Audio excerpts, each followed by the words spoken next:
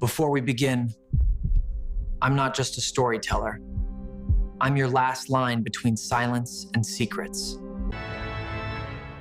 Imagine a wedding meant to seal loyalty between two brutal families.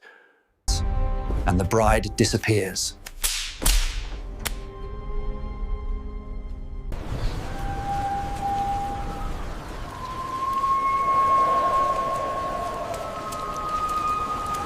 And the groom?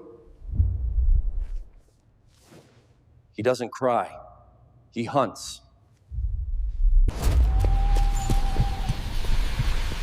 The girl who dared to run. But she doesn't remember why.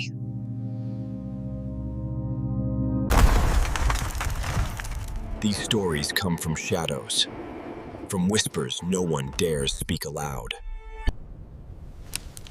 If you want this story to continue, subscribe. No excuses. Chapter 1. Mikhail.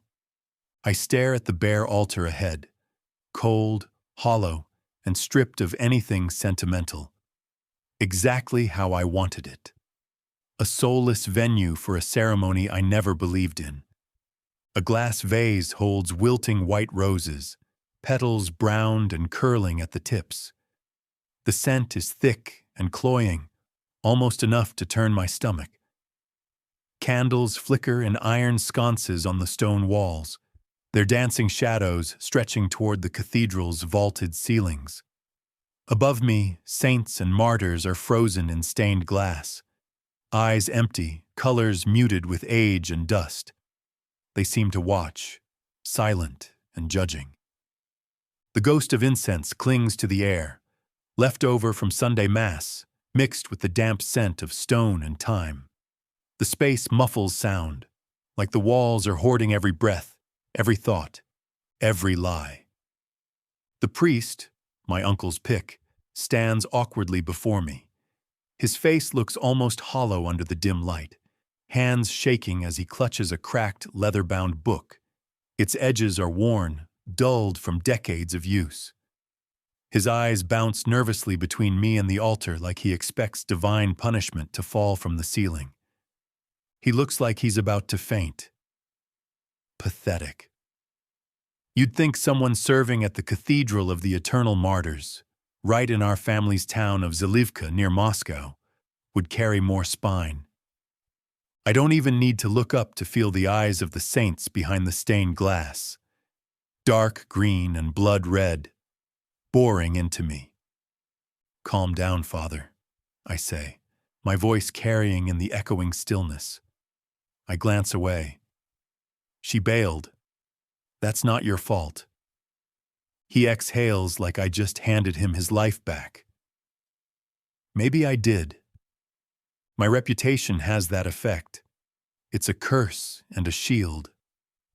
I notice the panic in his eyes, the nervous swallow, the way he's cleared his throat over a dozen times in the last few minutes. He knows it. I know it. She's not coming. Not now. Maybe not ever. Friends and family, those brave or loyal enough to show up, sit in silence. Like statues, no one moves. They're all waiting to see if I'll burn the place down or send someone to hunt her. Even I don't know what I'll do.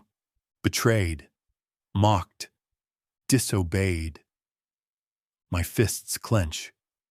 When I find her, and I will, I won't scream, I won't break things. No, I'll demand complete surrender. She'll answer to me, one way or another. Then, suddenly, an organ blares out a broken, jarring note, cracking the silence like a whip. I turn fast toward the choir loft. The organist, red-faced and clearly panicked, waves her hands. I'm so sorry, Mr. Volkov. I slipped. I'm so sorry. It won't happen again. I wave her off without a word and run a finger over the edge of my cufflinks, passed down through generations of Volkovs. I barely register Semyon's arrival until he's already beside me, silent, precise. Semyon stands just within the candlelight, half in shadow. His glasses catch a glint of light as he scans the room, missing nothing. He doesn't speak, only waits. One subtle look is his request to step forward. I give a small nod. Permission granted. He steps up to join me, movements smooth and measured. He's younger by a few years, similar in build but leaner, quieter, colder, always watching, always calculating. She's not coming, I say under my breath. His unreadable eyes flick to mine, then shift back toward the doors. I told her father to send her alone. No ceremony, no show. It was business, simple, but she bailed. Not surprised, he replies coolly, voice void of emotion. He's good at that, neutral to the point of discomfort. His stare holds a silent vow. Someone will pay. I turn away, jaw locked tight. The air's damp and chilled, like the catacombs I used to sneak off to as a kid. I liked the quiet, the solitude. It kept me far from my father's wrath and my mother's silent heartbreak. The church felt bigger back then. Everything did. Even him. Would he respect the man I've become? Semyon watches me, waiting. I meet his gaze, and beneath the surface a storm churns. She embarrassed the family. That doesn't go unpunished. My brothers sit in the back, eyes bouncing between each other. No one knows what comes next. But I do. She will regret this. Why run? How did she get away? Only hushed voices and rustling clothes break the silence. If there's anything I can do, the priest starts. One glance shuts him up. From the pews, a low chuckle. I glance at Rodion, my youngest brother. Where Semyon is ice, Rodion is fire. Dangerous, unpredictable, loyal to the bone. He leans back casually, arms stretched out, a grin playing on his lips. His eyes flash mischief and menace. He wouldn't hesitate to torch this entire place if I gave the word. And honestly, some days I admire him for that. I give him a silent look. Not now. Turning back to the priest, I say calmly, that won't be necessary. My team's already in place. Ready. I saw her earlier from a distance. I kept my back turned, respecting tradition, no matter how little I believe in it. She was here. Now she's not. Did anyone see her leave? I murmur to Semyon. Could she have been taken? His answer is instant. Number footage from the basement shows she left on her own, paid her guard, ditched the dress, ran. Unreal. I fix the priest with a cold stare. You didn't mention there were cameras in the basement. His book slips from his hands with a loud thud. I didn't know, he stammers. Truly, that's handled by someone else. I had no idea. I raise a hand, stopping his ramble. You're safe, but don't mistake that for forgiveness. Don't push me. He goes silent, lips pressed together in a pale line. Good. I turn to face everyone. My voice cuts through the church. It's over. Zoya jumps in her seat, startled. She's sensitive, sweet. I shouldn't have shouted. Yana, my older sister, sits straight as ever. She meets my eyes and nods, steady, composed. She's the spine of this family when I falter. Zoya gives me a tiny smile, soft and forgiving. I nod back, wordless. She forgives me. She always does. Family first. Always. But if I don't marry, Zoya's next. She's only 17. Still a kid, I won't allow it. This question mark. This was supposed to spare her.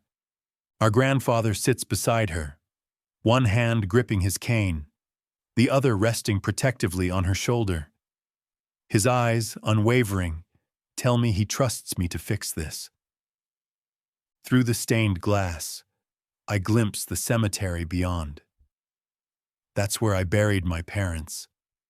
That's where I lost my childhood. That's where I made a promise. I would die before letting this family fall apart. And now, because of Anissa, that bond has been threatened. My knuckles tighten. Someone walks up beside me, a steady hand on my shoulder. "We'll find her," says my uncle. I recognize his cologne before I see his face. His wife always sprays him like a display model. "No one hides from us," he adds. I face the priest again, composed. "What do I owe you for today, Father?" "No charge," he replies. "You didn't get what you paid for." I shake my head. "Doesn't matter. Bad luck to leave a church debt unpaid." He starts to protest, but I silence him with a raised palm. Superstition or not, I'm not taking that risk. I pull out a thick wad of cash and hand it to him. "There'll be a donation to the food pantry too." He nods quickly, surprised. "Thank you, Mr. Volkov. And when she returns, when you're ready, I'll perform the ceremony. Personally." I don't respond, just turn away. "To the house," I order, rolling up my sleeves. It's time to work. The sharks will smell blood the moment this story spreads. What was supposed to be a wedding dinner will now become a war council. We go back, we eat, then we plan. Everyone should be assembled within the hour. My uncle dips his head. "Smart move. I'd do the same." I snap my fingers. My brothers rise. Time to move. War is coming. Chapter 2. Polina. "Polina," my mother murmurs gently. Her gray eyes, soft as ash, try to mask the tension brewing beneath her calm smile. She reaches across the table, squeezes my hand briefly, then lets go. "You remember how I used to tell you as a little girl that you could be anything you wanted to be?" I groan. Here we go again. "That didn't mean you had to try everything first," she finishes with a chuckle, though worry lingers in her voice. "I know," I sigh. I should laugh with her, play along. She means well, but being the only daughter in a family of headstrong men has its own set of challenges. Sure, knowing my brothers would wage war if someone laid a finger on me is comforting, but it's also suffocating. And deep down, I know what she's truly afraid of. If Dad were still alive, he'd already be drawing up marriage contracts.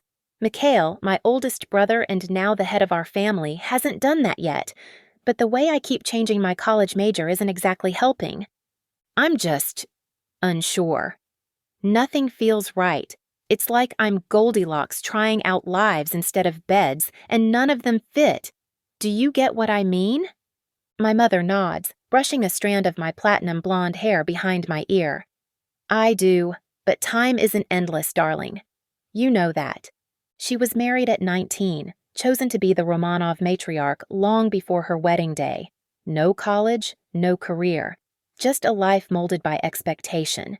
Maybe that's why I'm so determined to carve out something different for myself. Since Mikhail stepped up as head of the family, I've tried everything. Midwifery, criminology. Yes, the irony wasn't lost on me. Women's studies. Nothing stuck. Nothing felt like mine. Maybe I should have just picked finance. "You do you, babe," Harper calls from across the room, flashing a grin. She tips a decanter and pours amber liquid over ice. "Drink?" I shake my head.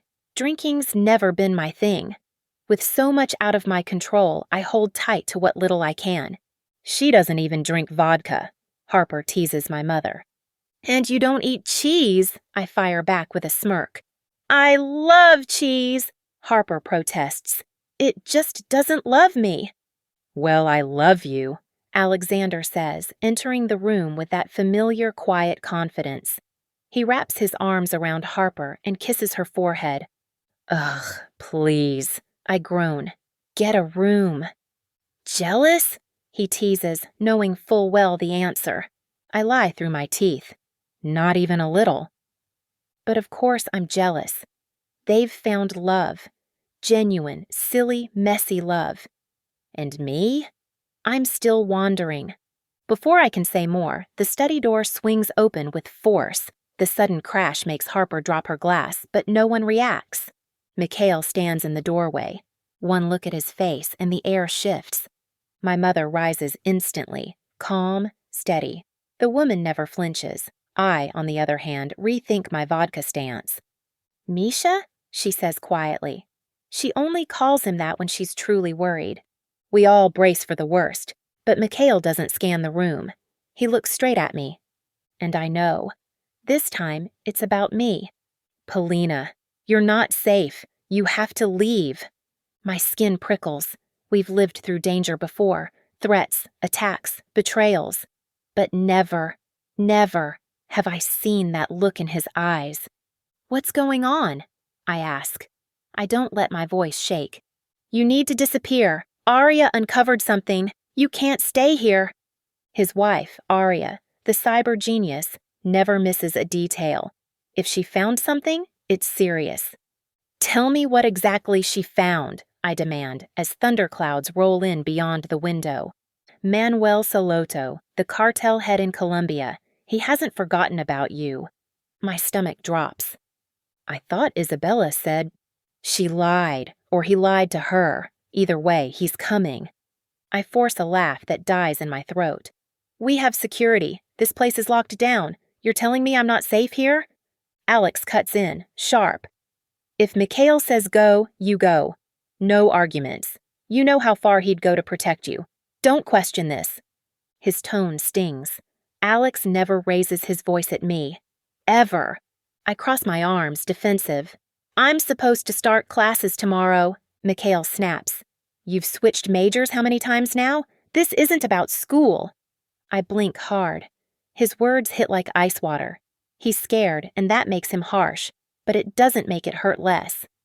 We've prepped a safe house in Manhattan, he adds. A bunker. A bunker? Are you serious? But my mom gives me a look. That look. The one that says don't push me. I hate this. I hate being the protected one, the fragile one.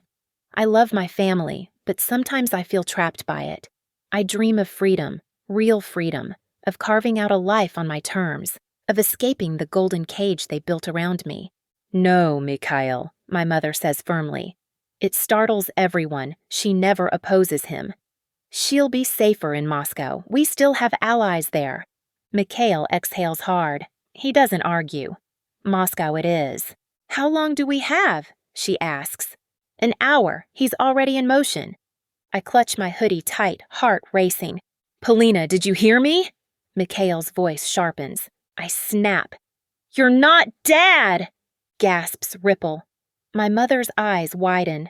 No, I say again, chest heaving. You don't get to speak to me like that. This isn't the time, Mikhail growls.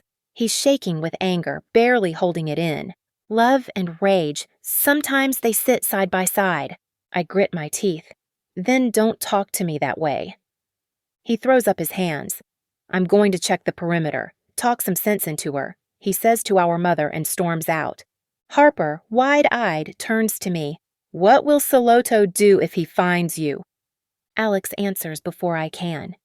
He doesn't want a wedding, Harper. And what he wants, we'd never let happen. His voice is quiet, terrifying. I get it. I really do. Mikhail told me to help you pack, my mother says gently, placing a hand on my arm. I've had a bag ready just in case. In my closet, an ivory bag with a silver tag. That's yours. The one next to it is mine. Bring them both. My voice is barely a whisper. You're coming with me? She nods.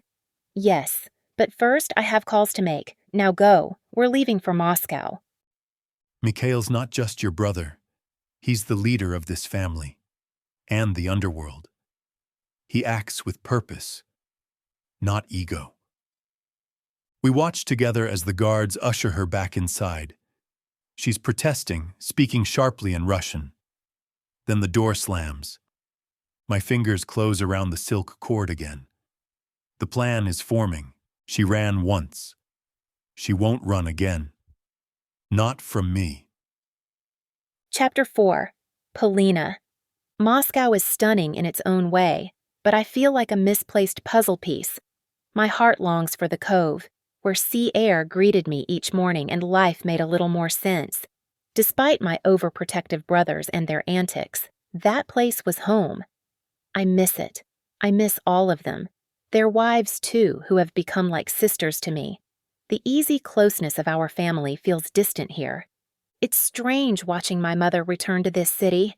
Moscow holds her history, old friends, extended family, but this visit is quiet, almost secretive. We're staying in a modest apartment far from the center, a change from the estate we're used to. There's something grounding about it. I cook my own meals, clean up after myself. The only staff? The guards stationed at our door. Freedom, though, remains a fantasy. Our watchmen never let their guard down. Not for a second. I can't shake the image of my brother's face back at home, fear etched into every line. That kind of fear is rare with Mikhail, but when it comes, it's never without reason. The men guarding us here aren't familiar. They're old allies of my mother, chosen for their loyalty to my father. They're older than I expected. One, tall and broad, speaks only Russian. His hands show age, sun-spotted, leathered, but his stare is cold and unyielding. The second, scarred and silent, is all sharp lines and war-worn vigilance. These are men who've survived battles most wouldn't walk away from. They're constant, quiet, watchful. But even they need to rest. I'm not reckless, but I need space. So when the chance comes, I take it. It's Friday morning, and Moscow's wrapped in the kind of early morning stillness that feels almost sacred. I pull on leggings and a tank, lace up my shoes, and step outside into the breath of dawn. As a child, I imagined fairies tiptoed across the morning grass, leaving trails of magic in their wake. Alexander would roll his eyes and explain dew points and condensation, but I liked my version better. I stretch on the stoop. The street is quiet, peaceful. "Where do you think you're going?" A raspy voice grumbles in Russian behind me. I don't even flinch. "Out for a run. Want to come?" I don't run, so neither do you. I shoot him a glare. I do, so maybe it's time you learned. I take off, ignoring the string of muttered curses behind me. He tries to follow, but like I figured, he's too slow. The first mile always burns. But then the rhythm kicks in. My lungs adjust. My stride evens out. The crisp air against my skin, the emptiness of the streets. It's freeing. Real freedom, if only for a while. My guard yells something after me. I toss over my shoulder. "Keep up if you can!" Sunlight peeks over the rooftops, painting everything gold. It's beautiful. But then, another set of footsteps. Heavier, quicker, not my guard. Someone else. My heart skips. I slow slightly, hoping my original tail catches up. But the new steps are gaining fast. I've made a mistake. There's a narrow park ahead. I cut into it, passing an elderly woman walking her tiny dog. She gives me a startled glance. I look back. A man is following me. Sleeveless white shirt, faded Adidas pants, running shoes, ink crawling up both arms, solid, powerful, dangerous. He's not just jogging. Even the strangers around us seem to take notice, but not with concern. One woman flicks her hair and smiles. Two others stop talking to watch him pass. They're admiring him, oblivious to what's happening. Do they not see the danger? I duck under an ivy-covered archway, my mind racing. Maybe it's coincidence. Maybe he's just running. But when I glance again, our eyes meet. His gaze is locked on me. It's him. He knows exactly who I am. Panic claws at my chest. There's something about his eyes, dark, unreadable, that sends a chill to my core. Not just a man chasing a girl. This is something deeper, intentional, predatory. My legs burn. I push harder, but he's not even out of breath. I turn down another path. Ahead, 2 women jog casually, laughing. They smile at him like he's a magazine cover, but he's not looking at them. He's hunting me. Is that rope in his hand? Stop, he commands. The voice is deep, firm, final.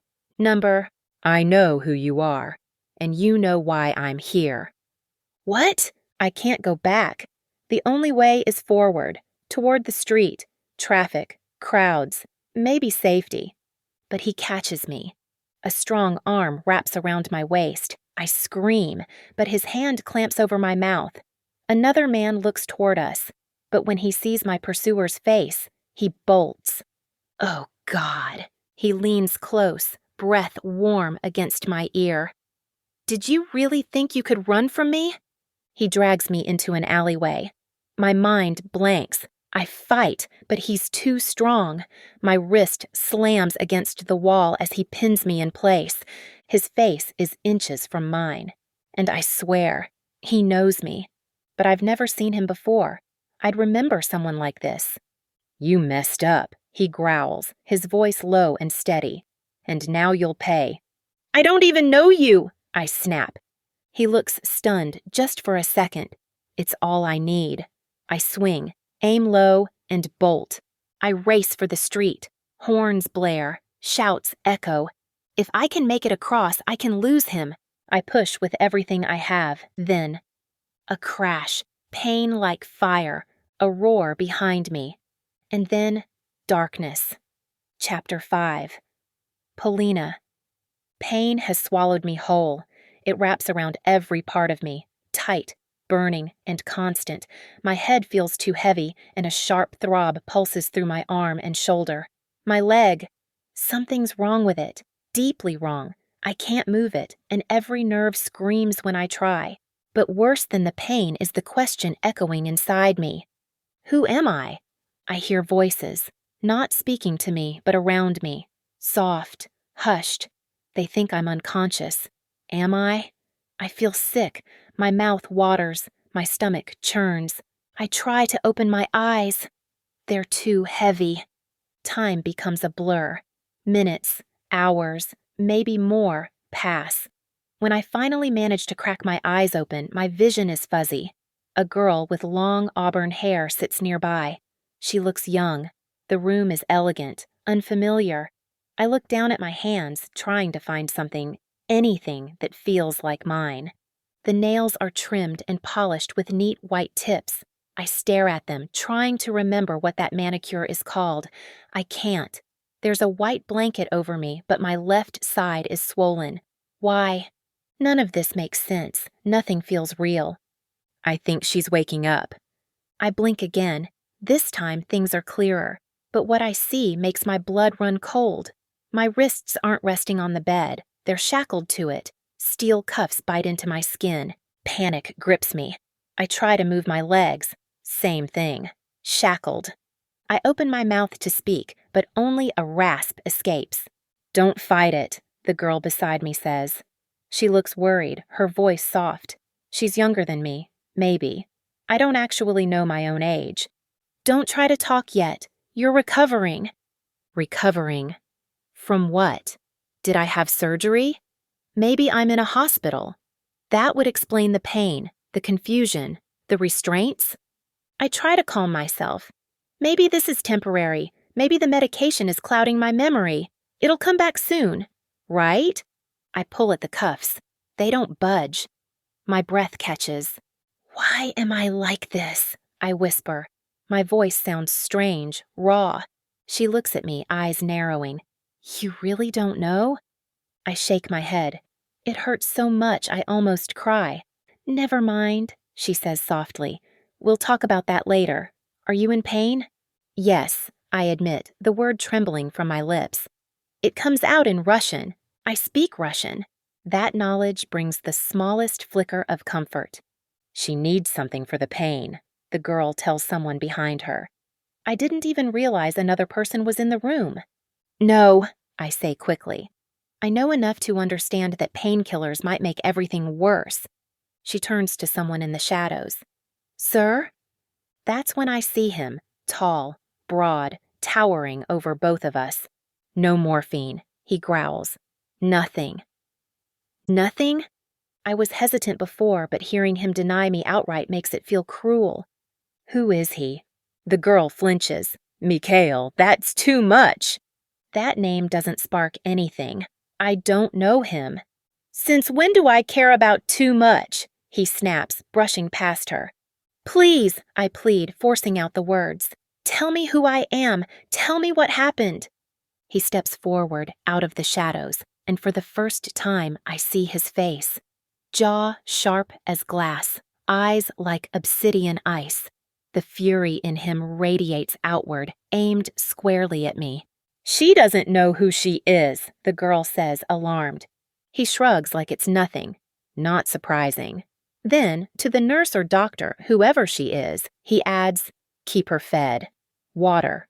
No drugs. She nods and begins preparing something. I don't trust anyone. But the girl, there's something about her. She seems kind. Maybe I can use that.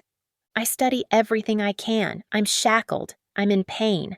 The man clearly hates me, but I have no idea why. He's beautiful, in a brutal way. Sculpted features, muscles beneath a crisp white shirt, sleeves rolled up. A man who commands attention just by standing still. And he's angry. At me. What did I do? I look back at the girl. Maybe she can help. I try again. How long have I been here? She leans in. You arrived last night. You've been asleep since? Not long then. But how did I get here? The man walks toward me again. She sits up straighter. Mikhail, she says gently, warningly. You know what she did, he snarls. I won't be gentle. Want me to send you out? No, she whispers. Pain shadows her face. I won't hurt her in front of you. In front of you. I shrink back. Who is he? Who am I? He leans in, his frame blocking the light, filling the space around me. Every line of his face is hardened, his mouth a grim slash. Dark stubble grazes his jaw. His presence, immense, intimidating. He places a hand on the bed near my head. It feels like a threat. He brushes a thumb along my jaw, then my lips. My stomach knots. Who are you? I whisper. He frowns. You really don't remember? I shake my head. Pain explodes again. My eyes squeeze shut. He cups my cheek, his voice suddenly low. You're mine now. That's all you need to know. A chill runs through me. The way he says it, it isn't affection, it's ownership. He kisses my forehead, but it's not tender. It's a mark, a message. You belong to me. Then he's gone. The girl stays beside me. I'm in so much pain, I whisper. Is it really necessary to keep me chained like this? She winces. I have to do what my brother says. You will too, eventually. Her brother. That man. I swallow. It's uncomfortable. She wrings her hands, guilt flickering in her eyes. I know. I'm sorry, but I can't take them off. Tears burn in my eyes. I want to sob. I want to scream. But instead, I breathe. What's your name? I ask. Voice barely above a whisper. She hesitates, then says gently, Zoya. I blink, the question trembling on my lips. And what's mine? Chapter 6. Mikhail. I pace the corridor outside the room where I'm keeping her. Zoya had asked to care for her, and I'd agreed. Maybe that was the right call. She pleaded with me after we brought her home. And I've never been able to say no to my youngest sister. She's the one who's always been protected. Too young to understand the weight our family carries. Too innocent to be hardened like the rest of us. Zoya didn't witness our parents' deaths. She grew up shielded, sweet, untouched by the darker corners of our world. She has a softness the rest of us lost long ago. Maybe that's why I allow her more than the others think I should. My brothers think I'm too lenient with Zoya, and with Yana too. Maybe they're right.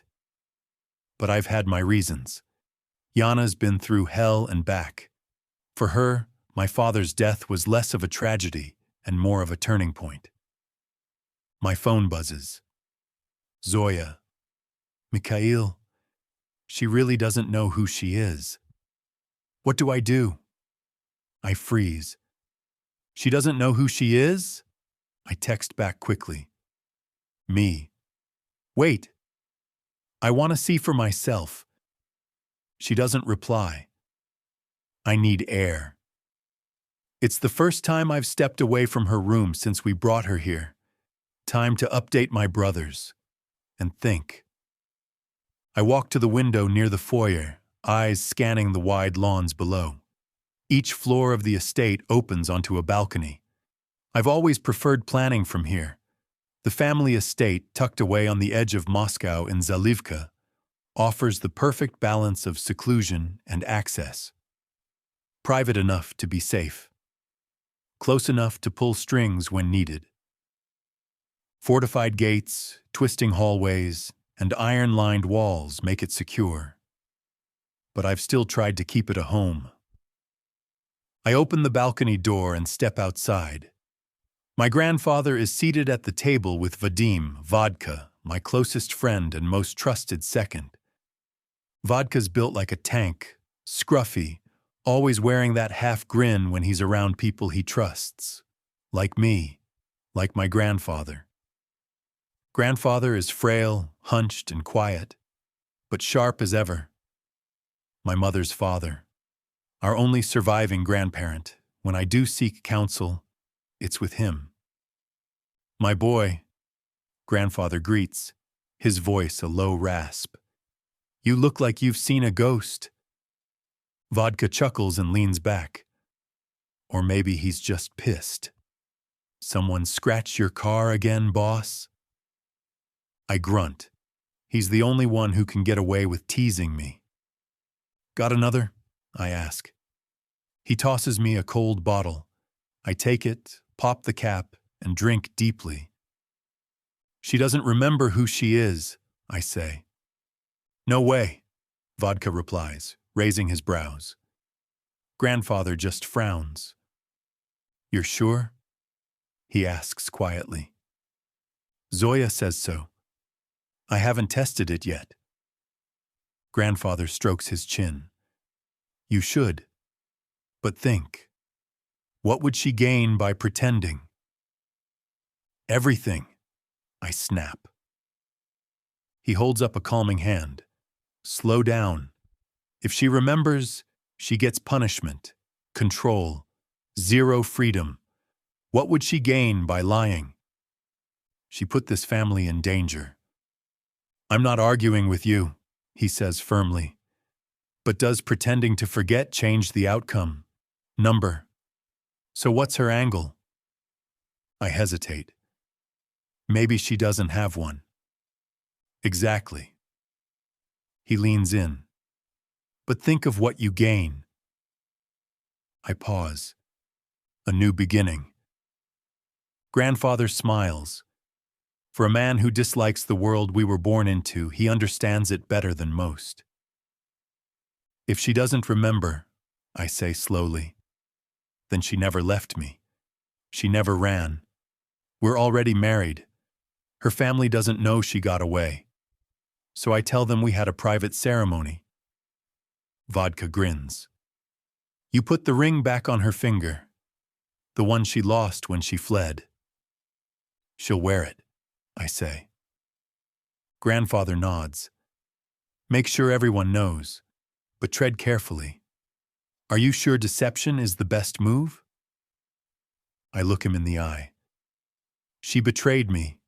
She risked everything I've built. I'm showing mercy by skipping the punishment and going straight to marriage. And if she remembers, by then, it won't matter. She'll be mine. Grandfather leans back. Then you need clarity. Talk to someone who knows how this works. I pull out my phone and call Dr. Zuta, a discreet neurologist we've worked with before. It's nearly noon when he picks up. Mr. Volkov, he says smoothly. What can I do for you? I explain everything. The accident, the amnesia. He listens, then says, if the memory loss is real, it's likely a result of trauma. It's not uncommon for people to forget parts or all of their identity. There's no perfect test. But if she's faking, you might notice inconsistencies. Watch her. Don't push. Pressing too hard could worsen things. And if she's lying? I ask, voice tight. There's no definitive medical way to tell, he replies. But as her brain heals, memories may return. Watch her behavior, her reactions. If something feels off, it probably is. I hate how vague that sounds. Give me examples. Ask about simple things, food, family, daily habits. If she stumbles, that's a sign. Severe cases mean she won't remember how to navigate even simple routines. I nod slowly. And triggers? Smells, music, places, those might stir something. But again, not proof of deceit. Understood. I hang up and immediately send a message to my inner circle. Anissa has no memory of her past. As of now, she is my wife. Treat her as such. Let it be known. She and I are married. Publicly, officially. Let her family know. Let everyone know. She's mine. Rodion texts back. Rodion. Got it. But do you love her in this version? I scowl. Typical. Some things never change. Chapter 7. Anissa. I lie in bed, eyes locked on the wall, trying to grasp something, anything that feels like me. There's a vague awareness of who I am, like a whisper at the edge of my consciousness, but nothing solid.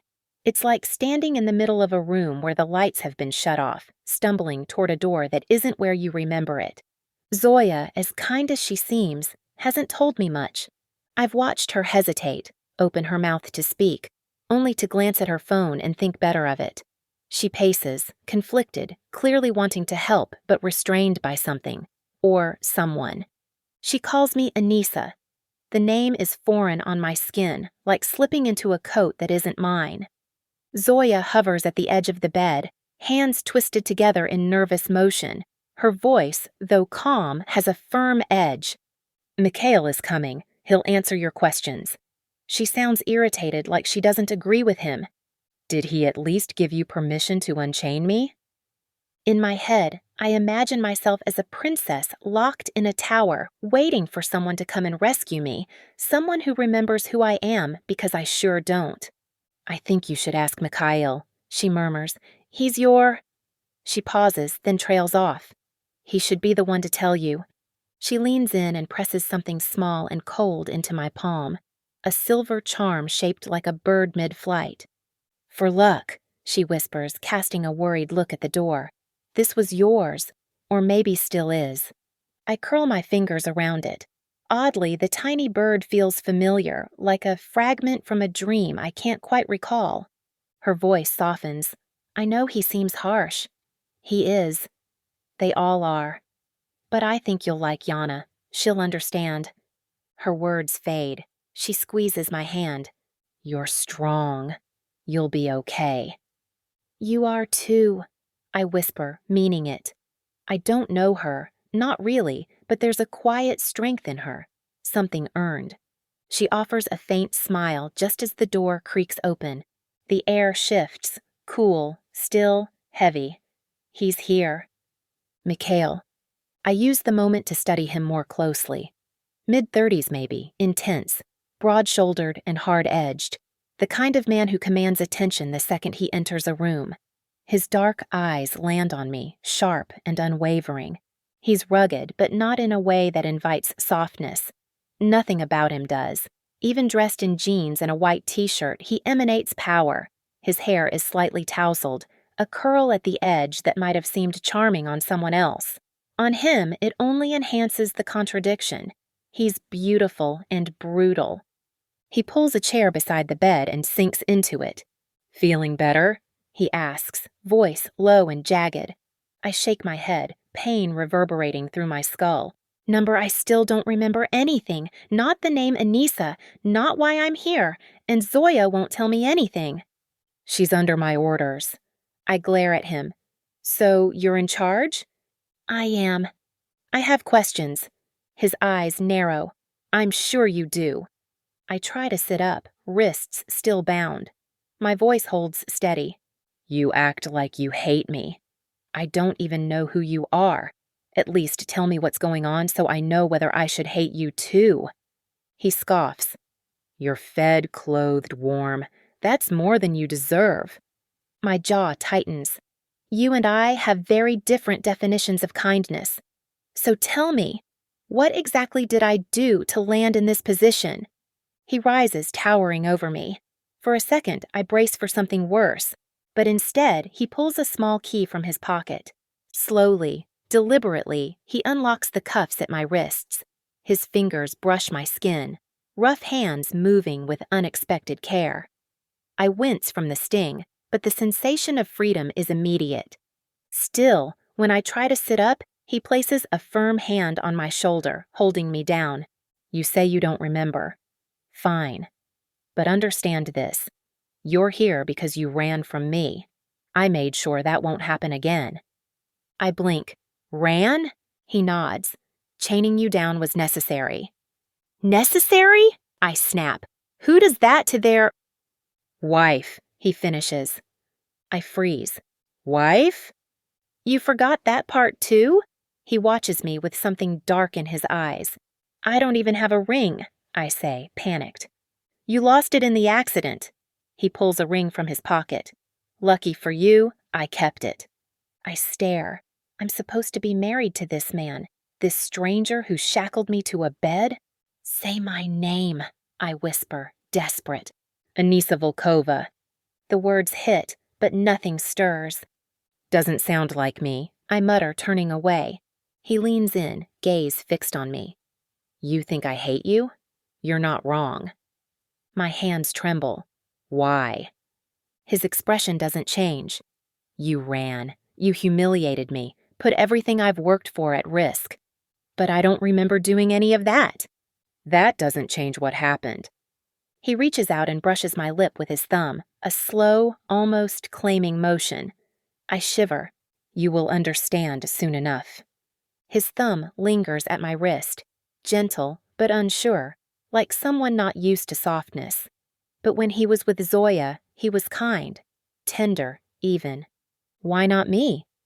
"We've had a rocky past," he says finally. "Marriage doesn't mean harmony." "Why not?" I ask.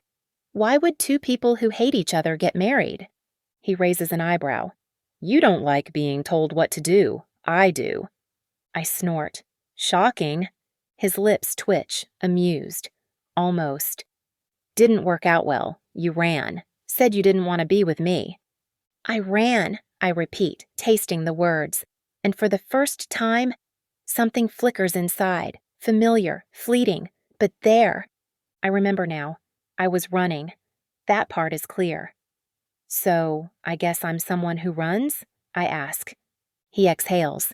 "You could put it that way?" What's that supposed to mean? I glance down at my body. I'm in shape, toned. Nothing about it feels unfamiliar. I curl my toes. Even if I can't run today, I will again. And if necessary, I'll run from him. I push through the pain and ask, "Then tell me this. Why did you tell Zoya I couldn't have morphine if I'm your wife?" My voice cracks, and before I can stop it, a tear slips down my cheek. "You misunderstood," he says, his tone frosty as he withdraws his touch. I shiver from the absence. His voice is all sharp edges. "You were confused and disoriented. I wanted you to stay aware, not drugged out of your mind." "So I can have pain meds?" I clarify, uncertain if he's trying to rewrite reality. Is that what I hated about him before? The manipulation? I attempt to shift upright, but the agony is immediate. "I ran from you," I mutter. "And then I was hit by—" "What?" His expression darkens and I clutch the blanket like armor. I'm trying to act unshaken, but something tells me even if I remembered him, I'd still be afraid. You darted into the street, got hit by a car. That's your problem, Anissa. You act on impulse. You disobey. Disobedient? Like I'm some wayward kid? My eyebrows rise. I'm not a child. I may have been in an accident, but did we rewind time to the 1800s? He growls, quiet but guttural, as if he's barely holding something back. You're definitely no child. The hunger in his eyes returns. He licks his lips, and again, I get the sense of a predator circling its prey. I brace myself. Trying to reclaim some control, I keep talking. Okay, let's piece this together. I'm your wife. I ran from you. I got hit. Probably had issues with your domineering personality, and I lost a wedding ring? He nods once, and regret briefly flickers across his face. The whole situation feels familiar, but twisted. He extends his hand. Give me your hand. I obey, and he slides a ring onto my finger. The metal is cold, heavy, solid. There's an engraving, something sharp like barbed wire, in hardship and loyalty. It fits perfectly. I trace my thumb over the band. It feels less like jewelry and more like a shackle. I notice a matching ring on his finger. How long have we been married? My voice echoes, hollow. A week. My mouth falls open. A week? And we already can't stand each other? He smirks faintly. We never liked each other. Your father owed me. He gave you to me to settle the debt. I blink, stunned. Wow, real stand-up guy. He chuckles, unexpected and rough. Some men value survival over honor. I grow quiet, thinking. So I was furious, and I ran. That's right. And then I was hit, so I'm lucky to be alive. His eyes harden. Lucky for the driver that you survived. I hesitate. What happened to them? He stiffens, eyes narrowing. What do you think happened? Someone hurt my wife. I did what any man in my position would. I stare. There's something oddly reassuring in how protective he sounds, even when it's tinged with danger. I lean back, exhausted.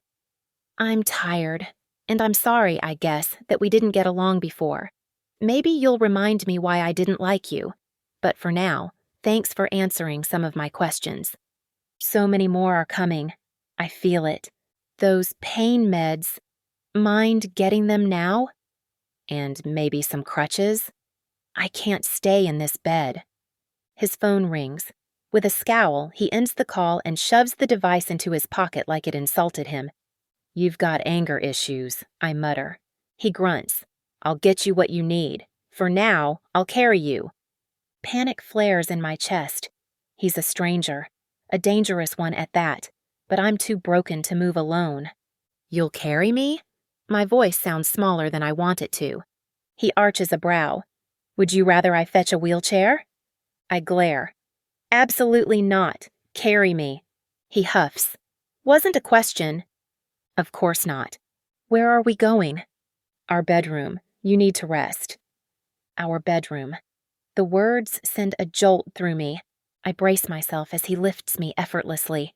It hurts, but I bite back a cry. He smells clean, earthy, masculine. I close my eyes briefly, willing a memory, any memory, to surface. Nothing.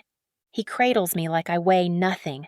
A faint charm on his wrist, a wolf's tooth, swings near my face. Something tells me it means more than it looks. Do I have family? I ask softly. He walks slowly, carefully.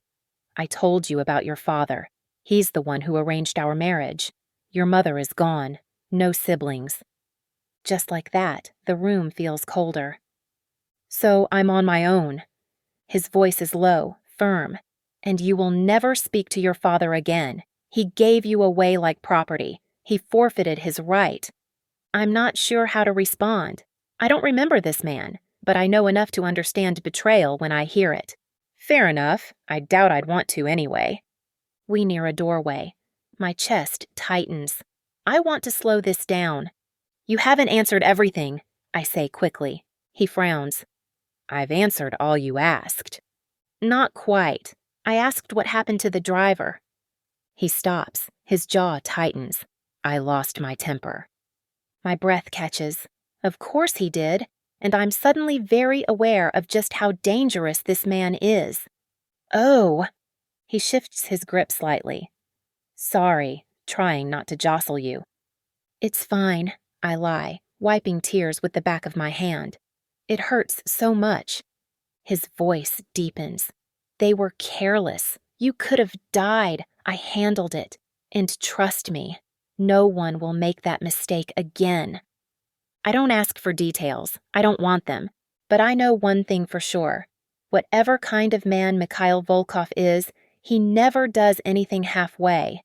His voice is low and ominous, like a warning wrapped in silk. When someone touches what's mine, they learn what regret really means. If the streets of St. Petersburg could talk.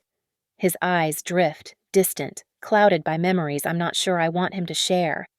I hesitate, unsure if I'd rather know the truth or stay in the safety of not knowing. Right, I whisper, barely audible. You belong to me, he says, his tone colder than the Siberian frost. There's no affection in his words, just obsession. The possessiveness in his voice doesn't comfort me. It unsettles me. He continues with a gruff edge. I dealt with the person who hurt you. You don't need to know how. Just that I made sure they'll never do it again. Tell me, Anissa, do you know who I am? I only know what you've told me, that you're my husband, I reply, voice shaking, the meds dulling my mind, but not enough to stop the questions. That's true, he says, but if you can't recall who you are, you likely don't remember what I do either. He exhales sharply. We'll cross that bridge. We move down a long corridor. His boots barely make a sound on the polished floors. Everything around us is elegant but understated. The scent of aged wood lingers like a forgotten library. A vase of copper-hued flowers sits untouched. Every room we pass is flooded with light, as though he's fighting off shadows with brightness. He seems like a man who needs the light, whether he admits it or not. Is it just us here? I ask, glancing at the expansive hallway. This place feels huge. He gently adjusts his hold on me, mindful of my injuries. Number, definitely not just us? I press on. Zoya, your sister? Then another, less pleasant thought. Not your parents, I hope. We're starting from the middle, he says, tone thoughtful. His jaw tightens and he takes a long pause. My name is Mikhail Volkov, he says. Ring any bells? The name echoes faintly, stirring something just out of reach. City lights, shouting, running. But no, the name means nothing to me. I shake my head. Number, I'd like to see a doctor. Maybe they can tell me how long this memory loss will last. Your father had deep ties in organized crime, he says flatly. And I lead the Volkov faction in Moscow. My father died young. So did his. They call it a curse, though I don't believe in fate. But the name carries weight. I swallow hard. We're Bratva, Anissa. The word hits me like a jolt. Familiar. Dangerous. Bratva, the Russian Mafia. Powerful. Deadly. My parents were killed when I was still young. I became the legal guardian of my family, and I stepped into my father's role. Guardian? I echo. How many siblings? 2 brothers, 2 sisters. They were all minors. I raised them. So Zoya, the girl from earlier, is one of them? He nods. She and the others. You'll meet them all soon. There's a strange poetry to it, this cold, ruthless man stepping into a caretaker's shoes. Maybe some part of me finds that admirable. Maybe he's more complicated than he seems. I also have an aunt and uncle nearby, he adds. And staff. You had staff too, Anissa. That triggers something small, a glimpse of someone folding laundry, someone stirring soup. Warmth. What do you expect from me? I ask, unsure if I want the answer. Cooking, cleaning. You're expected to do what you're told, he replies evenly. I exhale, annoyed. That's not exactly helpful if you're trying to make a good impression. You can cook if you want to, But you need to recover first. You haven't touched a kitchen since you came back. Time will tell. Great. Another mystery. What's my diagnosis? I ask, bracing myself. Cast for 8 weeks minimum. Sprained elbow, lacerations, mild concussion. No brain bleed, but we're doing another scan soon. I blink in disbelief. Wow. You're lucky to be alive. Had you been still instead of running? He doesn't finish. No running for now. Noted. We stop at the entrance to a large bedroom. The suite is luxurious. Vaulted ceilings, warm lighting, heavy furniture. A fireplace sits cold in the corner. The centerpiece is a towering bed framed in carved wood, draped in thick blankets. It's familiar somehow. I've been here before. Or maybe it's just that I belong here. The pressure behind my eyes intensifies. I shut them, trying to stay grounded. Remember what I told you, he says. You've told me a lot, I grumble. The doctor warned that overthinking slows recovery. No more questions. Rest. Do you need food? I shake my head, fighting the impulse to lean against him. His arms feel safe. Too safe. There's a sofa in the room, books, clean lines. Everything looks designed for calm. So, this is my new cell, I mutter. Silk sheets and roses, yet it still feels like a cage. He doesn't answer. His phone buzzes. He picks it up and switches to Russian. I understand the words. Of course I do. My native language. Another piece of the puzzle. He told me not to push, but how do I avoid it when everything inside me screams for answers? He claims we're married, that I ran, that I lost my memory. So either I believe him, or I don't. Pain throbs through my limbs. I sink into the bed, grateful for the softness, grateful for silence. His voice echoes in my head. He's harsh, but strangely reassuring. Sleep steals over me, heavy and irresistible. Faint laughter, a dark silhouette. Words whispered in Russian. Maybe when I wake up, the truth will be clearer. Or maybe it'll be harder to see than ever. Chapter 8. Mikhail. While she sleeps, I make a few quiet calls. My thoughts spiral. She's sharp, too sharp. Even though her memory's fractured now, it's only a matter of time before it all comes rushing back. And damn, she's stunning. I wasn't ready for this. For her. Every glance, every soft breath tests my limits. Those wide, curious eyes challenge me, defy me, even when she's uncertain. The way her lips part in surprise. So natural. So unintentional. It's enough to drive a man insane. Her skin's porcelain smooth, and when she shifts, her neckline catches the light just so. That cascade of silvery blonde hair, like frost spun into silk. I curl my fingers into fists. I need to remember. She ran from me. But when she's this close, every inch of her makes that focus waver. If I don't take control soon, fully, undeniably, I'll lose the grip I pride myself on. When I held her earlier, her scent, light and faintly sweet, rushed through me like fire. When she gazed up, lips inches from mine, I nearly lost it. I wanted to trail my fingers down her cheek, press a kiss to the hollow of her throat, leave a mark she'd never forget. She's the woman who nearly shattered everything, who endangered everything I've fought for. But I'll make her mine so thoroughly, so irrevocably, that she'll never be able to forget it. I glance out the window at the estate. This house, this fortress, was a hard-won legacy.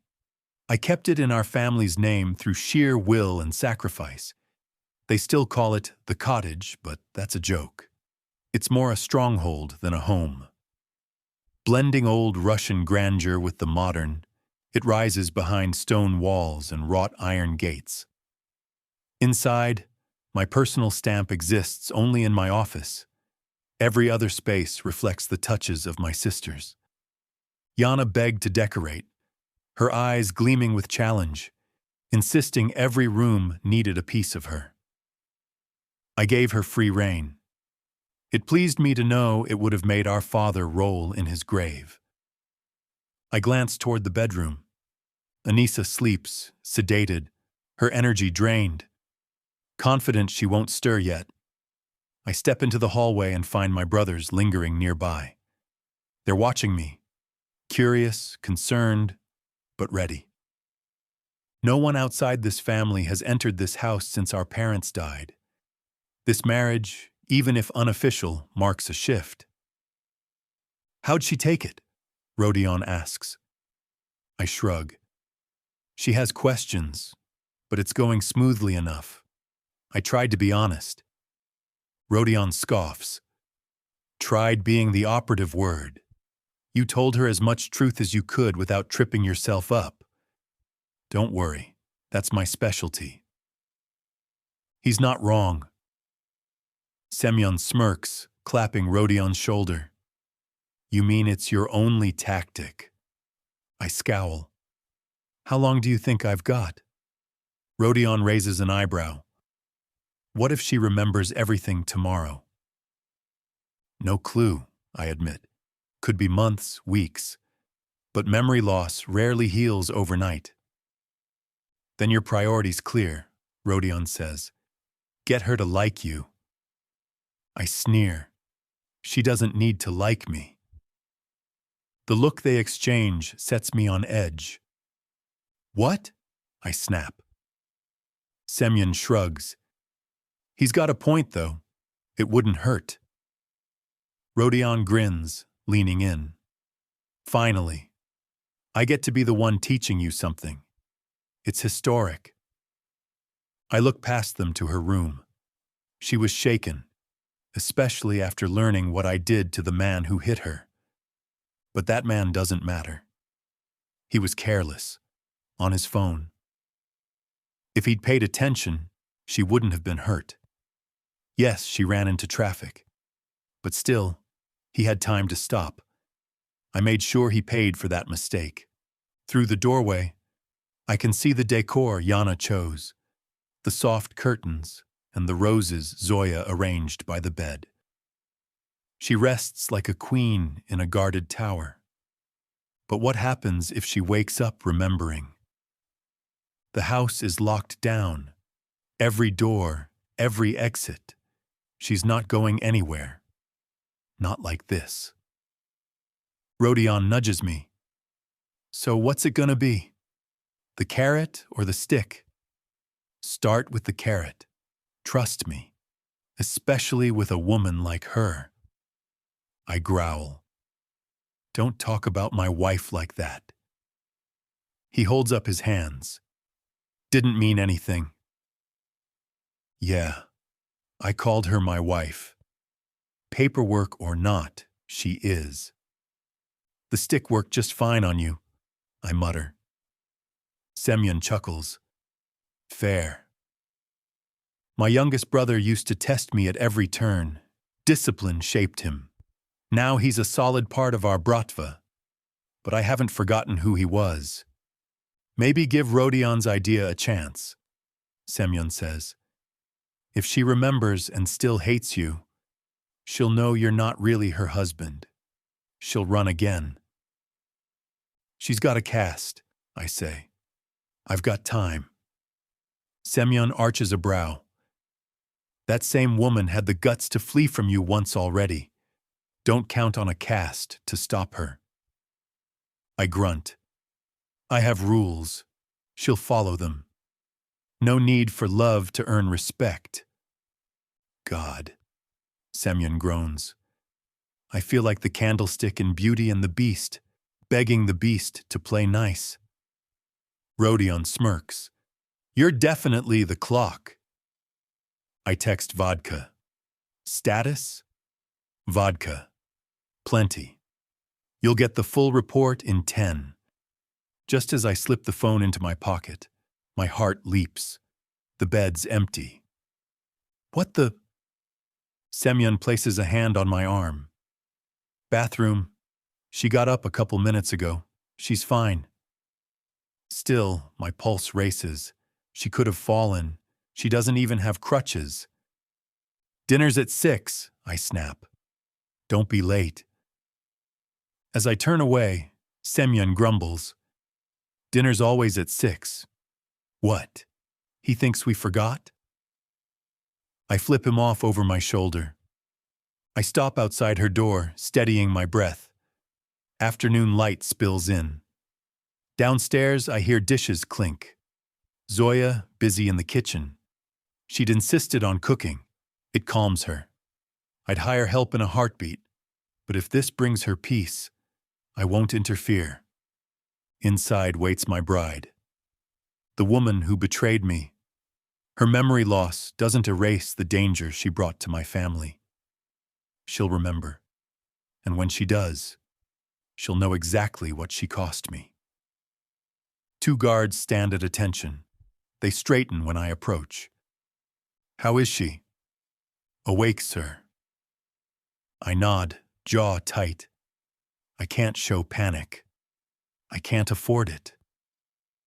Just then, I spot Zoya at the stairs. She hesitates, then recoils when our eyes meet. I've never hurt her, but still, she fears me. And that stings more than I'll admit. I did what I had to do, always. I held this family together, through pain, through loss.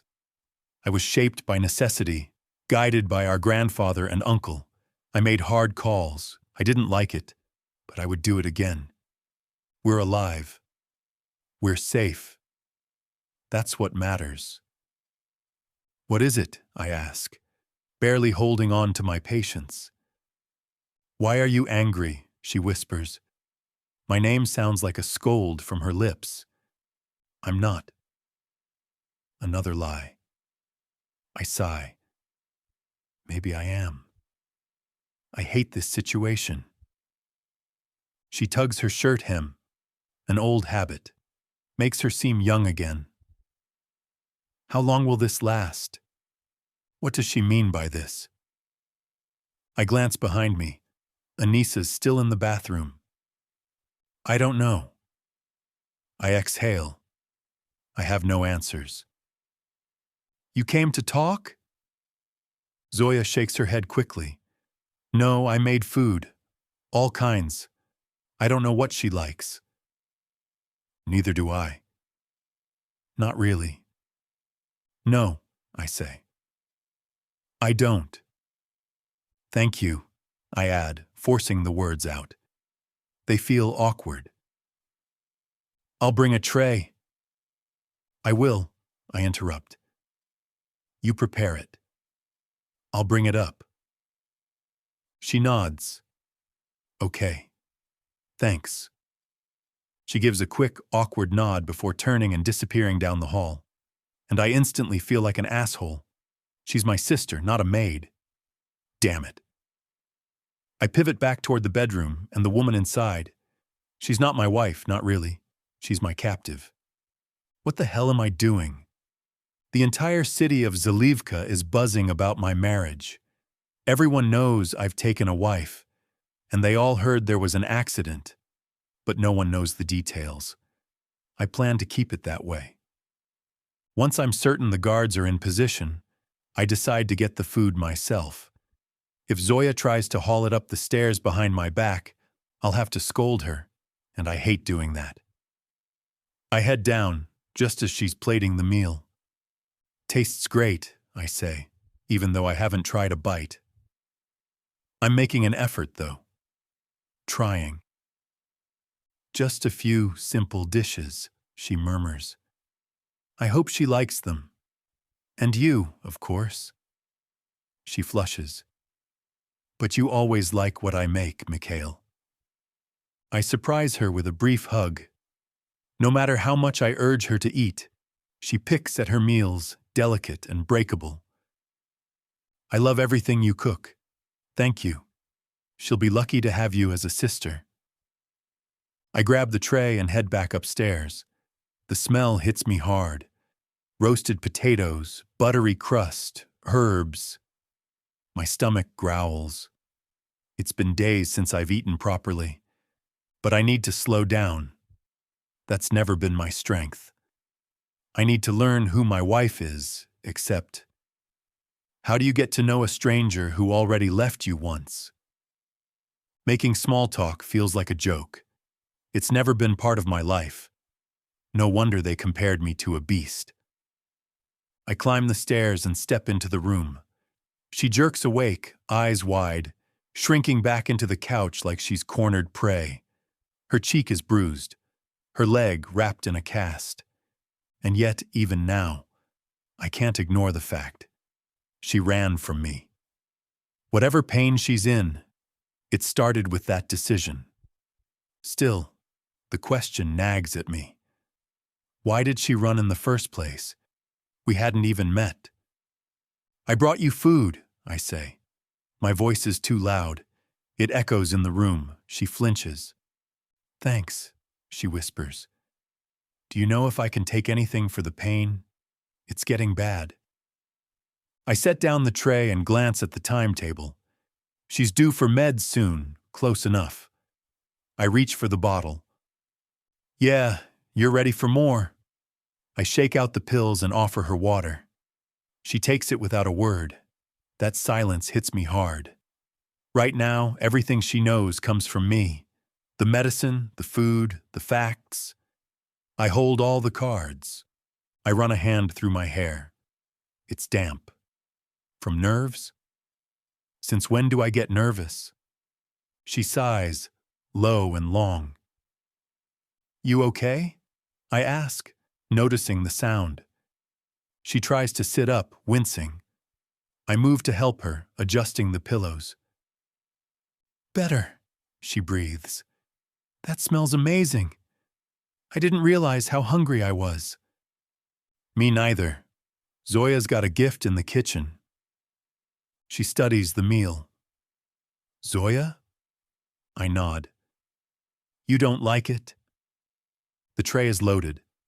Borscht with a swirl of sour cream, golden pelmeni stuffed with meat, warm pirozhki, delicate blini, and a small crock of Zoya's cookies.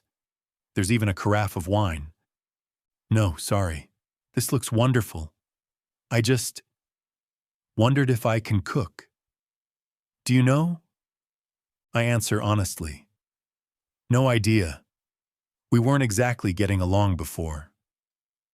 Right, she says softly. I remove a napkin, and she jerks slightly. I'm used to people flinching around me, but this is different. I don't want her fear. You need food with the medication. Don't take it on an empty stomach. She nods, picks up a fork, and starts to eat. Think of it like this, I say, trying to sound light. Everything's a new experience. She gives a half smile. I guess that's one way to look at it. Still, I don't understand why I remember some things, like vague faces, but nothing else. You? Your family? I feel like I've never seen any of you before. Guilt gnaws at me. Why don't I remember you? I don't know, I lie. She eats quickly, maybe to avoid more questions. I'm just glad she's eating. Zoya will be relieved. I hate the thought of losing control. Being in her place? No thanks. I don't know how amnesia works exactly, I say. But the doctor warned not to push it. Let your memory come back naturally. Easier said than done, I know. I'd lose my mind if I were in your shoes. She finally cracks a real smile. You? Yeah. You'd be a nightmare. I grunt, and she grins. One thing I do know, she adds, is this food is amazing. The dumplings? Insane. And these cookies? Unreal. She eyes me as she eats a cookie like she's waiting for me to reprimand her. I don't care what order she eats in, as long as she's eating. Another cookie, then a sleeve shifts. I see it, a tattoo on her wrist. Faint, intricate. A snake wrapped around a flower. How did I miss this? I remember this, she says, smiling. It's connected to my family. That's something. She eats another cookie. I really like chocolate. Anything else you remember about me? Hearing my name and her voice nearly undoes me. I shift uncomfortably. You were brave, I blurt out. She tilts her head. Brave. You did something I couldn't. What's that? You gave up control. She laughs. You didn't really give me much of a choice. Still, it was a choice. She gestures to my wine. Can I have some of that? I check her medications. Not with those, sorry. I won't drink if you can't. She watches me, curious but says nothing. We eat in silence. Eventually, she leans back, pushing the tray aside. So, you said I was a runner, but I can't even finish a meal without getting tired. Doesn't make sense. I nod. You barely ate enough for a toddler. Eat more. She frowns. I'm not hungry. You need strength. Fine, she mutters, grabbing another cookie. Guess I'll be your chubby wife with a big butt. I smirk. Keep talking, and you'll be a wife with a sore butt. She opens her mouth, thinks better of it, and eats more. Good girl, I murmur. It feels natural. Right. She blushes. Are you satisfied now? Because I've done nothing but behave. Her gaze drifts to the bed. It's enormous, pristine. I imagine her tangled in the sheets, her body under mine. At least the bed's big enough, she says. I nearly laugh. I'm a big guy. She scans me slowly. Yeah, I noticed. My blood heats. So, question. Have we... I wasn't ready for this. If I say no, she'll question why I haven't taken what's mine. But I can't lie either. She better be untouched. The thought of another man. I'd kill him. I smirk. You wound me. I would have thought at least our wedding night would be unforgettable. She smiles, biting her lip. Well, maybe when I'm better, you can remind me. My pulse spikes. I want her. I want to make sure she never runs again. Count on it. But first, let's focus on recovery. As I gather the tray, she asks, did I have a job? What did I do before all this? You left your job when we got married. She looks uneasy. What did I do? A little bit of everything. Nothing too serious. That's true. She dabbled in safe areas of her father's world. We'll find something for you. Until then, rest. Watch TV, read. She hesitates. Can I have a phone? Shit. A phone means questions, research, answers. I have to stall. Of course, just not right now. Screens will strain your brain. Let's wait a bit. She nods slowly. I want to look up my name. I need to remember. I sit straighter. That doesn't matter. You're mine now. Anissa Volkova, my wife. What came before is over. We start here, fresh. I lean in. On my terms. You'll remember when it's time. Until then, you follow my lead. She watches me, quiet. Maybe my brothers were right. Maybe I'm deluding myself. Because every second she stays here is borrowed time. And it's slipping away. Chapter 9. Anissa. I glance at the massive bed dominating the room. A wave of unease rises. How am I supposed to sleep beside a man I barely know? How do I accept him as my husband when every instinct screams he's a stranger? There's a closeness expected between us that I just can't reconcile. I'd like to speak with the doctor tomorrow, I say, my tone thoughtful. I want to understand more about this memory loss, how to recover what I've forgotten. He pauses before responding with a tight nod. I'll arrange it. I watch as he crosses to the dresser. Dark wood, solid and old, likely passed down. It matches the bed and nightstand. I wonder if this used to be his parents' room. You said your brothers are grown? He nods but doesn't meet my eyes. Only Zoya is still underage. I can't help but observe him. Broad shoulders, tanned skin, arms defined and powerful.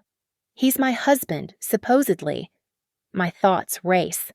From the drawer, he pulls out a white t-shirt and boxers, then changes course and retrieves a soft tank top and sleep shorts clearly meant for a woman. Are those mine? I ask. He tosses them on the bed. Number my sisters brought them for you. A hint of amusement touches his lips. Cute. I raise an eyebrow. What's that supposed to mean? He turns fully to face me. You're my wife, Anissa. You may not remember, but I expect you to act like it. He steps closer, and I feel his presence like a weight. His hand brushes my neck, lingering just enough to make my pulse stutter. You'll follow my lead, he says quietly, and I'll protect you, provide for you, keep you safe. That's my role. Yours is to trust me, to submit. A shiver works its way through me, part fear, part something else. I try to speak, but my protest falters when he gently lifts my chin with his thumb. You're asking me to obey someone I don't know, I whisper. I'm not asking, he replies, firm but not unkind. I'm telling you how things are. I will never share you. I will never give up control. Something in me shifts, a strange recognition like we've done this before, a memory I can't quite grasp. Do you understand? I nod slowly. Yes.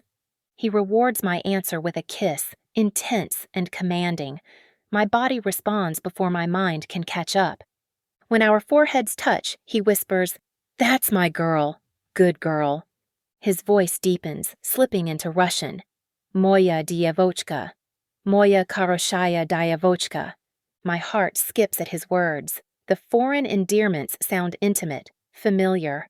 My breath catches as he runs a hand down my back. You belong to me, he says in Russian, and though I don't speak it, I understand him. He tips my chin again. No one else gets a part of you. Not your loyalty. Not your trust. I nod again, caught in his gaze. He murmurs once more. Good girl. I watch in silence as he strips off his shirt. His back is sculpted, scarred, inked, battle-worn, beautiful, and somehow I feel like I've seen him this way before. He moves with the confidence of someone who's endured and survived. I stare, unashamed. When he drops his jeans, my breath hitches. He's nearly naked, broad, solid, all strength and dominance. It feels too soon, too raw. You don't need to wear anything to bed, he says, voice low. I'm fine, I say quickly. I'll sleep in this. His sharp glare makes my skin prickle. I'm your husband. I expect obedience. Panic claws at me. I don't remember you. This feels wrong. His tone stays even. I don't care if it feels strange. I gave you an order. I open my mouth to argue, but no words come. What if I don't want to obey? I ask, a little bolder. He tilts his head. Then you'll undress yourself. I need time to feel comfortable. I don't tolerate defiance, he says. Not from anyone, especially not my wife. I feel like I'm drowning, but I don't back down. You can't control everything about me. His voice softens, though his gaze stays hard. This is me being patient, Anissa. He leans in close. One day, there won't be warnings. If you remembered our past, you'd know I'm not bluffing. You want me to let you undress me? I'm telling you to. I hesitate. He straightens. You need a bath, I'll draw it. The cast is waterproof. You can bathe, and I'll let you do it yourself. How generous. I take care of what's mine. That, I believe. He's meticulous, responsible, controlling. Without another word, he steps toward me. His fingers touch my skin, and I shiver. He lifts my shirt. His touch leaves heat in its wake. My skin tingles where he grazes it. He gathers my hair and slips the fabric over my head. Then, gently, he kisses my shoulder. A jolt of heat ripples through me. He kneels to remove my shorts, careful with the cast. His hands skim my legs. My heart pounds. Now I'm in a sports bra and cotton underwear. He exhales, low. You're stunning. He pulls me gently into his lap. You fought me, but your body knows better. My breath hitches. His touch is firm, reverent. He leans in and breathes against my skin, his mouth near the edge of my underwear. My body tightens. The way he looks at me, like I'm his world, is overwhelming. When his lips touch my thigh, I shiver. Stop resisting. He whispers, You may not remember who you are, but I do. I tremble. My instincts scream to flee, but something deeper urges me to stay. He cups my jaw and brings our eyes level. Trust me, he says. You don't know me, but it's your only path forward. I can't trust someone I don't know, I say. You will. He pulls me up carefully. I lean on him to avoid putting weight on my leg. He steadies me, towering over me. His hands slide down my sides, slow and possessive. I'll give you time to adjust, he murmurs. Then he kisses me again, soft but firm, claiming. His scent, clean, masculine, overwhelms me. My skin buzzes. I'm going to take care of you. He sets me gently on the ottoman. Sit, he commands. I obey without thinking. He walks to the bathroom. The sound of running water fills the room. I sit motionless. A storm of feelings rages inside me. Who am I? Who is he? I stare at my reflection, pale, uncertain, nearly naked. The woman in the mirror is a mystery, but one thing is painfully clear. Mikhail Volkov is not a man I can afford to cross. His voice cuts through the silence. Your bath is ready. Come here. Chapter 10. Mikhail. I can't get enough of how her body reacts to my touch. Every shiver, every breath, her defenses are breaking. She isn't resisting like she was. That fire in her, it's burning low now. But some voice inside me pushes back. You know she's not really yours. Still, she was handed to me. Given. That makes her mine. I don't need to justify what comes next. But she's different. She demands more from me, even if she doesn't say it. I want to watch her fall apart in my hands, lose control under my touch. That would be my victory. So I steady myself as I trace my hand over her skin. She's soft, delicate, impossibly vulnerable. My pale little swan. Her waist is narrow, her neck long and elegant. Her wide, unsure blue eyes, framed by pale lashes, hold a spark of something I can't name. She looks innocent, lost, and yet still manages to look at me like she knows I could destroy her. But her body remembers me. That's clear, and that makes me feel something close to guilt. Almost, but not enough to stop. Because logic says she's mine, and I have needs too. I won't show weakness, not here, not ever. Still, I know she could undo me if I let her. As I guide her toward the tub, I see that fear in her eyes again. She's pleading without saying a word. Don't hurt me, I can't promise her that. The heat of her skin, the scent of her, she's driving me mad. But I breathe, try to hold on to a sliver of calm. Her trembling tells me she's not just scared. There's something else there. You're beautiful, I murmur, brushing her cheek. She flinches but doesn't move away. My little swan, all fear and strength folded into one. She doesn't realize yet, but she's stronger than she thinks. The woman who ran from me is still inside her.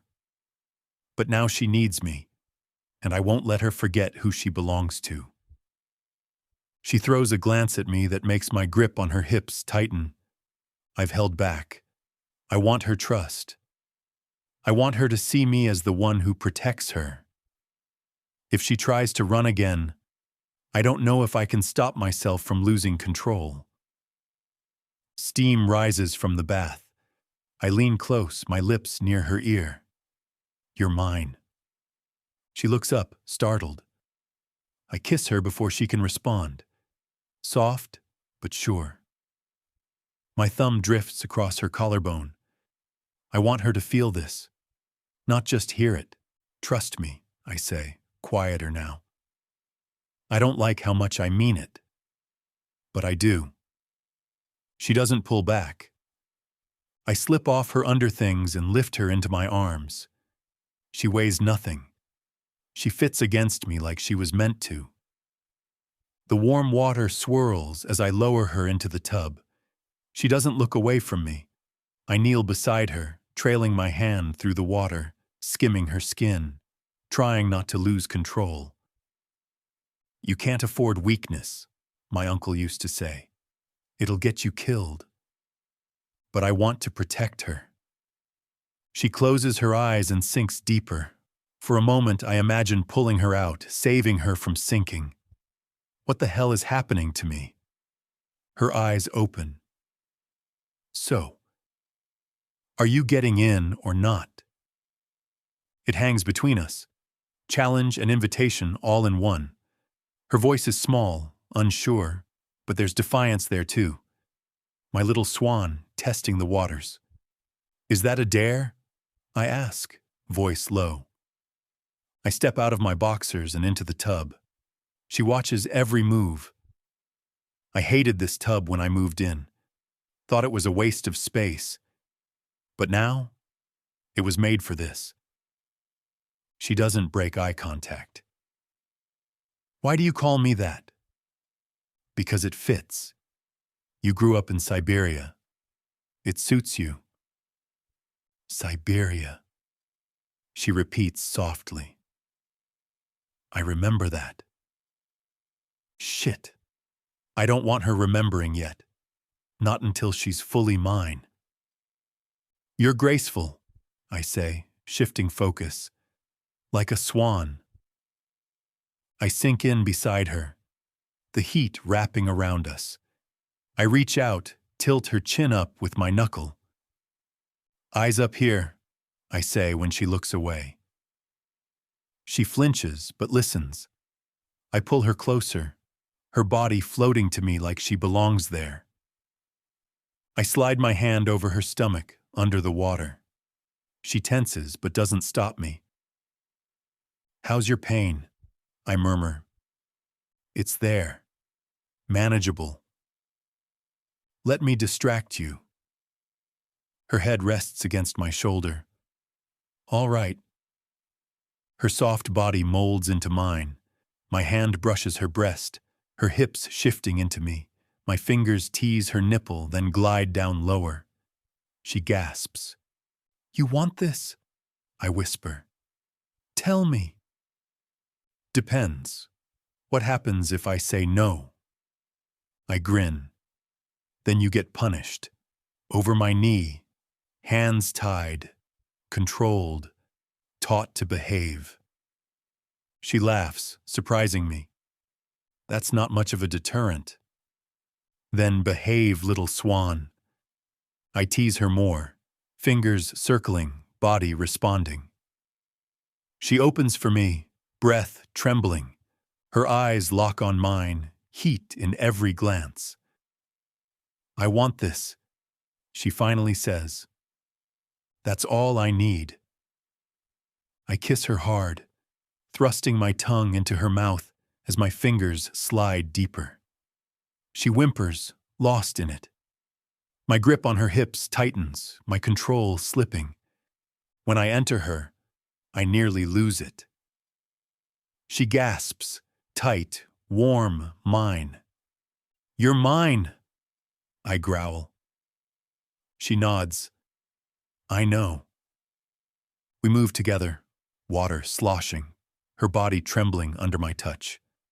I don't stop until I know she's mine, until she gives me everything. Say it, I whisper into her ear.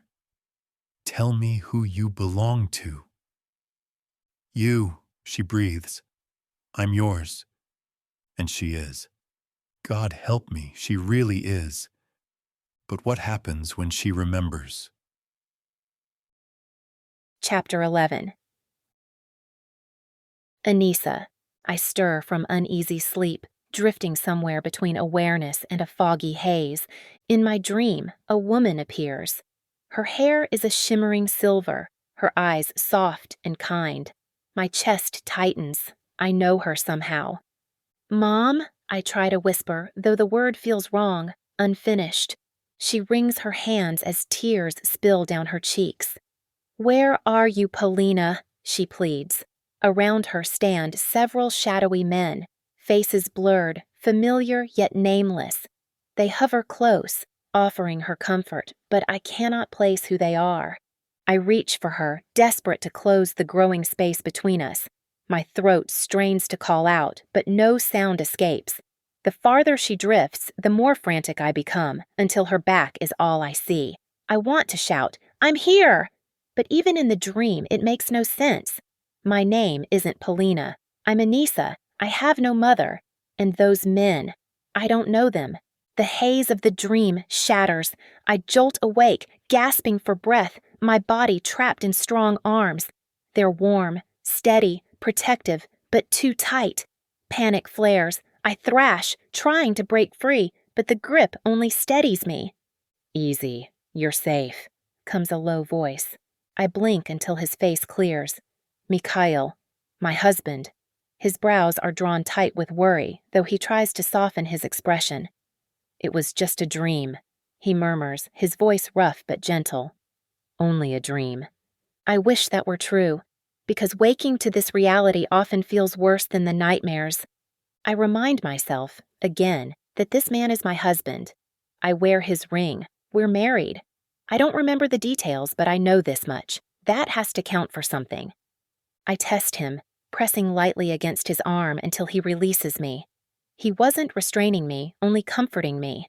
My pulse still races, though, so fast it makes me feel sick. I draw in a shaky breath. It was just a dream, I whisper aloud, as though saying it makes it more real. The memory of our wedding night flickers through me. We slept together almost immediately, though I can't call it love. He's touched me since then, spoken to me in low tones, but mostly he's made sure I was left undisturbed to rest. I can't deny the way his touch affected me. His hands, his lips, he knows how to move with confidence.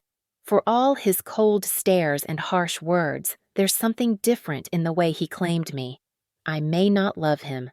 I may not even trust him, but losing myself in him, even for a moment, was intoxicating. What happened? He asks, his voice husky from sleep. His brow furrows as though patience costs him effort. Bad dream? This is who Mikhail is, a man who could face an army without hesitation but struggles to sit with feelings. I lower my voice. There was a woman, older. She looked like she could have been my mother, but you told me I don't have one. You don't, he answers steadily, no hesitation in his tone. She called me Paulina. I watch his face, searching for any reaction, but he only shakes his head. I've never heard the name. It doesn't mean anything to me. I want to press him, but something holds me back. Vulnerability weighs on me like a heavy cloak. Who is Paulina? And why does that name echo inside me like it belongs? His finger tilts my chin upward until I meet his eyes. You were going to say something and stopped. What was it? I swallow. The name. It felt like mine. His expression flickers, but his answer is firm. It isn't. Dreams don't make sense, especially with the medications you're on. I'll ask the doctor to change them. His voice hardens slightly, eager to focus on facts. How's your pain? Better, I admit. He exhales, pulls me against his chest. His embrace feels tentative, as though he knows it's expected but doesn't quite know how to give it. Still, I let him. This time, it feels like a choice. The dream begins to dissolve, leaving only fragments behind, though one thing remains sharp. Paulina. I lie awake long after, staring at the ceiling. His arm draped across me is warm, grounding. Unsure if he's asleep, I reach over and give a tiny tug to one of his chest hairs. His eyes snap open. What was that? I stifle a laugh. Didn't know if you were awake. I wasn't. Now I am. His voice, still heavy with sleep, carries a husky edge that's unfairly attractive. Sorry. Go back to sleep. I need to get up. He closes his eyes again with a grunt. Restlessness courses through me. I've been trapped in this room too long. Cast or not, I need air, need space. The name Paulina won't leave me. It feels more real than Anissa, closer to who I truly am. Quietly, I slip from the bed and dress in loose sweats that fit over the cast, plus a t-shirt. I glance around the room, wishing I had crutches. Where are you going? I freeze. He's awake again, watching me with that sharp gaze. Outside, I say carefully. I just need some air. You can't walk without crutches. I'll manage. You won't. He swings out of bed, closing the distance in seconds. It's not safe out there. Frustration sparks in me. What am I, Rapunzel? His scowl deepens, but he doesn't answer. Then where is it safe? I challenge. With me, he replies, tapping his chest. I glance toward the window. Sunlight spills across the estate, the grounds vast and walled in by towering pines. From here, it looks like freedom. From here, it feels like a cage. You'll do as I say, he tells me firmly. You have enemies. I have enemies. Until we know more, we stay cautious. I turn toward him. If I'm your wife, then treat me like it. Give me crutches. Let me see a doctor. Let me meet your family. His jaw tightens. There's always danger, Anissa, but I'll get you what you need. He moves closer, still bare-chested, radiating control. My irritation flares and I mutter, very generous of you. His palm snaps lightly against me, making me whirl around, face flushed. Hey! Don't sass me. You can't just... I can, and I will. His eyes flash, daring me to argue. Heat coils in my stomach, a confusing mix of anger and attraction. I fold my arms. I'm not helpless. When I recover, I'll prove it. I know, he says quietly, but until then, you stay where I can protect you. The scent of breakfast drifts in, making my stomach growl. Fine. Do I at least get to eat, or are you planning to spoon-feed me too? His lips twitch. Careful. You're pushing it. But then he nods. We'll go down together. I'll get you crutches. A knock sounds at the door. Come in! Mikhail calls sharply. His brother, Semyon, steps inside. Slightly younger, leaner, but unmistakably family. I need to talk. Not now. Mikhail cuts him off, his tone sharp enough to sting. It's about the shipment. Semyon tries again. I said later, Mikhail snaps. The younger man flinches. I glance between them. We're going downstairs anyway. Let him speak now. Mikhail's eyes narrow, but after a moment, he pulls on a shirt. Fine. Quick. Semyon's gaze flicks nervously to me, then back to his brother. We ordered 30 crates. Only 20 arrived. Some of the markings don't match. The supplies, they aren't right. Mikhail mutters a curse under his breath, his expression darkening. Semyon hesitates, unsure if he should continue. I step in smoothly. You've said enough. He heard you. Let him handle it. Surprise flickers in Semyon's eyes. I tilt my head toward the door. Best not to push his brother further. Mikhail's patience is already stretched thin, and I've begun to learn what it looks like when the dragon inside him stirs. My wife is right, Mikhail says in a voice that rumbles like a warning growl. Now get out. But his brother starts, and I wince. There's only so much I can shield him from. I said I'll handle it, Mikhail snaps, stepping forward with coiled intensity. That's all it takes. Semyon stiffens and bolts for the door. Keep up the good work, I call after him, feeling oddly protective, like he needs someone in his corner. When I turn back, Mikhail is staring at me, frustration etched across his features, though there's something else in his eyes I can't quite place. What? I ask, lifting my chin. Do you always talk to your family like that? The thought sparks something inside me. Siblings. Bickering one moment, loyal the next. The familiarity is sharp, like muscle memory. I've lived that rhythm before. I'm certain of it. Don't do that again, he warns, his voice low and dangerous. I meet his gaze head on. I'm not going to stand by while you bark at everyone like they're beneath you. If you want me to respect you, actually like you, you can't treat people that way. Bully? He repeats, as if the word itself is foreign to him. The flicker in his eyes tells me I've struck a nerve. I know I'm standing on shaky ground, but I press anyway. Yeah, you try it with me too. My lips curve before I can stop them. Lucky for you, sometimes I don't mind it when you get all bossy. Why did I just turn this into flirting? He closes the distance between us, heat rolling off him. His breath ghosts over my skin, eyes blazing like embers. Instinctively, my hand rises to his face, grazing the dark stubble that's grown in thicker. A shiver rushes down my spine. I told you what punishment looks like, Anissa, he murmurs, his voice heavy with threat and promise. Maybe I've changed my mind about breakfast. Before I can reply, he sweeps me into his arms and drops me onto the bed. Mikhail! My protest dies as he pulls a strip of white satin and binds my wrists loosely in front of me. My pulse leaps. What are you doing? Teaching you your place, he says sharply, giving me a firm swat before striding away, his temper like a storm in his wake.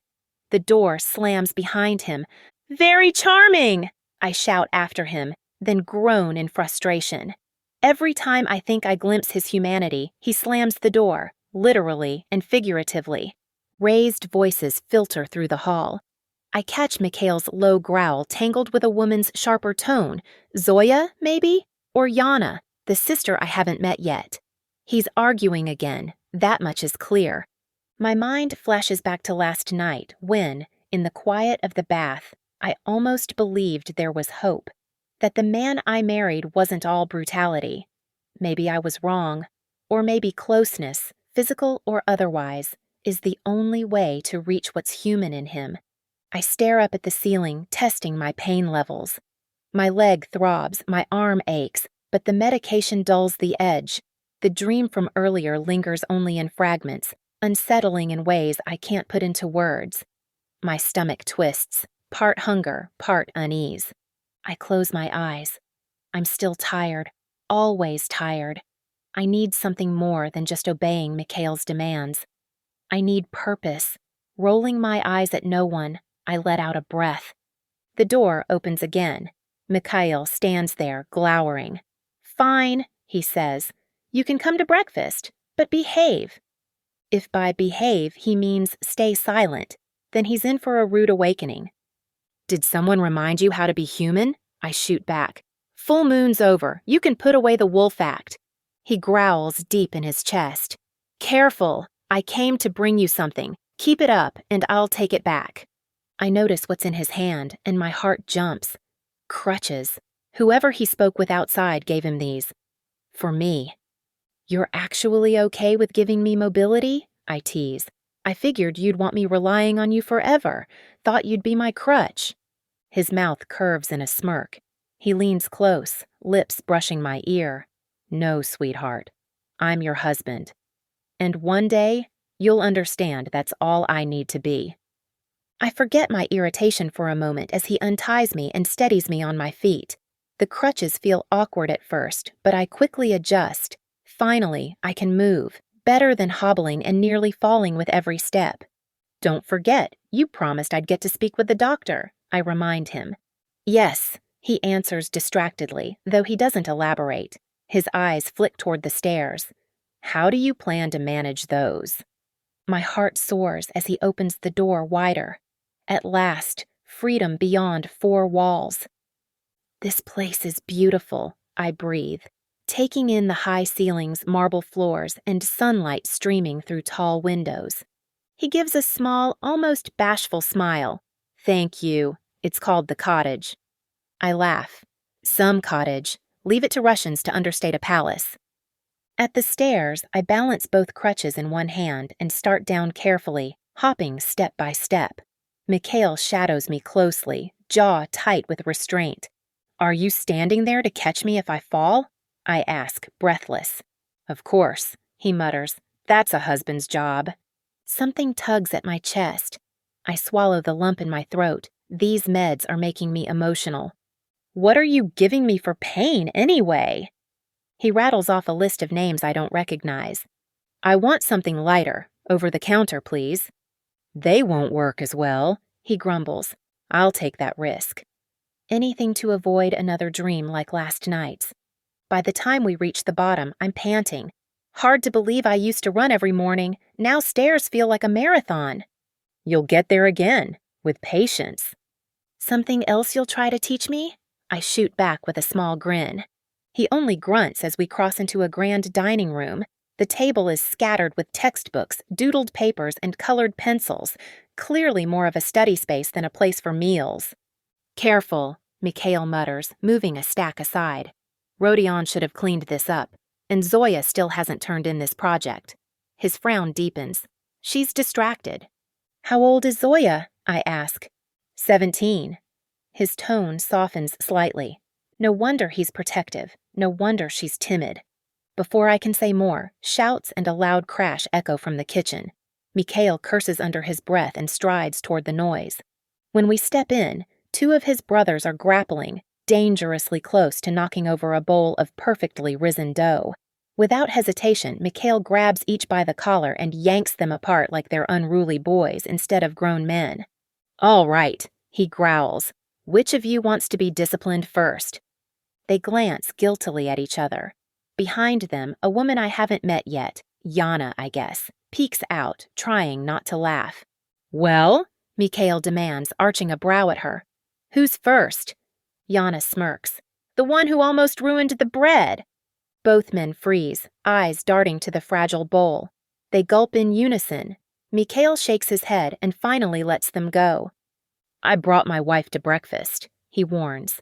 Behave. The brothers back down, muttering under their breath. Yana steps forward, crossing her arms, her confidence radiating without effort. It's nice to finally meet you, she says warmly, her gaze steady on mine. Mikhail's been keeping you to himself, hasn't he? Her words stir something inside me. Brothers, sisters, family. He says I don't have them, but in my bones, I know he's lying, and I will find them. Hey, I say, my voice softer than intended, unsettled by the weight of his stare.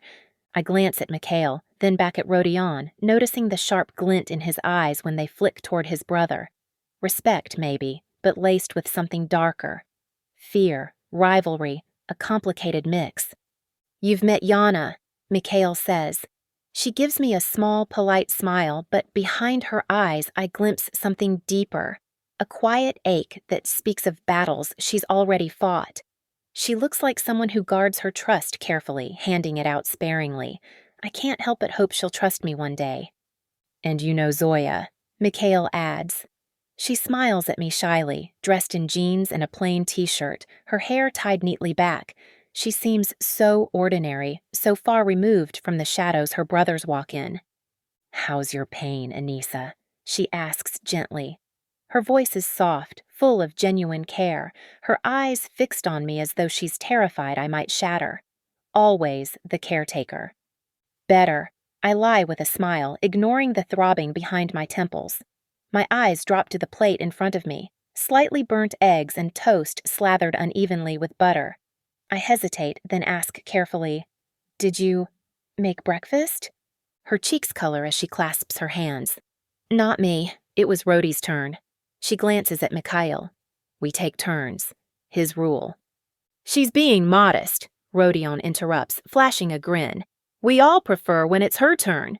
Mikhail smacks his arm, earning only a snort in return. Rodion hides behind a mug of coffee, but the smirk lingers.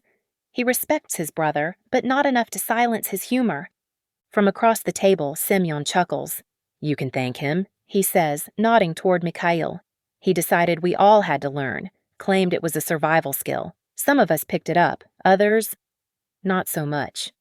I can grill a steak, Rodion adds with a shrug. That's about it. I'd eat steak for breakfast, I say lightly, trying to help. The table ripples with laughter. Everyone except Mikhail, who exhales impatiently. For a fleeting second, it feels like a normal family meal. Almost. But underneath, tension simmers. Secrets hide in the spaces between their words. Mikhail places a plate in front of me, pours himself coffee, then glances at me. Do you want some? His tone falters slightly, almost uncertain. I mean, today. Sometimes you drink it, sometimes you don't. The silence is awkward. I shrug. Depends. On what? He asks, brow furrowed. Who made it? Laughter breaks out again, and the knot in my chest loosens. I did, Zoya admits, her eyes sparkling. Then yes, please. I take a sip, grimace at the bitterness. Mikhail pushes a small carton of cream toward me. You like it this way? His voice is quiet, matter of fact. I add some, stir, and taste again. Better. Yes, I nod. I like it. You don't remember what you like. Or who you are? Zoya asks softly. I set the cup down. Number. And it's unsettling. I dreamed last night, and it felt real. But waking up, that feels like a dream too. Her expression is tender, but Mikhail cuts in, redirecting. Plans for today? His gaze turns to me. You'll see the doctor. Then to Yana. Schedule it. He rolls into instructions with clipped authority. Zoya, call the Popovs. Remind them we keep our word. She nods quickly, murmuring. On it. Semyon, double-check that shipment tonight. No errors. Semyon straightens, pride in his composure. Of course. Rodion, meet with Vori. Let them know we're watching. Make it clear I don't trust them. But remember, you're only the messenger. Rodion slumps, ready to argue. Mikhail cuts him off with a voice sharp as a blade. Don't mess this up. Last time nearly cost lives. If I have to leave Anissa again to clean up after you, you'll regret it. Even I shrink from the intensity of his glare. Rodion sighs dramatically, rolling his eyes, but nods. Fine, got it. He glances at me with a smirk. See what I deal with? Yana, Mikhail continues. She's already scrolling through her phone. Check the financials on the front companies. Make sure everything's spotless. Obviously, she replies coolly. And I need to speak with Danila, Mikhail adds. Yana's head snaps up, her wedding ring catching the light. About what? You promised he wouldn't be dragged into family business? And I'll keep that promise. But you're my sister. Married or not, you're family. I'll make sure you're safe. Something inside me softens. Even in his hardness, there's devotion. The table starts to clear. Zoya rises to help, but Mikhail stops her with a curt, sit. I arch a brow at him. Do you always give orders like that? His gaze pins me. This isn't a request. It's how things work. You'll learn, Anissa. Quickly. His voice drops lower, cold enough to chill the room. Even Zoya flinches. I take responsibility for everything, and in return, I expect everything. No questions. Rodion saves her by calling, Come help with the dishes, Zoya. She scurries out before Mikhail can argue. You don't have staff? I ask him. This house is massive. I thought you'd have people cooking, cleaning, everything. We do, he admits. But we were raised to work, to be self-sufficient. I tilt my head. Mr. Independent. Interesting. He only smirks. I feel more awake now, my head clearing, my awareness sharpening. Fragments of memory tease me but don't quite surface. As the others talk, one truth becomes clear. This family may laugh, tease, and argue, but their respect for Mikhail runs deep. He's not just a brother, he's their leader. Exhaustion creeps over me, but his hand slides across my back, thumb tracing small, soothing circles. I don't even know if he realizes he's doing it. Maybe it's to calm me. Maybe it's to calm himself. "Call the doctor," he orders Semyon. "He's traveling," Semyon replies carefully. "How long?" "Where?" "Not sure." "Find out." I bite my tongue, resisting the urge to say, "Try adding, please." Not the best time to test him. "It doesn't have to be your doctor," I offer. "Any doctor would do." "I want someone who knows your case," Mikhail says, his gaze locked on mine. Before I can respond, a knock rattles the door. In an instant, the room changes. Zoya tenses. Rodion's hand shifts toward his waist. Semyon leans forward, knees bent, and Mikhail, without a sound, already has a gun in hand. I freeze. The muscle memory in me stirs. My fingers twitch. I remember the cold steel of a weapon. I know how to hold it, maybe even how to use it. My eyes dart to a rolling pin on the counter. Instinct paints a picture. Swing hard to the head, drive the handle into ribs, follow with a knee, then an elbow, a strike to the throat. Get out! Survive! A woman's voice echoes in my head, sharp and commanding. Always go for the joints, blind the eyes, break the elbows. The knock comes again. "Don't shoot," a man calls. "It's me." Mikhail growls, lowers his gun but stays tense. 2 strides and he's at the door. "How many times have I told you to use the front door like normal people?" When he opens it, an older man steps in, broad-shouldered, his hair silvered, his face weathered and sharp. There's a cruel set to his mouth, the kind that's seen and caused violence. Beside him, a blonde woman in heels and heavy makeup surveys me with a slow, deliberate once-over. Her frown says it all. Disapproval. I lift my chin, refusing to shrink. "This the new bride?" she asks, snapping her gum. Mikhail's jaw tightens. "Yes, this is Anissa. Anissa, meet my uncle Edward and his wife Irma." He turns sharply back to Edward. "I need a doctor." Edward pours himself coffee like he owns the place. "I know one, but you'll have to go to him. Doesn't do house calls." "That's fine," I say, just as Mikhail growls, "No." We glare at each other. With everyone watching, I push my luck. "I'd like to go." "Number, not if it risks you." His eyes never leave his uncle. "Give me his number. I'll make him come." Edward shakes his head. "This doctor stays neutral. Best for everyone if it stays that way." Semyon clears his throat. "It might be worth going, Mikhail. The docks are nearby, shipments due tonight, and Popov's men were spotted in the area. You'd be hitting 2 targets at once." Mikhail's jaw tightens, fury simmering. "She's not ready." "I'm fine," I insist, pushing myself upright. "Stronger now." Rodion chuckles but silences instantly at Mikhail's glare. "Fine," Mikhail grinds out. "We'll go." He jerks his head toward the door. "Now!" I grab my crutches. He helps steady me, reluctant to let go. When I stumble, his arm shoots around my waist, his breath hot near my ear. "You okay?" His voice is rough, but there's real concern buried in it. "Yeah," I whisper, flushed. "Just need practice." We make it to the car. He opens the door for me. I slide inside, only for him to follow, pulling me onto his lap before I can react. His hand grips my jaw firmly, forcing my gaze to his. "Don't ever do that again," he says, low and dangerous. "The only reason I'm giving you this warning instead of a lesson is because you're new to this, but don't push me." My pulse hammers. "What?" I don't repeat myself. He cuts me off, voice like steel. "You obey me, always. I'll burn the world down to protect you, but you don't test me. Not in front of my family, not ever." His grip tightens. "Is that clear?" I swallow hard. "Yes." His eyes narrow. "Yes, what?" I close my eyes, exhale, and whisper, "Yes, sir." Approval flashes in his gaze. His hand softens, sliding to my back. "That's better," he murmurs. And then his mouth claims mine, fierce and consuming. Heat floods me, even as doubt whispers in the back of my mind. I don't know who I was.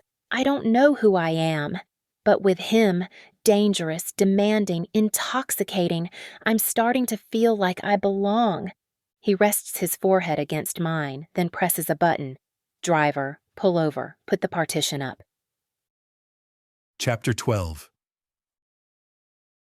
Michael.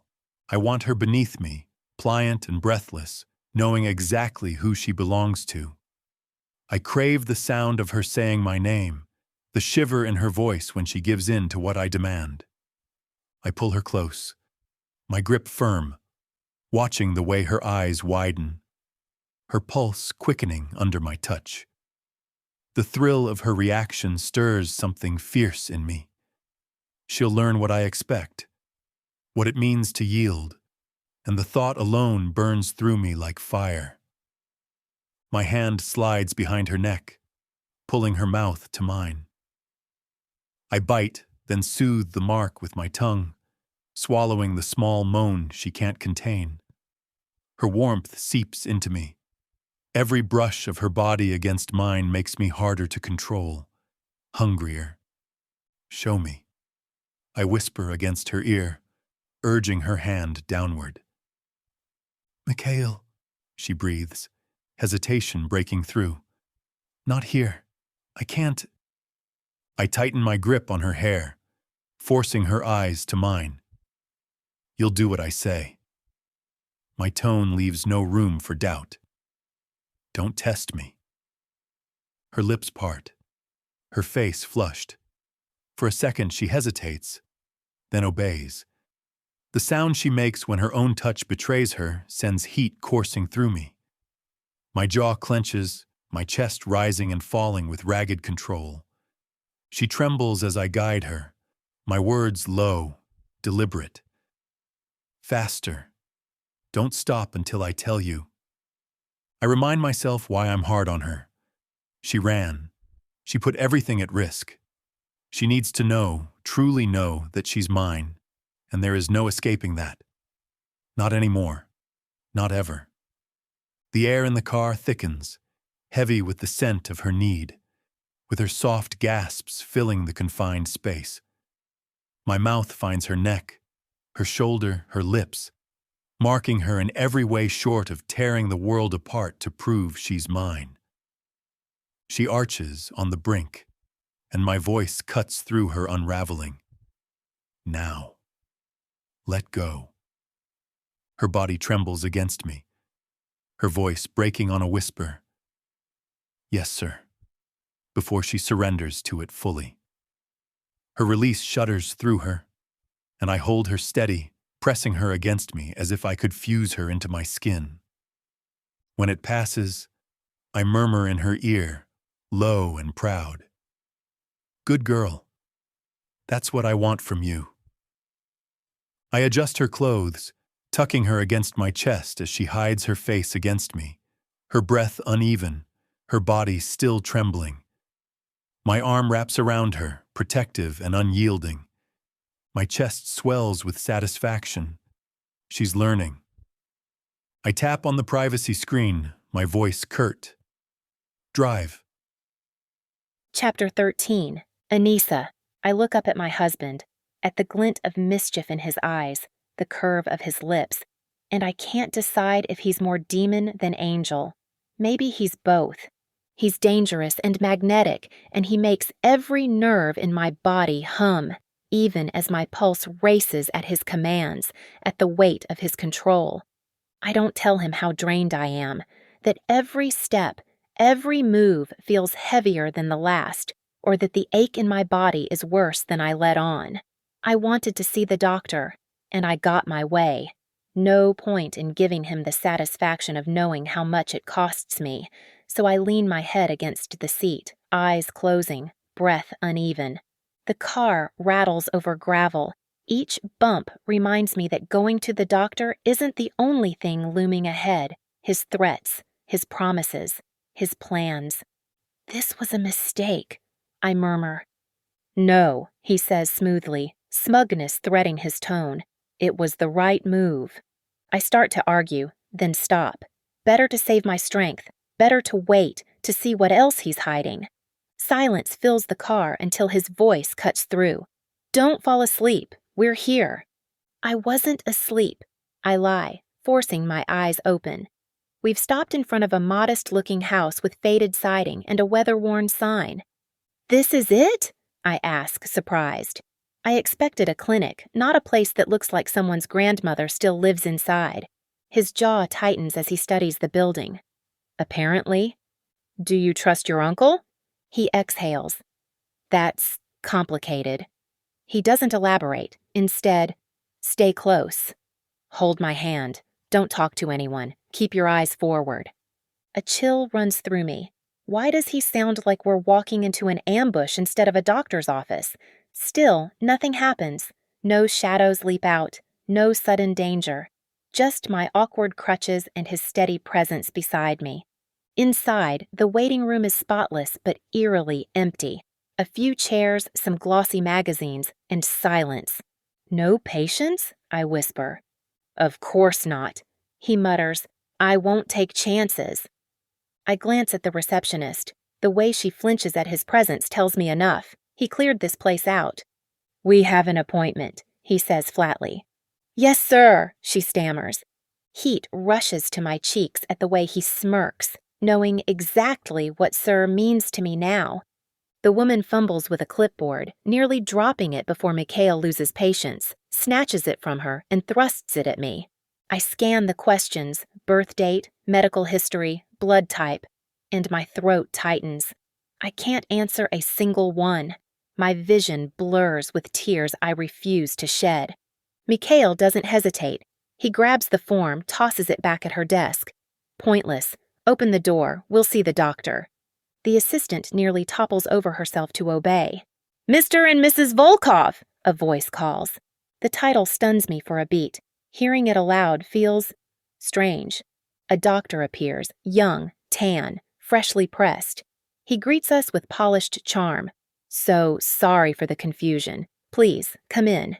If I'd known it was you, I'd have made a house call. I almost laugh. All that effort to get me here, for nothing. Next time you will, Mikhail growls. I touch his arm to settle him, though I don't know why. Maybe habit. Maybe hope. The doctor flips through a file. I see your family's records. Guardianship was transferred to you when you were very young. 3 brothers and a sister. Wrong, Mikhail cuts him off sharply. 2 brothers, 2 sisters. My sister Yana is married now, but she kept her name. My mind reels. Yana's husband. I've never met him. So much I don't know. So much I don't remember. What can I help you with? The doctor asks. I have amnesia, I say at the same time Mikhail does. The doctor nods. Yes, I've reviewed your file. Where did you get that report? Mikhail presses, his eyes narrowing. Encrypted transfer, the doctor answers carefully. Your brother sent it. No one else has access. Mikhail relaxes slightly, but his suspicion doesn't fade. Let's talk about your memory, the doctor says, turning to me. You experienced retrograde amnesia, memory loss before the accident. What questions do you have? My mouth goes dry. I wanted this meeting so badly. I fought for it. And now, with his eyes on me and my mind blank, the questions collapse inside me. How long will it last? Mikhail asks instead. His hand clamps over mine, tense, as though my uncertainty threatens him. The doctor leans back. There's no set timeline. Some patients recover quickly. Others regain only fragments. Sometimes memories don't return at all. The brain is unpredictable. Mikhail's jaw clenches. His questions come rapid fire. Treatments, triggers, chances of sudden recovery. The doctor answers carefully, clinically. I almost pity him. A flicker passes through me. Scrubs, a hospital, a baby being born. Then it's gone. I remember pieces, I whisper. Not enough. That's expected, the doctor says. Memory loss often ties to trauma. The mind shields itself, even without physical injury. So someone can forget just from being afraid? Yes, Emotional trauma alone can cause it, and in your case, it seems significant. She was hit by a car, Mikhail snaps. The doctor swallows, continuing gently. Recovery should be gradual. Don't push too hard. Stress can delay healing. Forcing it can even create false memories. My heart plummets. False memories?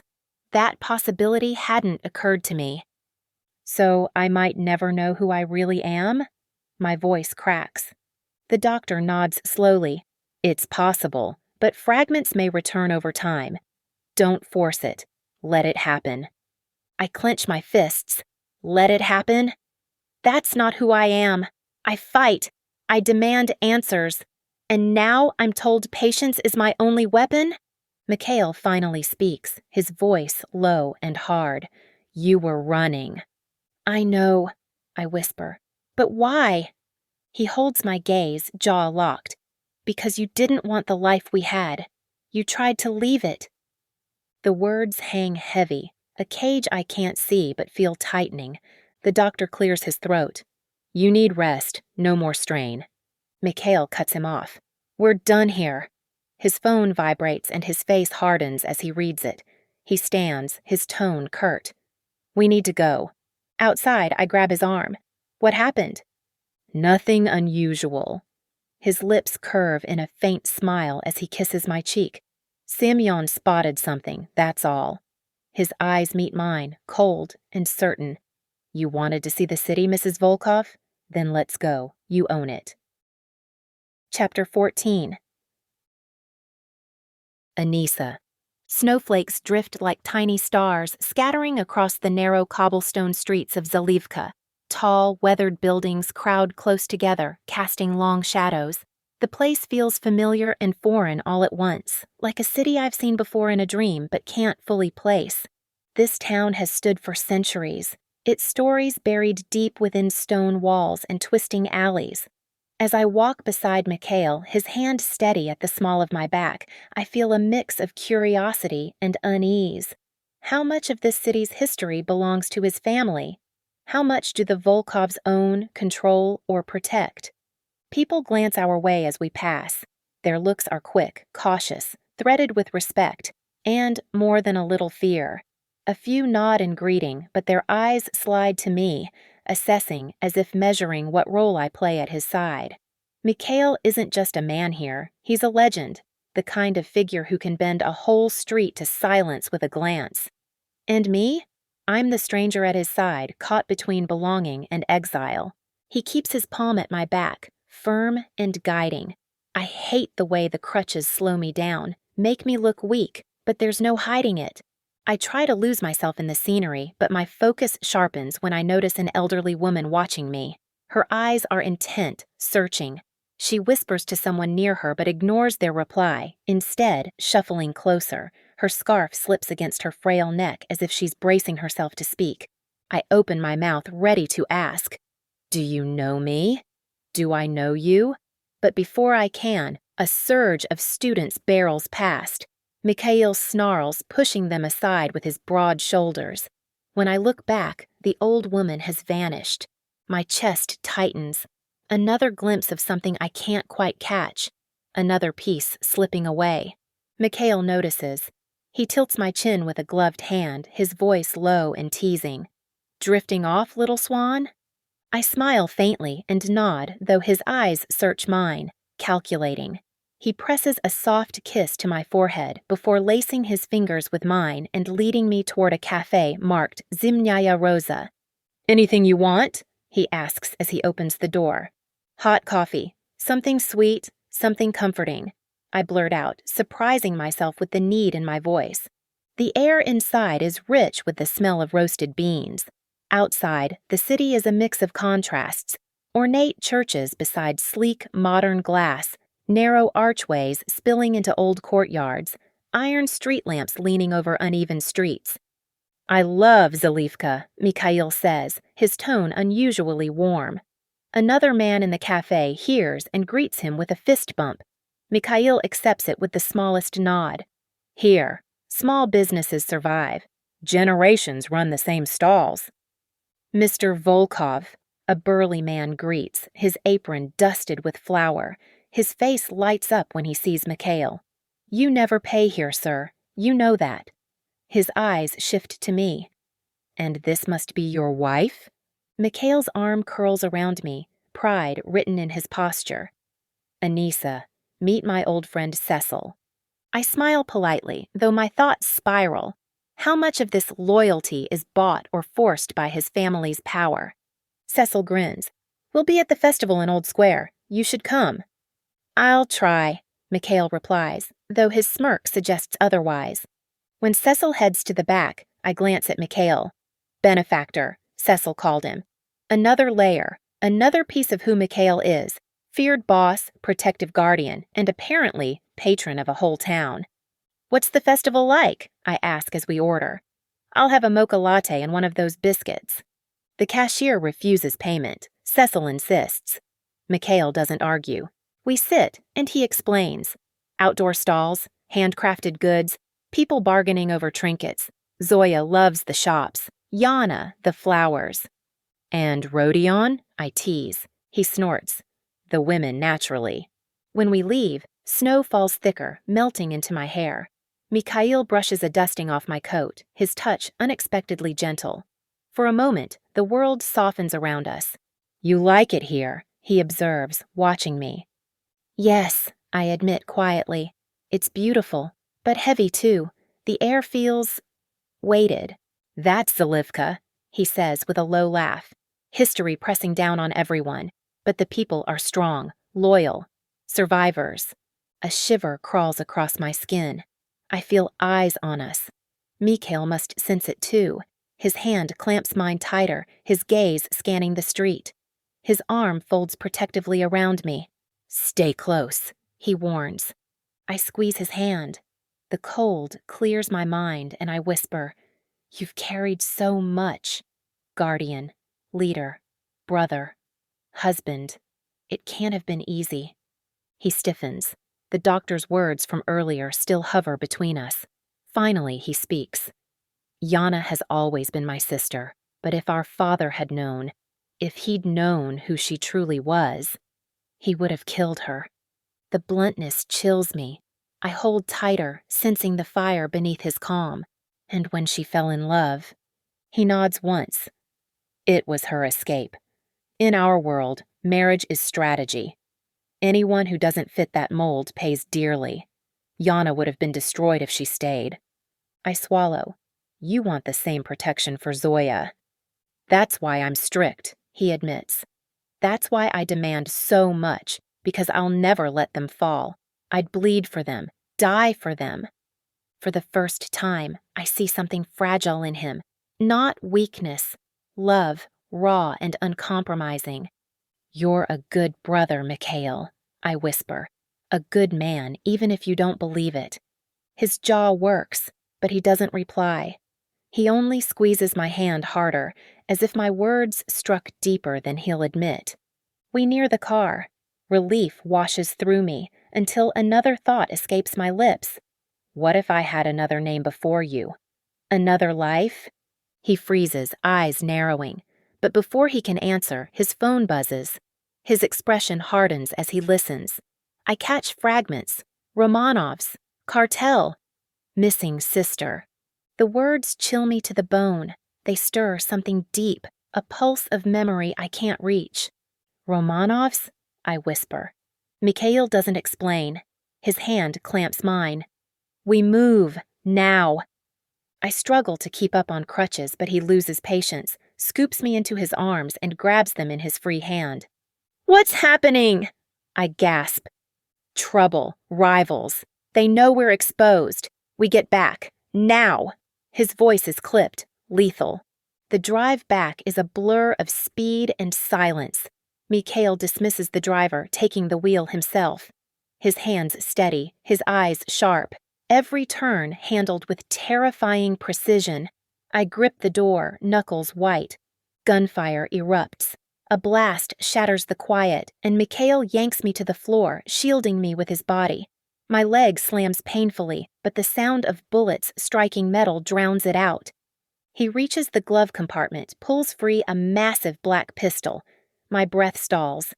I know this weapon. Its weight. Its recoil. I've fired it before. Memory flickers. Hands on mine, guiding me. Training. Survival. Why do I know this? Polina. The name bursts in my mind like lightning. Mine. It was mine once. Stay down, Mikhail orders, pressing me flat as he takes aim. His gun roars, fire spitting from the barrel. Through the chaos, fragments of memory slice through me, the screech of tires, the slam of an impact, voices yelling, running, always running, away from him, toward him. I can't tell. Rodion's voice shouts over the phone, laughter wild in the distance. A car screeches toward us. Mikhail plants himself in its path, gun blazing. Tires explode, windows shatter, flames rise. The world spins, smoke choking the air. He crashes down over me, shielding me as metal and glass rain around us. Another blast, silence. And then, memories. My mother's face, my home, my name. Polina. I reach for it, desperate, before darkness drags me under. Chapter 15. Mikhail. The silence after the gunfire weighs heavy, pressing on my chest like stone. They're gone. Semyon's voice crackles from the phone. We took care of it. But I don't feel relief. I need answers. I need her safe. I need to know who. I look down at Anisa. Her eyes closed, her body limp, and fear slices through me. Anisa. My voice is harsher than I intend as I pull her up, shaking her shoulders. For a terrifying second, she doesn't stir. Then her lashes flutter, and her dazed eyes meet mine. Her chest rises too fast, her face pale. The words she asked the doctor echo in my head. Can I break my brain? Am I losing my mind? She's trembling, but she's alive. I force my hands steady as I check her over. Are you hurt? My voice cracks with urgency. She doesn't answer right away, and the panic gnaws deeper. I hate this helplessness. It drags me back to years ago when my siblings disappeared, and I thought I'd lost them. I can still remember the sick dread, hours of searching, then finally finding them laughing by a ravine, Zoya soaked and shivering, the others swinging like fools on a rope. I should have punished them then. I wanted to. But the moment I saw them safe, the fury bled out, replaced by the desperate need to hold them, to never let them go. That same fear grips me now, and I know that's why I've always been so damn hard on the people I love, because losing them terrifies me more than anything. I remind myself, she isn't here willingly. She's not truly my wife, not in the way the world defines it. This marriage started as punishment, as leverage. But when I hear her whisper my name, when I see her look at me like I'm the only one who can protect her, everything shifts. She touches my face, her small hand trembling, a streak of blood on her skin. You're cut, Mikhail. Are you okay? Let me help. I'm fine, I mutter, standing tall, pulling her behind me. It's nothing. Just a scratch. The wreckage still burns behind us. My men have already dealt with whoever was inside. Rivals, faceless enemies. At this point, does it even matter? There will always be more. My phone buzzes, another message flashing across the screen. I already know what it means. Enemies regroup. They'll come again. They always do. And now, she's here. Exposed. A target. I should have kept you locked inside, I say, my grip tightening around her. I'm fine, she insists, stubborn as always. You can't keep me in a bubble no matter how much you want to. I can damn well try, I snap, and she falls silent. Her hands shake, and it grates on me. I hate her fragility. I hate that she could break, and yet I hold her close, one hand cupping the back of her head, the other anchoring her against me. You're sure you're not hurt? My tone is harsher than I mean, but I can't stop scanning her, searching for wounds. I'm fine, Mikhail, she whispers. Let's just get inside. Fine. Nothing about this is fine. And she doesn't see the truth. The more her memories come back, the closer we get to the day she'll remember why she ran. And when she does, will she run again? Not if I can stop it. Inside the house, Yana wrings her hands. Zoya stares at us, pale and silent. And Rodion leans against a desk, flipping his blade like a man ready for blood. Anissa's voice is quiet but sharp. Are you going to lock me up again? Because someone tried to hurt me, and now I'm just going to be caged again? I frown. Is it that obvious? She drops onto the couch, clutching her casted leg. You're protecting me, I get it. But it feels like a prison. I bite back my reply. She's right, and yet she doesn't understand. Out there, she'll be hunted. Rodion interrupts, eyes flashing as he toys with the knife. Give me a call, and I'll have names before morning. He nods at Anissa. Go. Take care of your wife. Wife. The word lands heavier than I want it to. I pace the room, phone in hand, firing off calls and orders, more guards, more weapons, more money spent to tighten the walls around us. But when she says my name softly, Mikhail, I can't ignore her. What? My tone comes out too sharp, masking the panic I carry. Come here, sit. She pats the seat beside her. I hesitate, then obey. When our knees brush, she takes my hand. You look desperate, she whispers. And then, to my surprise, tears fill her eyes. One slips down her cheek, and something inside me cracks. I draw a breath, force myself to confess. You ran from me once, and I'm terrified that when your memory comes back, you'll run again. Her gaze doesn't falter. She squeezes my hand gently. That's a reasonable fear.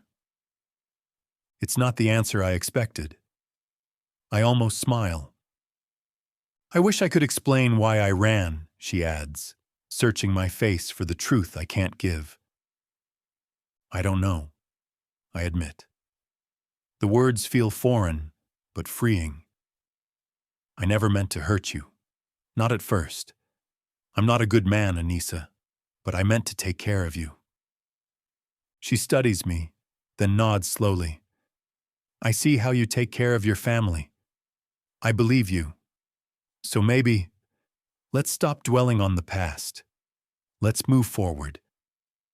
For a moment, I let myself hope. Maybe I was afraid of change, she whispers. I pull her into my lap, her fingers brushing my jaw. When she kisses me, it feels like a promise, like she's choosing to stay, even if only for now. I kiss her back with everything in me, a throat clears behind us. I growl, not turning. I should kill you for interrupting. Sorry, Semyon mutters, but you need to know. The news is out. Everyone knows you have a wife. The Popovs want a meeting. Tension snaps taut between me and Anissa. She doesn't speak, but the fear in her eyes says enough. Semyon smirks. Maybe they'll have useful intel, unless you'd rather stay glued to your bride. We'll meet here, I growl. Or Anissa says with a teasing smile. You could just tuck me into your pocket and take me along. Maybe even a piggyback ride. Anissa, I warn. Fine, a wagon, she quips. Woman. Her laughter softens the edges of my rage, but behind it, I see the spark, the freedom she craves, the same spark that once made her run. I hold her tighter, masking my fear with a smirk. You're not going anywhere. She arches a brow. Who says I want to? But doubt gnaws at me, because when her memories return, when she finally remembers who I truly am, what if her choice isn't me? What if it never was? Chapter 16. Anissa. I stir awake and instinctively reach for the warmth of Mikhail beside me. Even in sleep, his body is rigid, his shoulders tense, like a man who never fully rests. Weeks have gone by, and I still don't know who I truly was before this life. Only scattered fragments drift back, never enough to piece together the whole. The doctor's advice rings in my ears, to stop forcing it, to let my mind rest, so I've tried. For now, I cling to what I do know. I am Anissa Volkov. I am the wife of the Pakhan. I am part of this family, stepping into the role of the softness they've been missing since childhood. I can't erase the past, but I can bring something different into this house. Laughter at dinner, warmth in their rigid routines, balance to Mikhail's iron will. They all grew up too fast, hardened by loss. Even Zoya, still so young, carries more weight than she should. They needed someone to soften the edges. Somehow, that's become me. Still, questions haunt me. I know I once had brothers. I know I've seen my mother's face in dreams, yet Mikhail swears otherwise. He seems convinced, not deceitful, yet I can't shake the feeling that something doesn't add up. Why am I here? Who was I before this? A hand slides across my back, pulling me from thought. You all right, baby? Mikhail's voice is low, husky with sleep. The sound of it makes my heart stumble. I turn, taking in his closeness, the heat radiating from his body. I'm fine, just muddled when I first wake up, I admit softly. He doesn't answer, but the weight of his arm around me says enough. That steady strength calms me in ways I can't explain. In the darkest hours, when nightmares twist my sleep, he holds me until the trembling stops. In moments like this, before dawn, when uncertainty creeps in, the heaviness of his embrace becomes my anchor. I just wish I could remember, I whisper. He threads his fingers through mine. Remember what? His tone carries an edge, as though the question itself unsettles him. Who I am, I breathe. He should know this by now. He leans on one elbow, his gaze sweeping over me with that consuming focus I've come to know too well. You're my wife, he says, low and sure. Don't ever forget that. Before I can respond, his mouth claims mine, and in a heartbeat, I'm beneath him. His touch is demanding, his presence overwhelming, but there's safety in the intensity too. He's unyielding, a storm I can't resist, but in surrender I find a strange kind of freedom. This is how it always is with him. Fierce, consuming. He reminds me again and again who I am to him, not just with words, but with every brush of his hands, every kiss that leaves me dizzy. Later, when I shift and manage to pull him onto his back, he allows it, though we both know it's his choice, not mine. He smirks as if amused by my attempt at control. Even with my healing leg, he makes space for me, adjusting with surprising gentleness. I like this view, he murmurs, his eyes sweeping over me, voice roughened by desire. I laugh softly, brushing my lips to his. Will our children look like you? The words slip out before I can second-guess them. His grip tightens on my hips, his gaze burning into me. I'd want them to remind me of you, he says with rare earnestness. Every day. The thought that once frightened me now feels natural, inevitable even. He is already the father figure of his siblings, their protector and provider. To imagine him as a father in truth, It doesn't scare me anymore. Forever, Anissa, he whispers in Russian, his words fierce with possession. No one will ever take you from me. The intensity in his eyes nearly undoes me. For a moment, I forget the shadows of the past, the unanswered questions. There is only him, his strength, his claim, the way he binds me to him without chains. But Mikhail is not a man easily softened. His dominance is part of who he is, and he expects my obedience. When I tease or push him too far, he bristles, darkens, reminds me of the sharp line between play and punishment. Sometimes it terrifies me. Sometimes it thrills me. Always, it keeps me tethered to him. By the time he finally pulls away, his rare smile breaks through, brief as sunlight after storm clouds. No one touches what's mine, he warns softly, though there's an odd tenderness in the claim. I stare at him, chest tight. I know, I've fallen for this beast of a man, every guarded, growling part of him, and as much as I fear the truth of my past, I can feel it. He's fallen too. When he dresses me carefully, smoothing the fabric of the dress he's chosen, I blink in surprise. A dress? I ask. I like you in one, he says with a low smile.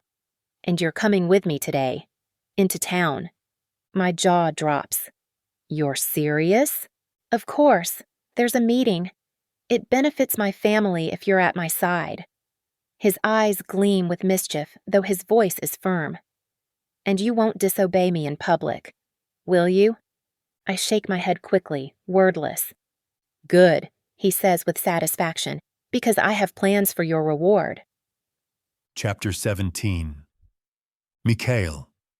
It was Rodion who barged in last night, nearly costing himself his life by interrupting me when I had my wife in my arms. Rodion has always tested limits. As a boy, he'd push boundaries no matter the risk. Even now, he has a knack for finding trouble, though less than he used to. I've eased up on him as he's grown. He's learning. Slowly. Anissa, on the other hand, is pouting, though she's pretending she isn't. I spoiled her early on. Couldn't help it. She was so willing, so eager, pliant in my hands. But she thrives on the tease, on the edge.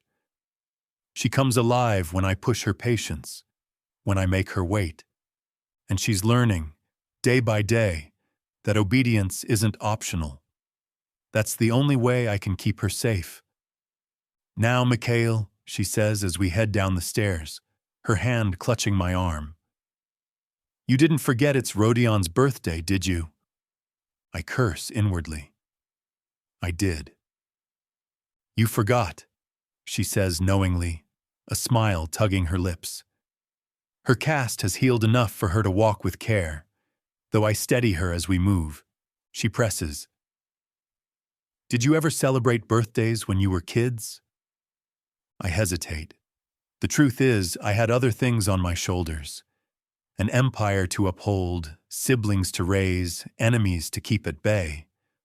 Birthdays weren't my focus. Before I can answer, she continues softly, almost as if speaking to herself. We did. I know we did. I had a mother, brothers. She made birthdays magical. Our favorite food, cake, a room full of decorations. She pauses, brow furrowing as if realizing what she just said. Then her eyes lock on me. But you said I didn't have brothers. She didn't. I know she didn't. Still, the way she says it sends a chill through me. You didn't, I insist. Maybe you're remembering cousins, extended family, something like that. She shakes her head slowly. Number, I don't think so. Her confusion lingers, but she lets it go. Well, regardless, tonight we're celebrating.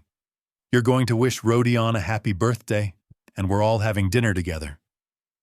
I nod. Fair enough. So, what did we get him? I'd given her my card and free rein weeks ago. At first I thought she'd hesitate, But packages have been arriving almost daily. Pillows for the bedroom, new touches for the office, her endless supply of yoga pants. She's made our spaces warmer, more hers. "I got him a kinjal," she says with a proud little smile. "A ceremonial dagger, beautiful craftsmanship. Semyon helped me pick it." My brows rise. "A dagger?" She nods. "For his collection." He's older now. It felt, right. I sigh. All right. But no more weapons without telling me first. Her lips twitch as though she wants to roll her eyes.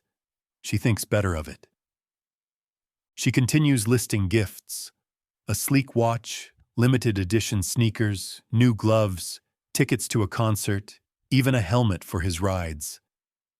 By the time Rodion is tearing into the mountain of boxes she's stacked for him, his grin is so wide it almost makes me laugh.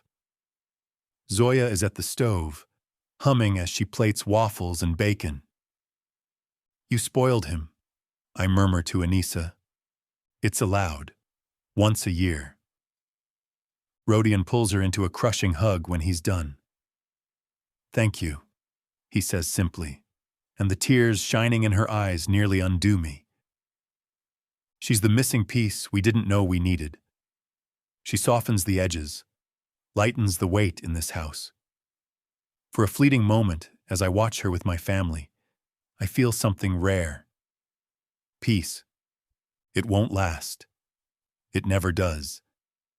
But while it's here, I'll take it. A knock breaks the moment. Rodion moves to the door, but I snap. "Don't open it!" "It's just us," my uncle's voice calls from the other side. Anissa folds her arms, frowning. "We should make them follow your rules. You set them for a reason." I agree. "This one's locked. Use the front," I bark back. After some muttered curses, they obey. Anissa smirks, satisfied. When they finally stride in, my aunt's eyes roam with her usual disapproval. My, aren't we spoiled here?" she sneers, glancing at the remnants of Rodion's celebration. Zoya bristles. "You bought your son a Maserati at 16. Rodion got a summons at 18. Seems fair he gets spoiled now and then." Anissa nearly chokes on her drink, but when my aunt's lips part to fire back, Anissa's voice cuts sharp and clear. "Excuse me. My husband has rules for security reasons. Thank you for respecting them today. Please don't make that mistake again. I'd hate to see anyone hurt by accident." She pauses, sweet as sugar, though her eyes blaze. "And remember, Mikhail is in charge here. Always." The room stills. My uncle only nods. By the time we're in the car, I'm pulling her close, whispering into her hair. "Good girl. You defended me. You've earned a reward." She hums with playful anticipation, snuggling against me. I let my hand wander up her leg, and her sharp intake of breath makes me chuckle. "You're always so ready," I tease. Her whispered plea is all it takes for me to claim her mouth in a kiss, deep and rough, until she's trembling. I don't give her what she wants fully. Not yet. I never make it that easy. But I leave her burning, knowing she'll remember exactly who she belongs to. The spell breaks when my phone rings. Semyon's name flashes on the screen. I answer with a growl. "What?" "I've got news," he says. "The Romanovs are here." The name stiffens my spine. I know them only by reputation. Not allies, not enemies, but dangerous. What about them? There's talk they've run from the cartel. Complicated ties. Some of them married in, then made enemies. But that's not the strange part. Get to it. They're looking for someone. His pause grates on me. Who? Their missing sister. His voice drops. Her name is Paulina. Chapter 18. Anissa. It isn't unusual for Mikhail to look stern, but this is darker. His expression isn't just angry, it's lethal. I'm still hazy, half drifting in the afterglow of what happened earlier, but the tension in him pulls me back to reality. I distract myself by looking down at the phone he finally gave me. Yana had messaged with a question about tonight's plans, and I'm halfway through typing a reply when Mikhail's sharp voice cuts through my thoughts. Paulina? The name sounds familiar, though I don't know why. I hardly know them. The phone slips into my lap. My chest tightens. That name again. Paulina. It isn't just a word. It's like a spark lighting up a hidden corner of my mind. A memory crashes in so suddenly I can't breathe. I see a room. A living room I know, not from life, but from the fragments of dreams that have haunted me. An older woman, her face kind but worried. A man standing protectively close. His name rises to the surface unbidden. Mikhail. I blink hard, gripping the seat. I know his name, and he isn't just anyone. He's my brother. Then another face. Alexander. Him too. My brother's. I close my eyes, piecing it together. Mikhail telling me to run, warning me that I was in danger. My mother's voice, calm but urgent, promising we would be safe if we went to Moscow. Moscow. And now, here I am, not far from that city. My throat goes dry. Paulina, I whisper, staring at Mikhail. That's the name from my dream. I sit up straighter, pushing slightly away from him.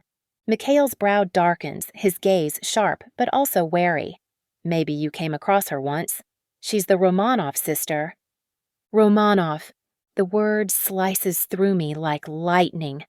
Romanov? My voice trembles. That's my name, Mikhail. Romanov. I search his face desperately. If he's lying, I'd know it, or at least I think I would. His eyes hold only sincerity, but when he pulls me closer and says, "It isn't. Your name is Anissa Volkov now." That's the truth. Something inside me twists, because he looks away as he says it, and in that small glance aside, I hear the echo of his words in my head. Everything I've told you is true.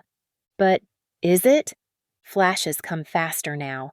Places, faces, voices, memories that don't align with what I've been told, brothers laughing, a woman's hands braiding my hair, shadows of another life, one I know belonged to me. I shake my head, pressing my palms to my eyes. I feel dizzy, caught between what I've been told and what I'm beginning to remember. He can't be lying, but he is. Or maybe he doesn't know. Or maybe he knows too much. Confusion churns in me and my stomach knots. For weeks, I've trusted him, relied on him, even started to believe I could build a future here. I've grown to love his siblings, to feel like I belong in their strange, fractured family.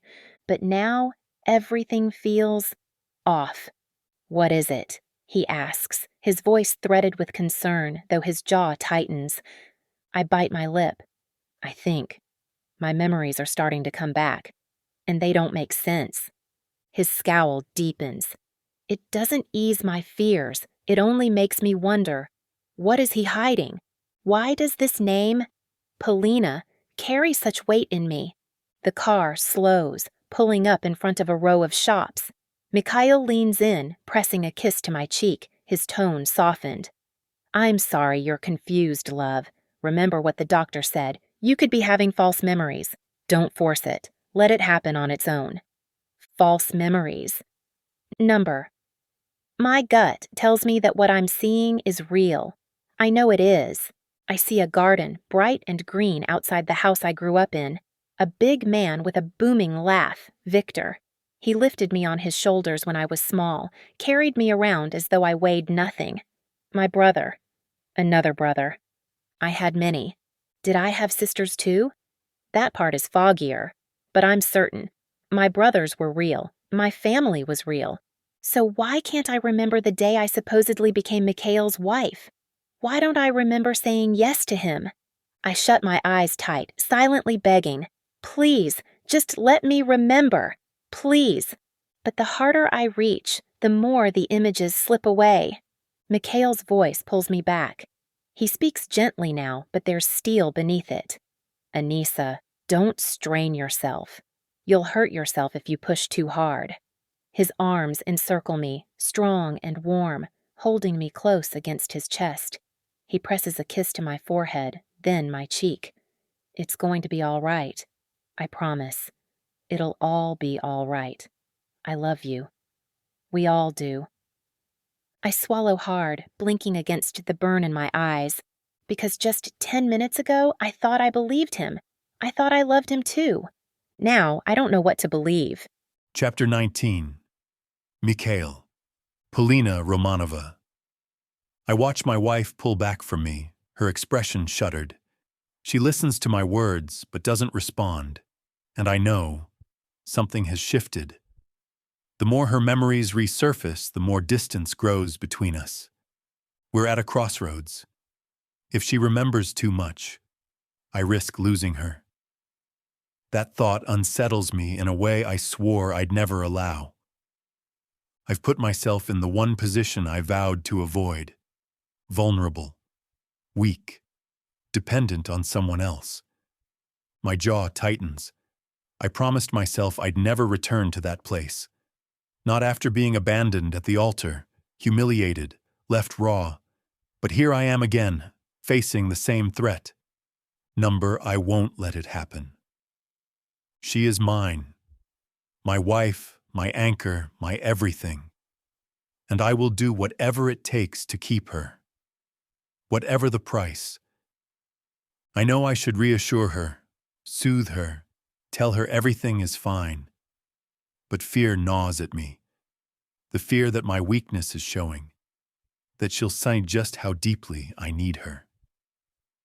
Mikhail.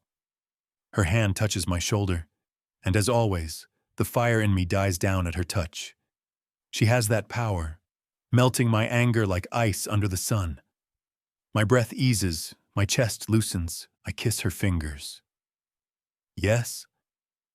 Her soft blue eyes search mine, full of concern.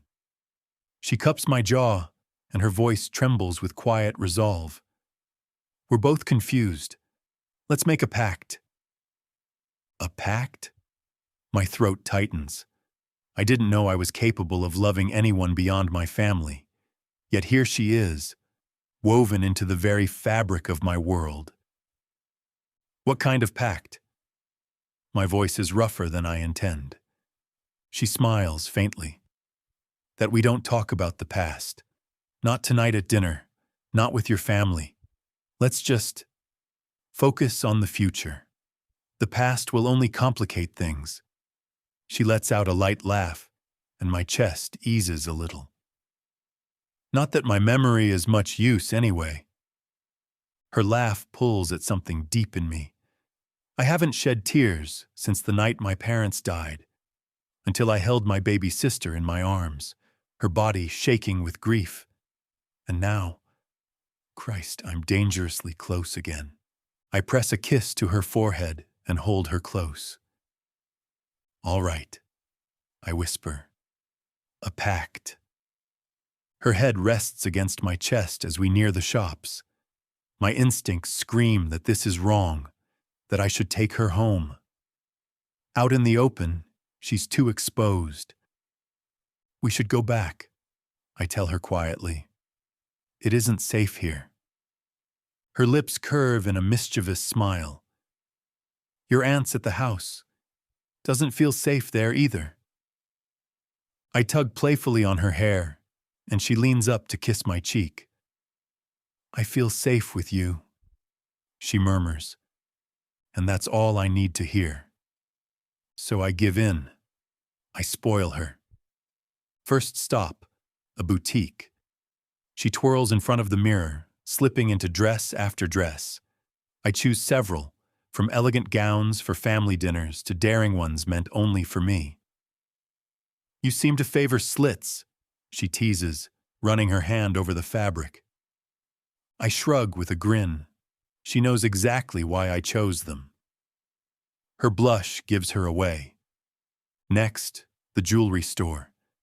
She giggles as we walk in. Your aunt will lose her mind when she sees this. My aunt can go to hell, I growl. Mikhail, she scolds between laughs. You're always telling me to behave. I shrug again.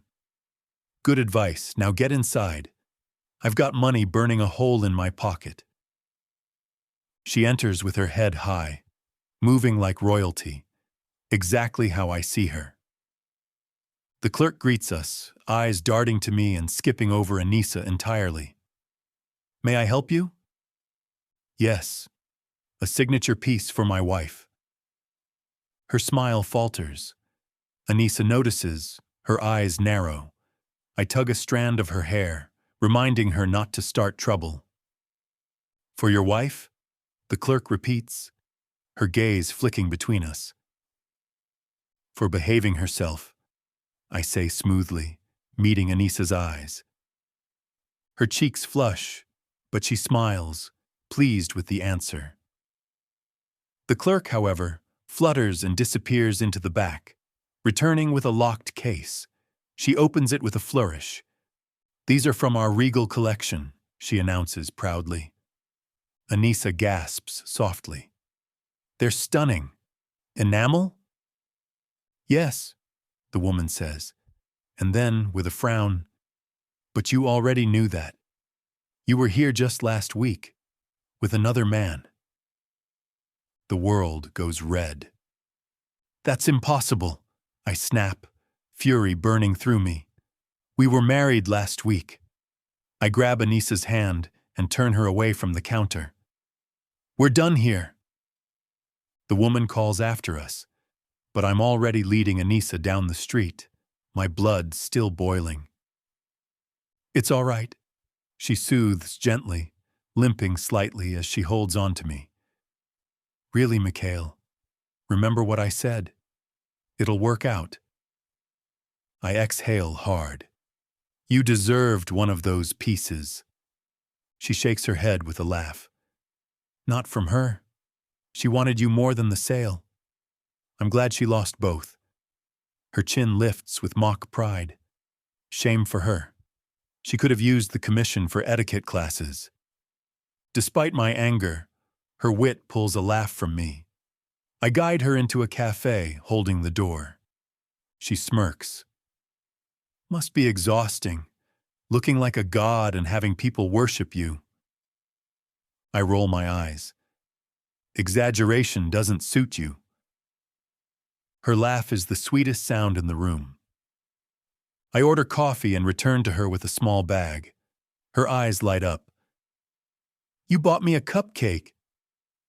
Of course. You mentioned them to Zoya the other night. She beams, taking a bite, icing on her lips. I didn't think you heard me. You were too busy lecturing Rodion about curfew. I always hear you, I grunt. I can lecture him and listen to you at the same time. She snorts. He really does test your patience. Less than before, I admit.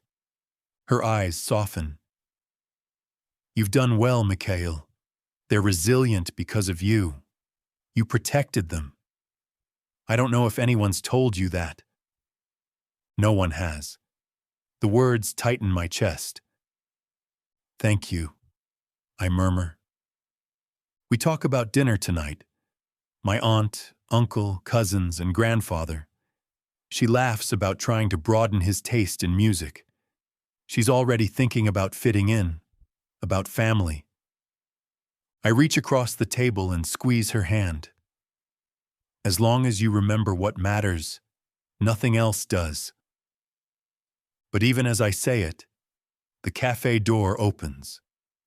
3 men step inside. Every instinct in me goes rigid. They don't belong here, but the entire room reacts to them. Patrons glance away, giving them wide berth. The first is tall, golden-skinned, his hair combed back with military precision. The second is darker, sharper, his eyes like blades, and the third looms behind them, massive enough to block the light from the doorway. Danger radiates off them. I rise, guiding Anissa quickly to the exit. My hand is steady, but my pulse roars in my ears. At the counter, one of them shows the owner a phone. The barista squints at the screen. I think she was just here. The door shuts behind us. Chapter 20. Anissa. Our car waits at the curb, and as the door shuts behind us, noise erupts from the place we just left. Raised voices, shouting. Something about those voices feels oddly familiar. Beside me, Mikhail stiffens, his face pale as stone. He looks like he's seen a ghost. "What was that?" I whisper. His jaw tightens. "Trouble," he mutters. He shakes his head but doesn't meet my eyes. That flicker of avoidance twists in my gut. He's hiding something. I can feel it, the same way my own memories are pressing against me, fragments that don't match what I've been told. "Mikhail!" I start, but the words collapse before they form. He pulls me into his side, his arm wrapping around my shoulders. "Maybe this was too much, taking you out, especially with dinner tonight." But no. That's not the problem. It's not being out that unsettles me. It's the feeling of being treated as if I'll break. I hate being caged. Something about that sparks another old memory, a time when I was told I couldn't do something because it was too dangerous. "What is it?" he asks, his voice low. "You're pulling away from me." He's right, I am. Not just physically, but in ways I can't yet explain. I'm confused and scared, I admit. The truth burns in my throat, but so does another truth. I love him. I love the way his strength wraps around me, even when the world feels uncertain. He's a wall of steel and fire, but behind the fury, I see his scars, the pain he hides, and I love that too, so much it hurts. "That's all right," he says, his voice steady. The weight of his arm anchors me, solid and sure. "It gets easier. Trust me to carry it, and you'll see. It'll be okay." Maybe I've been wrong. Maybe my doubts have been tricking me, because no matter what I remember, one fact doesn't change. Since the moment I woke into this life, there's been a pull between us, a bond. Even in my uncertainty, I can't deny the way he loves me, with a devotion that feels unshakable. I rest my hand on his as the car threads through the city. Mikhail's gaze is sharp, always scanning, but even as he watches the streets, he keeps me pressed against him. I love that too, his control, his vigilance. It's magnetic. Sometimes it's intoxicating. "You think too much," he says suddenly, lifting my hand to kiss my fingers. My skin tingles where his lips brush before he presses my palm to his chest. His heartbeat thunders beneath my touch. "Yeah," I whisper. "I wish I could stop. The past few weeks have felt like speed dating." He scowls. "The hell is that?" A laugh slips out of me, soft but real. It's a way of meeting people fast. No small talk, just diving straight in, like getting weeks of introductions crammed into a night. I grin at him. Maybe Zoya should try it. His frown deepens. "She's not dating." I sigh. "You can't keep her locked away forever." His mouth hardens. "Why not?" "Yana's married," I remind him gently. His eyes shadow and his voice cools. "That was to protect her. She chose it. I allowed it." The words spark something sharp in me. Too familiar. A memory stirs. I see my mother, my brother arguing with her while I stand in a shimmering gown. It's prom night. I want to go. But they say no boy is good enough, too risky, too dangerous. So I went with friends instead because none of the guys at school would dare ask me. Not with my brothers looming in the background. I remember the gown, light blue with silver sparkles, my hair twisted into curls and pinned high. I felt like Cinderella, only my carriage was a luxury car and my escorts were 3 armed brothers. Oh my God, I remember. Mikhail's voice pulls me back. We're here. The car stops outside a restaurant. Relief flickers in me. It's casual, not the sort of place where heads turn the moment we arrive. I like that. Anonymity feels safe. But the hostess's eyes widen when she spots us. Mr. Volkov. And Mrs. Volkov, Mikhail says with quiet pride. My chest flutters. The way he claims me, his fingers lacing mine, it makes me want to forget all doubts. Maybe being Anissa Volkov really is who I'm meant to be. He leads me into a private back room. The hum of voices and laughter spills out before we enter. Zoya waves us over, Yana at her side. Familiar faces steady me. Ah, the happy couple. His grandfather greets us warmly. Small and aged, but with eyes sharp as Mikhail's. Come, sit, have some wine. I smile, touched by his gentleness, though I can feel the power beneath it. Mikhail greets cousins, introducing me. Matvey, Gleb, this is my wife, Anissa.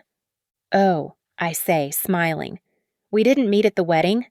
Matvey extends his hand, his broad frame radiating quiet strength. Your husband is like an older brother to me. I'm honored to meet you. He's everyone's older brother, I tease, holding Mikhail's arm. Not everyone's. Gleb cuts in with a sly grin. Slimmer than his brother, sharper, with a smile that doesn't reach his eyes. So you're the one who finally got Mikhail to settle down. Settle down? The words stick like a thorn. I never thought about women before me. How many were there? I force a laugh. Something like that. Mikhail's jaw tightens, though he keeps his face smooth. We'll have to hear all about it sometime, Gleb presses. I doubt it's all romance and diamonds. Oh, he's not so bad at that, I answer lightly, brushing it off. Mikhail leans down, his voice low. Good girl. Then louder he redirects. Tell us about New York, Gleb. You lived there for a while? America. The word aches in my chest, a place that tugs at something I can't quite name. We settle at the table. Zoya whispers reassurance in my ear, telling me to ignore Gleb. But he doesn't stop needling. His comments are sly, too pointed. I smile politely, but Mikhail's hand rests on my thigh, his silent warning and reassurance all in one. The conversations swirl, family stories, jokes, old mischief. Rodion, grinning, admits to stealing Mikhail's car at 14. Matvey laughs about nearly wrecking it. Everyone's laughing, even Mikhail, though he growls that he nearly killed them for it.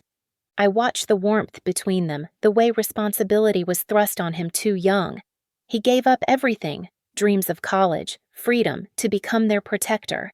And it makes me want to ease that burden for him, to give him back pieces of the boy he left behind. I squeeze his hand. He catches my gaze, and for a heartbeat, something unguarded shines in his eyes. Dessert arrives, and Zoya nudges me. The chocolate cake is heaven. You'll love it. I nod, laughing. If there's one thing I know about myself, it's that I love chocolate cake. But then another memory slams into me. A birthday. My mother, brothers around me. Laughter. My mother cutting chocolate cake, kissing my cheek. Happy birthday, sweetheart. Mikhail. Victor. Lev. Their names echo inside me. Anissa! Zoya's voice pulls me back. Want a piece? I nod quickly, blinking back tears. Mikhail notices. His thumb brushes my hand, grounding me. Do we need to go? He murmurs. I swallow hard. Not until I've had the cake. But before I can lift my fork, noise explodes outside. Chairs scrape, voices rise. The air in the room changes instantly. Rodion leaps up, his chair clattering to the ground. Mikhail shifts, his voice sharp, commanding. Semyon, door. Matvey, with Rodion. Gleb, stay. Yana, surveillance, now.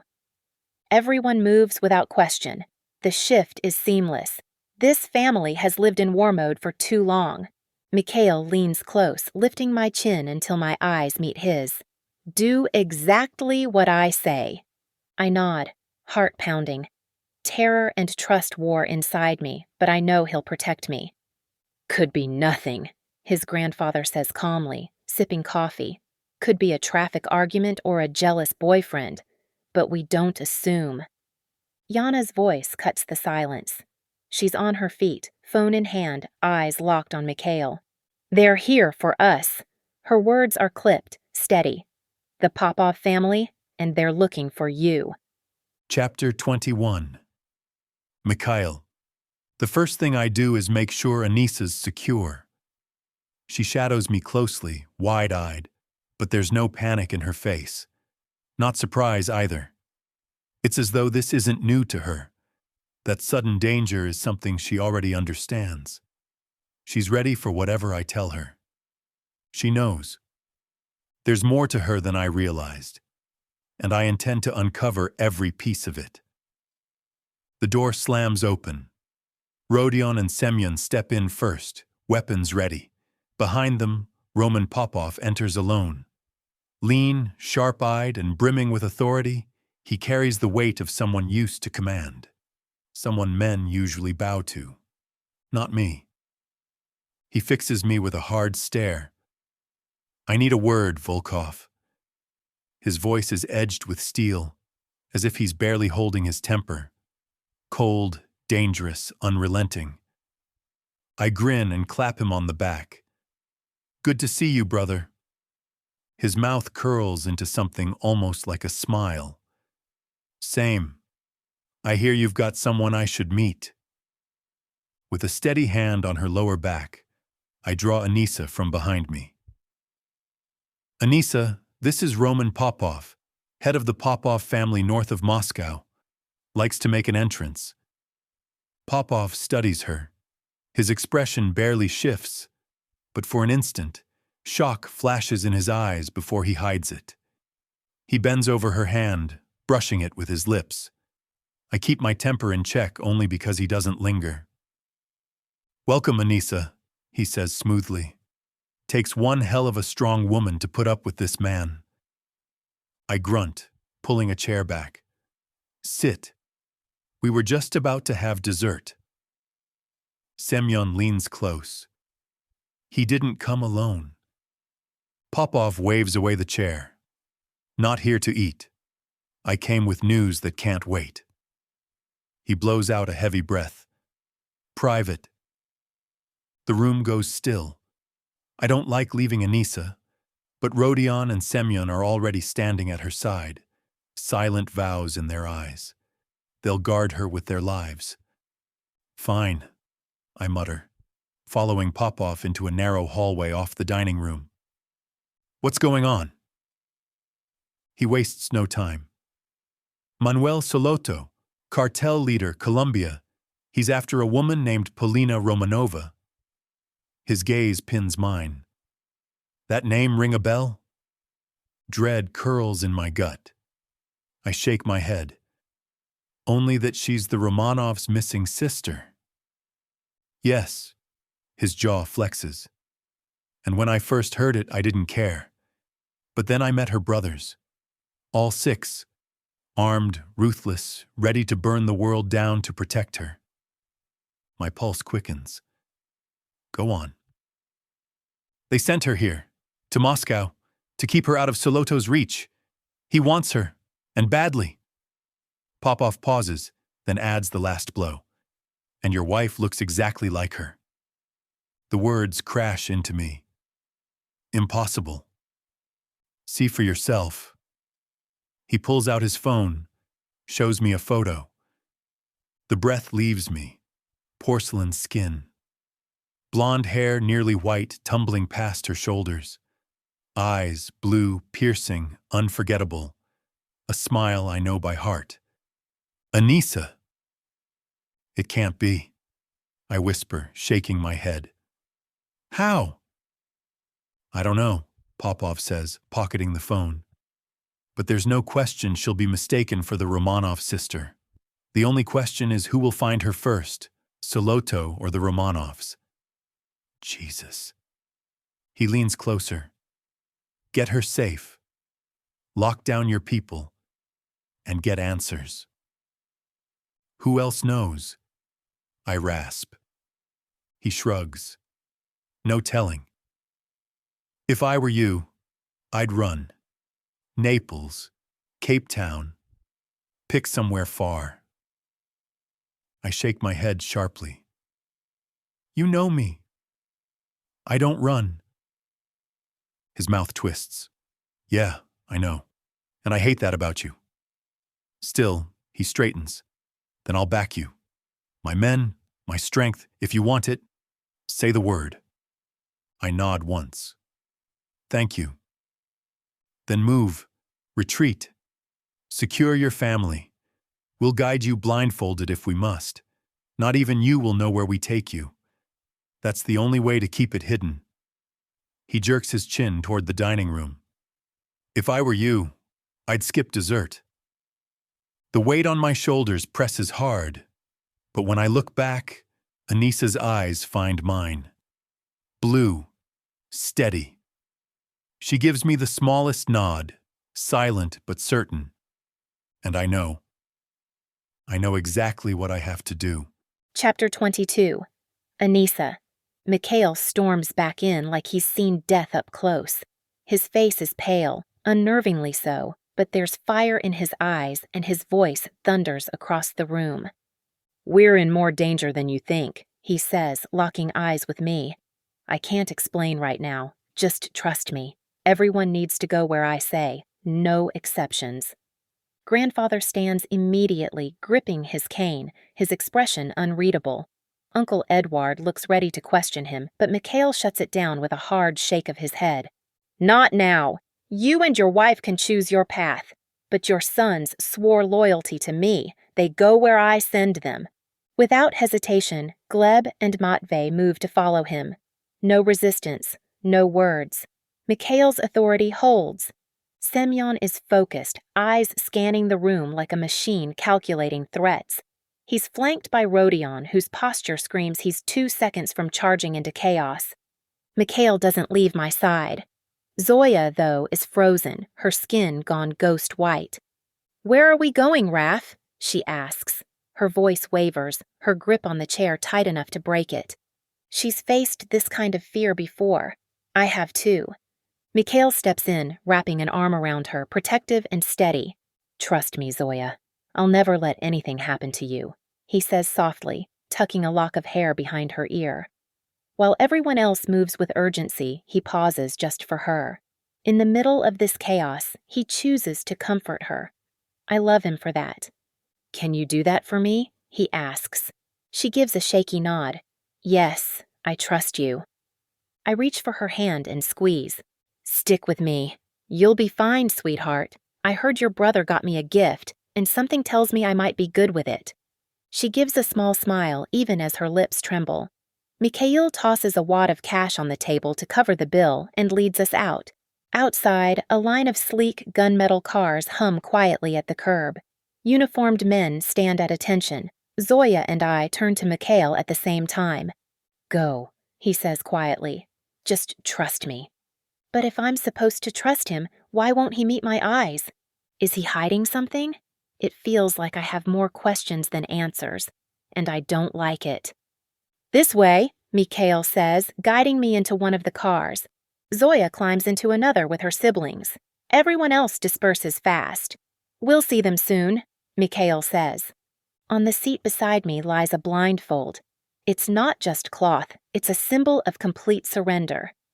We're going to a Popov safe house, Mikhail explains calmly. Even I don't know where it is. Everyone wears a blindfold, no exceptions.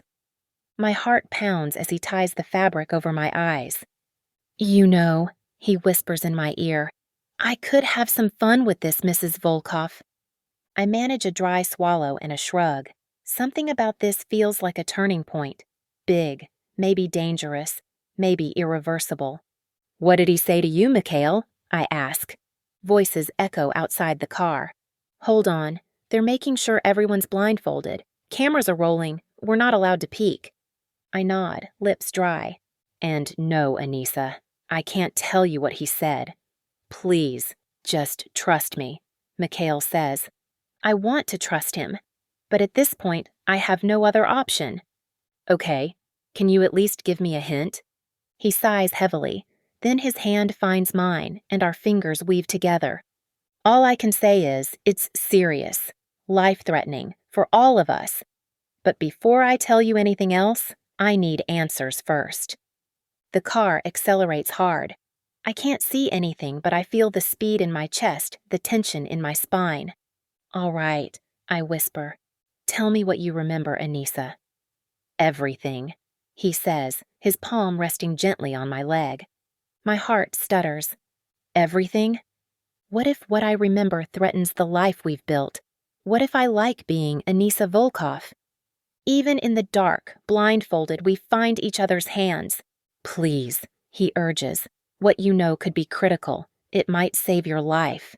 Tears begin to soak the fabric over my eyes. I know my name isn't Anissa, I whisper. It's Polina.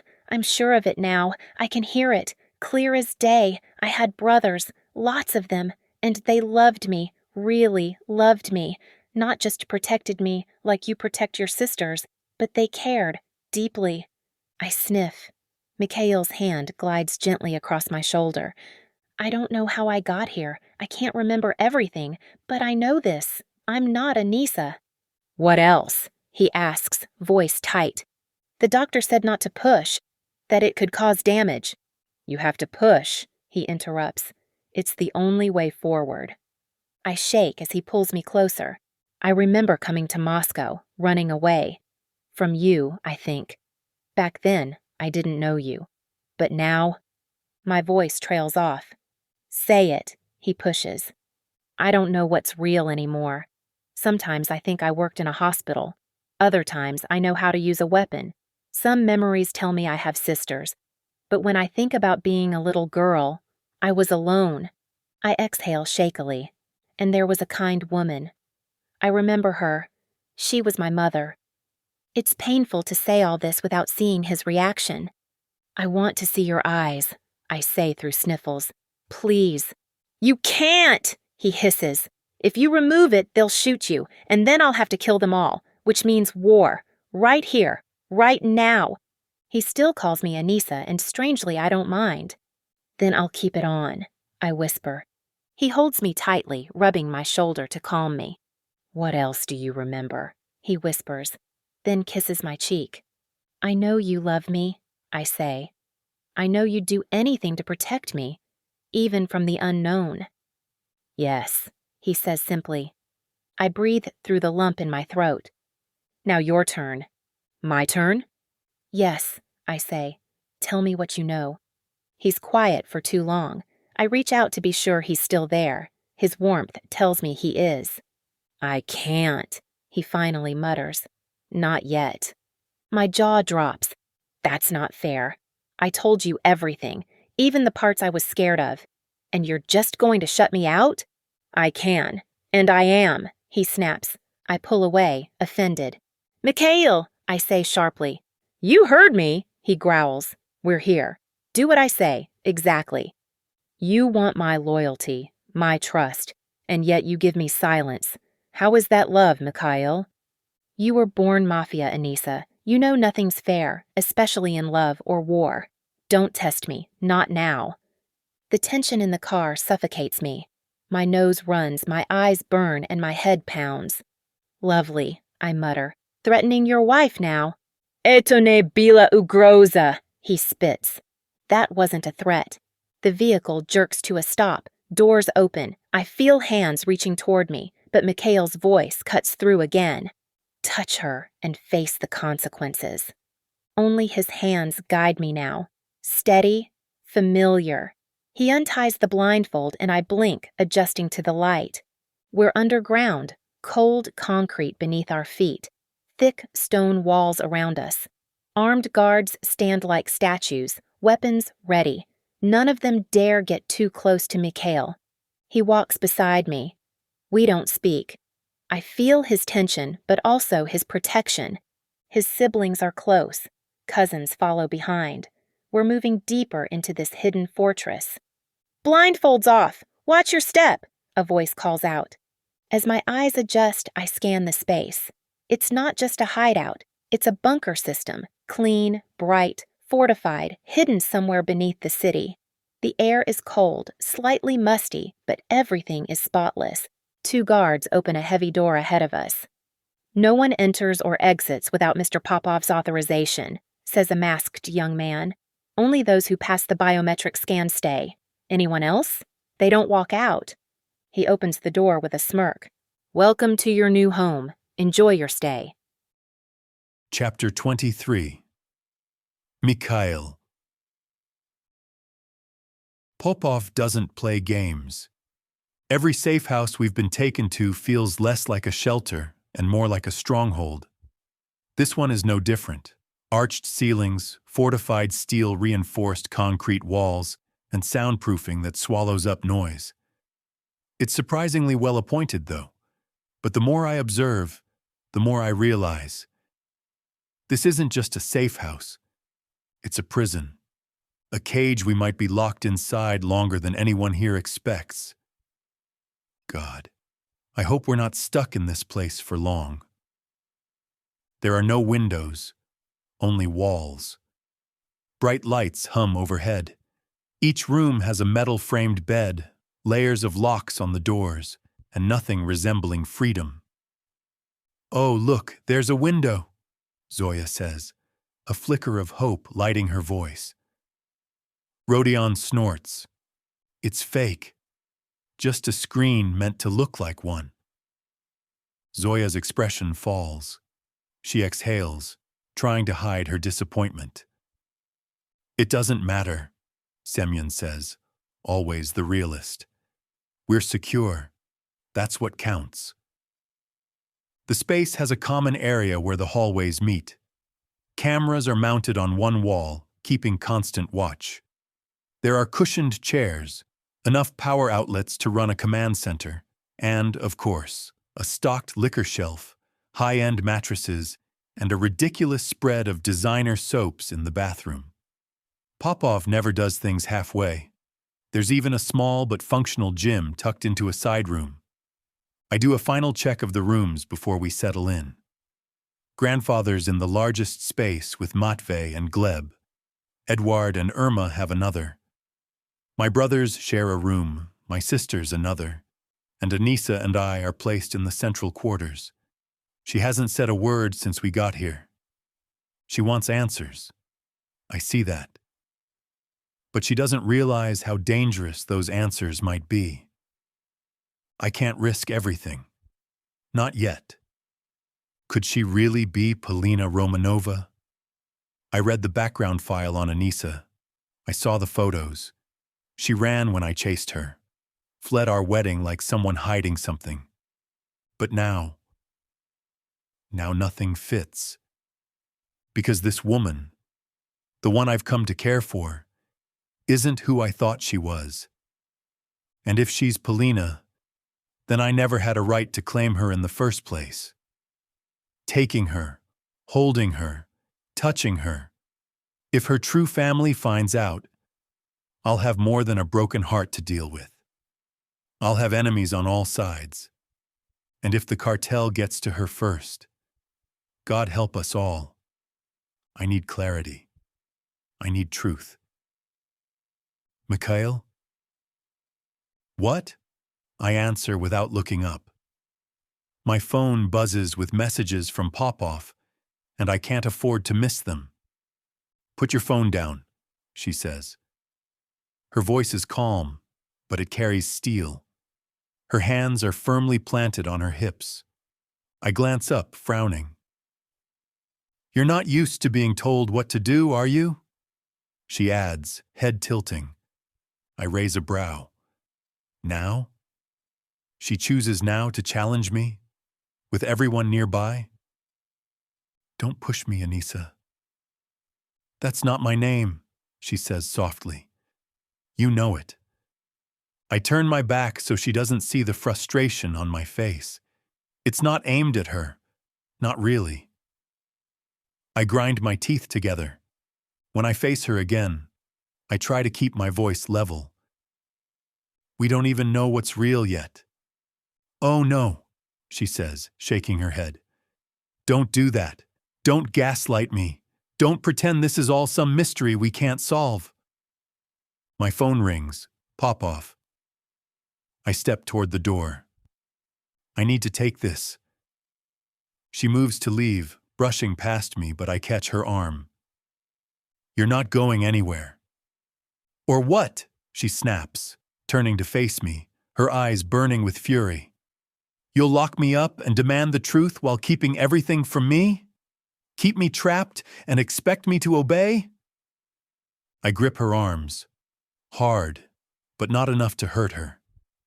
I'm seconds away from losing my temper completely. If she walks out now, I might snap. Yes, I bite out. I dare you to try me. She lets out a cry of frustration and slaps me hard. My vision goes white with rage. It floods my chest, roars in my ears, but I don't move. I won't touch her in anger. I back away, fists clenched, pacing the room. I need to cool off before I say something I regret. I've learned how to hold it in. I've raised wild siblings and survived worse. I can handle this. I grab her and pull her into my arms, gripping her tightly. Don't ever hit me again, I say, voice hoarse. Let go of me, she hisses, pushing against me. But she's not going anywhere. No, I say into her ear. She shudders. With every shove, every protest, my anger changes. It morphs into something else, something deeper, hotter, more dangerous, a need that claws at my skin. I press against her, holding her close. You don't hate this, I whisper. She doesn't reply, but her breath catches. She doesn't pull away. That's enough. I slide my hand down, gripping her firmly. She gasps, quiet, but telling. I should step back. I should answer Popov's call. But all I want is to remind her who she is to me. Tell me the truth, I whisper. My hand roams her body. Her skin burns under my touch. She arches toward me, breath hitching. When she gasps, I spin her and cradle her face in my hands. I hate you, she whispers, but her trembling lips and watery eyes tell another story. You're lying, I growl. My fingers slip lower, easily finding proof she's not telling the truth. Hate me, huh? Prove it. She glares, but her pupils are dilated, her chest rising and falling fast. She pulls my face to hers and kisses me, deep and angry. I meet her halfway, devouring her mouth, feeling her nails scratch at my back. Her kiss is a challenge, and I accept. She bites me.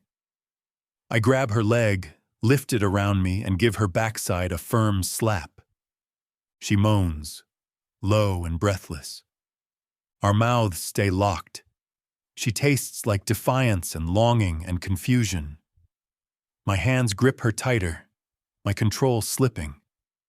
I don't care about her name right now. I don't care where she came from or what it means. She's mine, and I'll protect that truth with everything I have. I'll say it to her, to the world. I'll destroy whatever stands in our way. Not the Romanovs, not the cartel, not our past, no one. You're mine, I whisper against her neck. I land another sharp slap on her backside. All mine. I run my fingers through her hair, tug her head back so her gaze locks with mine. Do you understand me? She burns under my hands, daring me to go further. I rip off her clothes with rough hands. Time doesn't matter. This moment does. She's beneath me, stripped bare, her body trembling. I release myself, ready. When she reaches down and guides me to her, That's all the invitation I need. You say I'm yours? She whispers, clutching my back. Then show me. Her words ignite something feral in me. I enter her. She gasps, eyes fluttering. This isn't gentle. This is a claiming.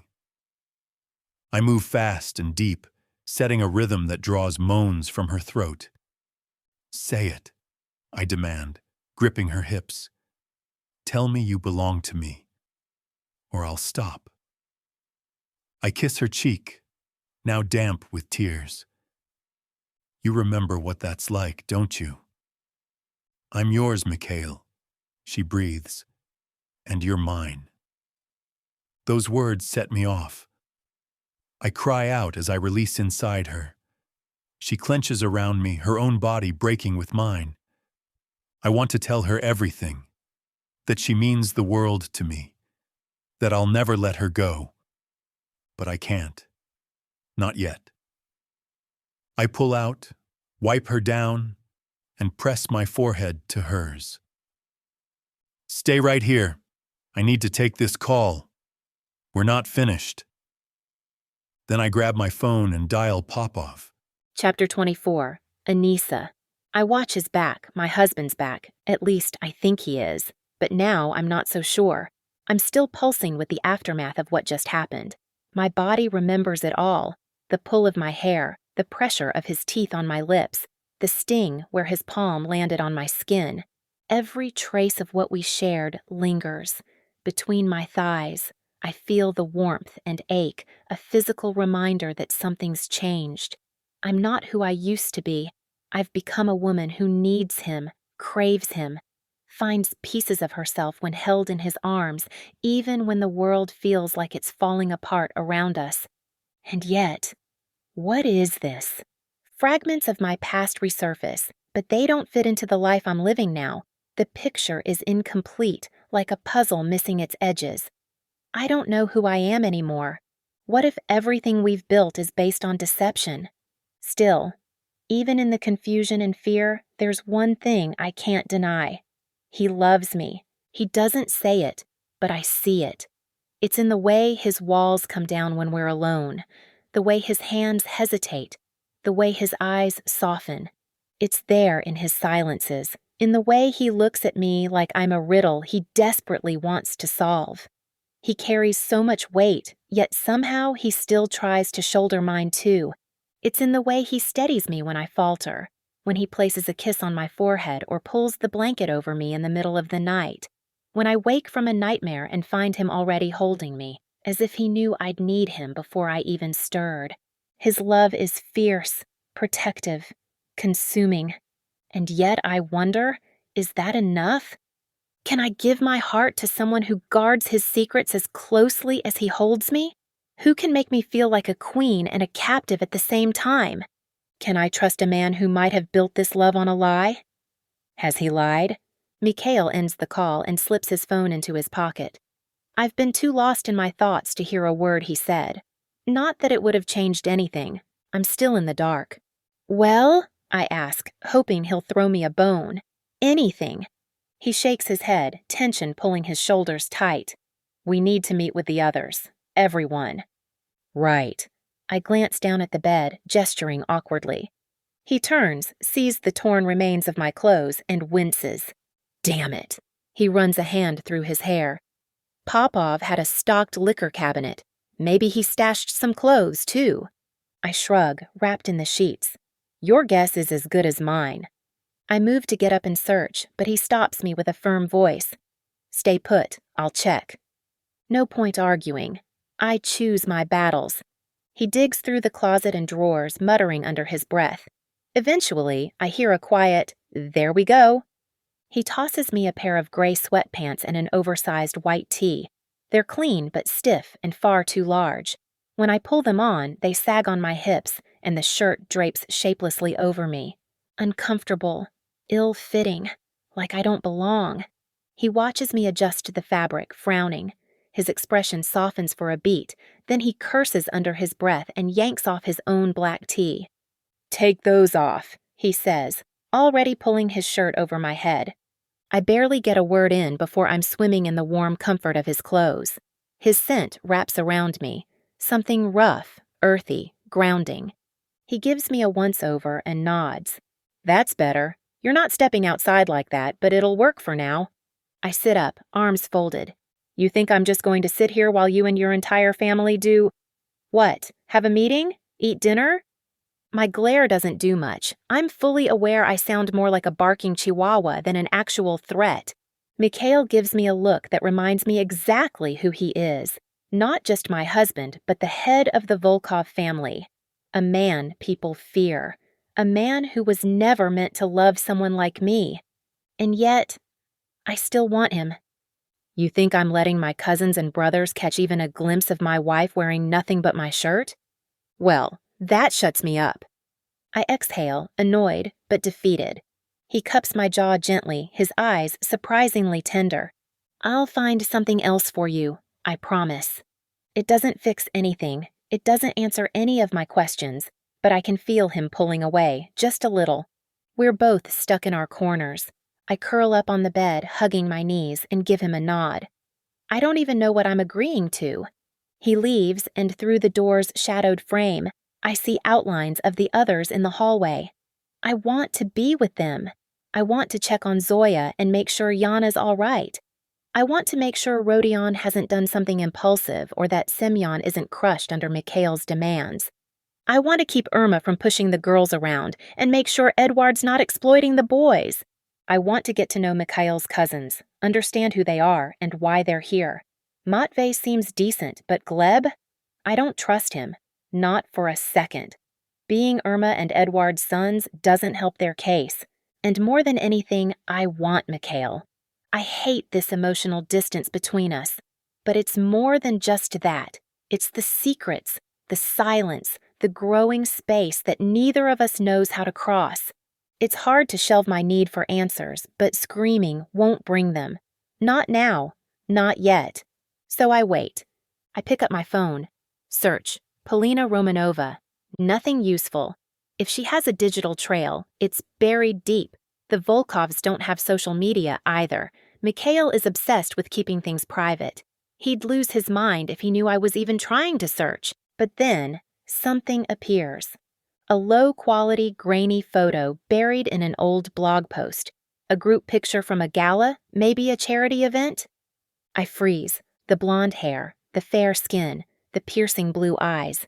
That's me. A wave of memories crashes over me, planning that annual event with my mother, the way my brothers would behave for one night, knowing public goodwill meant power. The art auctions, we always did those. I remember buying that dress in the photo, choosing the neckline my father hated. That was before he died.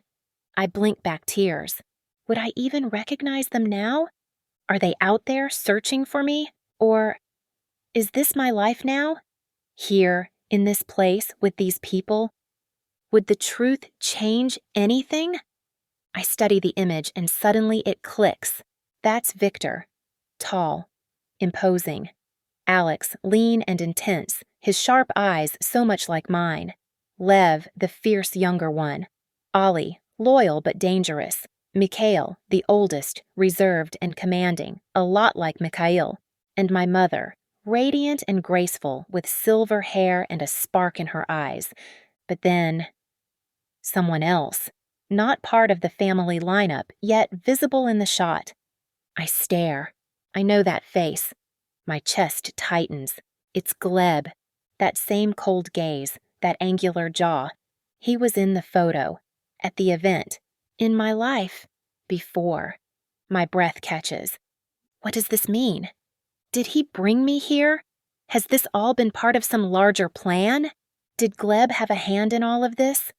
My heart races. My throat tightens. I feel like the walls are pressing in. What is going on?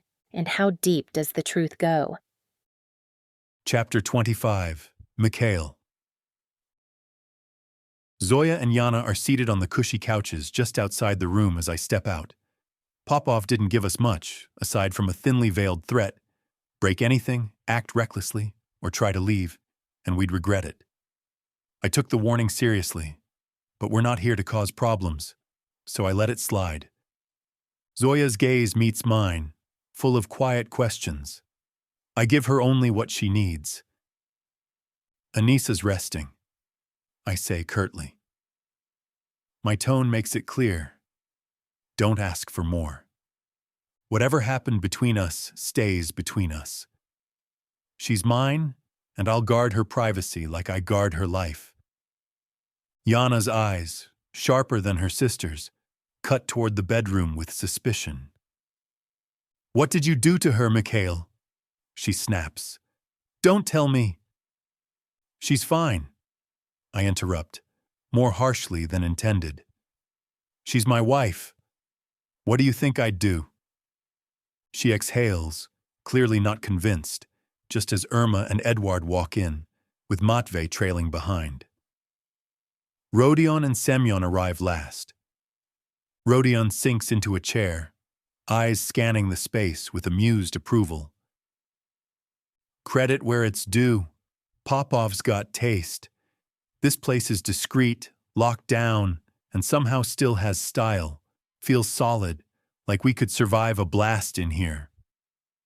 Let's not try it, I mutter. His eyes drift to a shelf lined with premium liquor. I see the way his fingers twitch, itching for something to dull the edge. This stash? Impressive.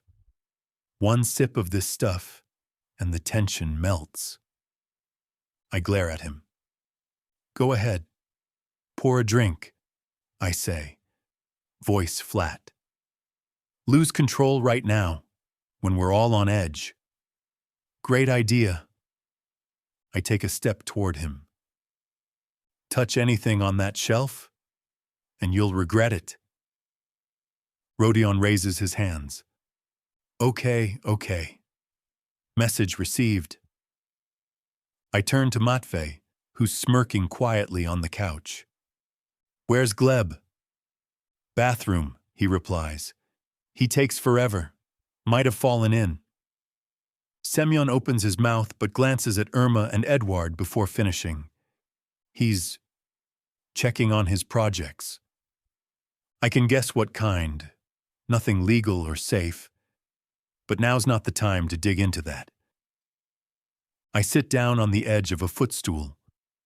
We need to go over a few things. I want to make sure everyone's settled. We're fine, Edward replies. Irma, meanwhile, looks like someone just fed her poison. Are you finally going to tell us why we're here? She asks. You all know I trust the Popovs. What I've been told lines up. Bottom line, we're at risk. I give them a rundown, as much as I can. Polina Romanova? Zoya says, wide-eyed. You're sure? I nod. She glances toward the bedroom. And she is... I don't know, I admit. The words sting, and her flinch makes me feel worse. I need more proof before I can say for sure. But right now, it looks like the Romanovs, and maybe the cartel, might see us as a threat or a target. How long are we stuck here? Irma snaps. Until I know it's safe to leave. Edward shifts back in his seat and drapes an arm over Irma's shoulders. She immediately shrugs him off, but he pretends not to notice. This place is set up for a long-term stay, Mikhail. I know. That's reassuring. We've got secure internet access, and we can all keep working if needed. But I'm not expecting to stay more than a few days. Days? Irma shoots up from her seat. I can't stay here for days. I've got appointments and obligations. Sit down, Irma. Edward sighs. She spins to face him, mascara-heavy eyes narrowed and lips drawn in a dramatic pout. It's cramped. The air circulation is awful. The water's probably hard. My hair will be a disaster, and I can't sleep on those stiff mattresses. The beds are fine, I grind out. You can worry about your spa calendar once we're safe. She scowls at me, then turns to her husband. Why do I have to take orders from him? He's still a kid. I hold her stare. I stopped being a kid a long time ago, and you'll listen because I'm the Pakhan of this family. Test me, Irma, and I'll remind you what that means. Her eyes widen. You wouldn't dare. Sit down, Edward snaps. Matvey shakes his head in disapproval. He's the one in charge, and he's right. Irma glares at all of us before huffing and sinking back into the sofa like a child who didn't get her way. They better have decent food, she grumbles. They do, Zoya chimes in, cheerful as always. I went through the kitchen, fully stocked. We've got more than enough to cook for everyone, even fresh meat and fish. Thank you, I say, giving her a nod. You won't be doing all the cooking. Groans ripple around the room, but I don't care. It won't kill anyone to scramble some eggs. Seriously, Mikhail, Yana adds. This place is better than I expected. It's nice. I catch the pain behind her polite tone. She had to leave her husband behind. I squeeze her hand. We won't be here longer than necessary. I promise. Semyon adds, could be worse. Might steal a few design ideas. Already taking notes, I reply. Rodion chuckles. Yeah, I kinda like it.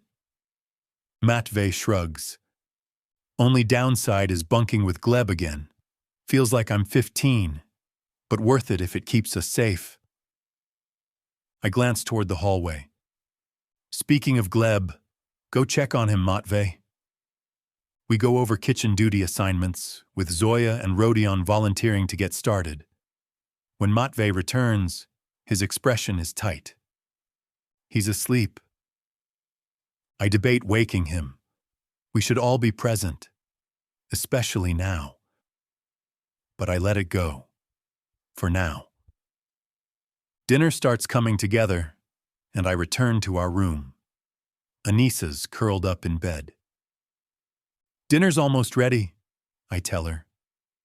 She doesn't turn to face me. Not hungry, she mutters, voice sulky. I sit down beside her. You need to eat. Already ate, she replies, laced with innuendo. I run my hand across her back. Even as I try to focus, my brain races ahead. The uncertainty hanging over us is maddening. I keep rubbing slow circles on her back. It calms both of us. I update her on the meeting. Mikhail? Yeah? What did Gleb say? She rolls over to face me. About what? What you shared tonight. He wasn't there, I tell her. She bolts upright, gripping the covers. Where is he? Relax. He was asleep. Why? Without a word, she shows me a photo on her phone. This is from a few years ago. I stare. It's her. Polina Romanova. Front and center in a family photo. Do you recognize him? She asks. Who? I scan the group. Then I see it. A smaller figure in the corner. I squint. My heart drops. That looks like Gleb. Hard to say for sure. The photo's old, quality's awful. But if it's him, why was he there? I don't know, she says. I don't remember seeing him at events, but we hosted lots of them. Can you ask him? Maybe your uncle too? I will. I promise. Did you find something else to wear? She nods toward the dresser. I did. She crosses her arms and gives me a pointed look. So, are you getting dressed and joining us? I said I'm not coming. I take a breath, then step forward. You are. This isn't up for discussion. She straightens, challenges me with her eyes. Number I'm not. I lean in closer, lowering my voice. You have two choices. Get dressed and walk out with me, or I carry you. She holds her ground, but I see her hesitate. You can't just... I can, I say quietly, brushing my hand along her arm. You're part of this family now. You don't sit out. She opens her mouth to argue, and I cut her off. If you refuse, I'll put you over my knee, and you won't enjoy it. Or you can walk beside me, and we'll face this together. Her eyes lock with mine. After a long pause, she exhales hard. You're a beast. You know that? Only when I have to be. Fine, she mutters, walking to the dresser. I can't force her to love me, but I'll do everything in my power to keep her safe, even if it means being the villain she needs. You're staying with me when I speak to my uncle and cousin, I say. And she doesn't argue. Chapter 26. Anissa. Dinner is tense. After I showed Mikhail the photo, I braced myself for questions, for confrontation, for something, but all I got in return was silence, confusion, the look in his eyes when he saw me standing beside my brothers. It felt like something inside him broke, like I betrayed him, and I hated that look, hated how it made me feel like I was crumbling from the inside out. Still, we kept up appearances. For the sake of everyone else, we played nice. Smiles, small talk, pretending everything was normal. This looks amazing, I say to Zoya. Believe it or not, Rodion made the rice, she replies, sounding just as surprised as I am. Hey, Rodion says, grinning. I know how to cook. We exchange a look behind his back. Grandfather declares it the best food he's ever had while locked in somewhere, and while everyone chuckles, I'm not sure if he's joking, but beneath the laughter, everything feels off. Is Gleb still asleep? Mikhail asks. He hasn't said anything about the photo or my family. I suspect he's waiting until after we eat, which, for once, I'm okay with, because whatever's coming next, it's not going to be good. Honestly, a part of me doesn't want the truth, and that terrifies me. Conversations continue around us, but the distance between Mikhail and me is suffocating. I feel the weight of his presence without ever really feeling him. We're in the same room, but it's like we're on opposite sides of a wall. Zoya glances between us, her brow creasing. She senses it. Rodion, however, doesn't bother with subtlety. All right, what's going on? He says, eyes darting between us. You two are off. Spill. Oh, no. I grip my fork tighter, focusing on keeping my expression calm. If he keeps pushing, I might crack and admit how far out of my depth I really am. Drop it, Rodion, I say sharply. Of course he doesn't. Come on, something's definitely wrong. You two look like parents pretending not to fight in front of the kids. Seriously? I'm seconds away from snapping, but Mikhail gets there first. He leans forward, his voice low and quiet. She said drop it. His tone silences the entire room. No shouting, just a quiet command sharp enough to draw blood. Rodion raises his hands. All right. Sorry, brother. Thank God for once that Mikhail's the one in charge. The tension eases slightly and conversations pick up again. As we're clearing the table, Mikhail and Semyon start loading the dishwasher. Where's Gleb? Mikhail asks. We need to talk. Edward stiffens slightly at the question. My stomach twists. This might finally be the moment we get answers, or the moment everything goes up in flames. I'll get him, Matvey says, rising from the table. He walks to Gleb's room and knocks loudly. Get up, we need you. No response. Mikhail doesn't flinch as he continues loading plates. Matvey knocks again.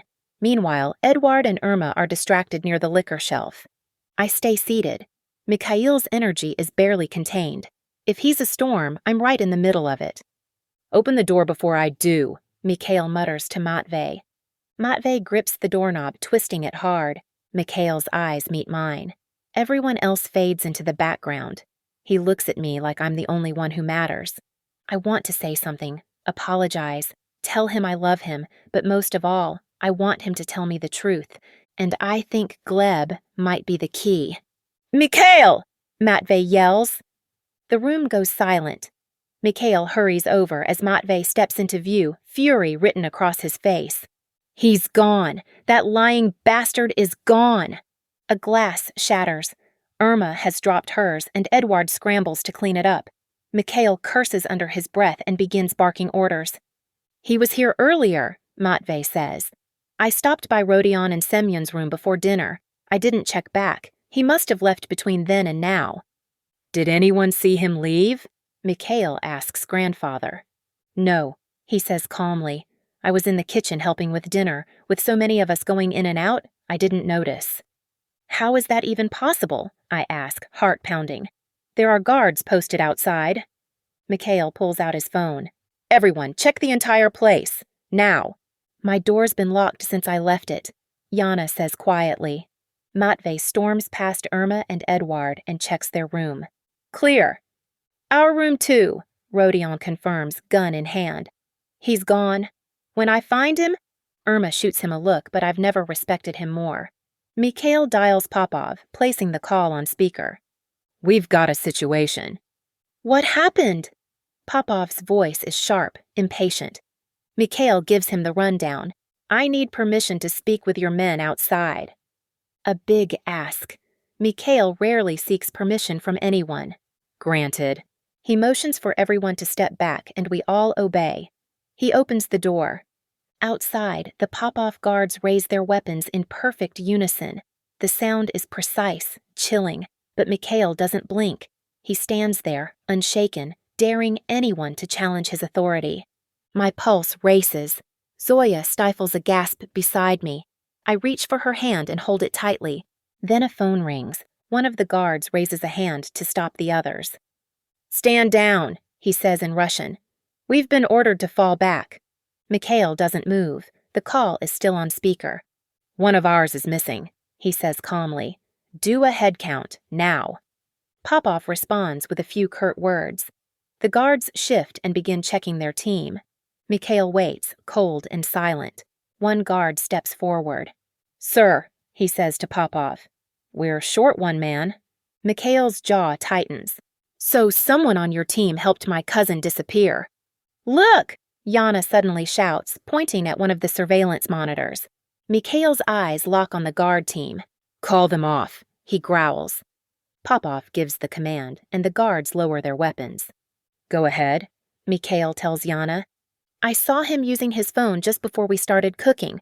The footage doesn't show how he escaped, but I was able to zoom in on his screen." Mikhail steps up beside her, scanning the image. He mutters something under his breath, low and angry. "He betrayed us." Chapter 27. Anissa. "No!" Irma snaps, shaking her head. "This is impossible! He wouldn't do that!" She thrusts a trembling finger at Mikhail like it's a weapon. "You're the one who dragged us into this mess. You and your precious wife. Don't you dare point fingers at my son." My chest burns with rage. Who does she think she is, accusing him like that? My jaw tightens, fists balled at my sides. Nobody disrespects my husband while I'm breathing. Everyone in this room knows what Gleb's disappearance means. It's more than betrayal. It's a death sentence.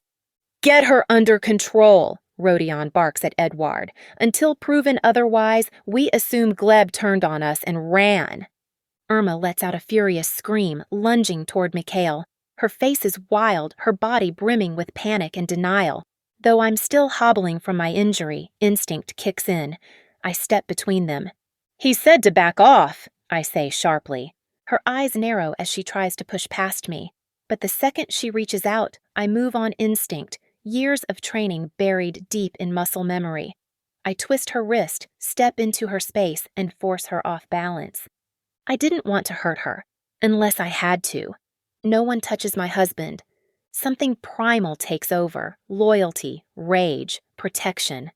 Irma staggers back, eyes wide. Enough, I warn, voice low.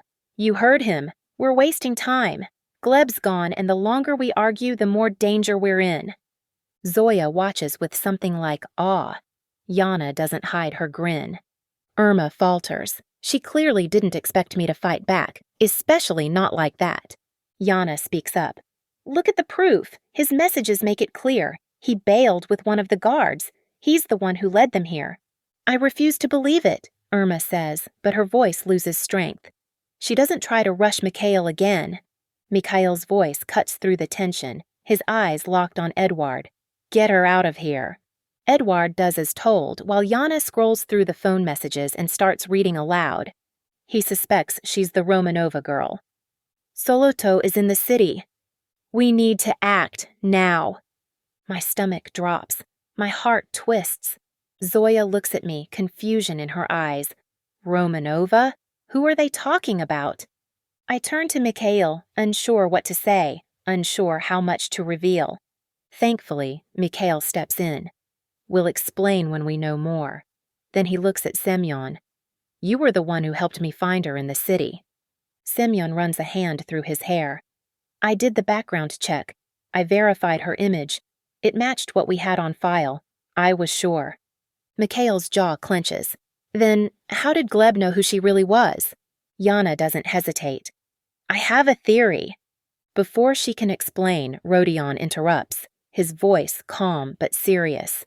If Gleb and the guard helped Soloto and know where we are, we can't stay here. Mikhail curses under his breath. Semyon nods. It might be too late. If they've made it to the city, it's a matter of time. We either defend ourselves or we're cornered. No, Mikhail replies. Leaving isn't any safer. We arm ourselves, and we plan. Grandfather clears his throat, tablet in hand. Popov left us details, escape routes, secure rooms, contingency plans. I reviewed them earlier. He swivels the tablet to face Mikhail and points to the map. 2 viable exits. We can either draw them toward the main door or slip out through a side tunnel. The rooms are airtight. Anyone inside with doors sealed will be protected from smoke, bullets, even gas. Mikhail absorbs every word. I see it in his posture, the shift from husband to leader. He nods and speaks with clear purpose.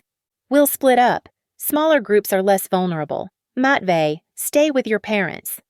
Matvey doesn't look happy but nods in understanding. Grandfather, you too. We'll come back for you. The old man nods and hands the tablet over.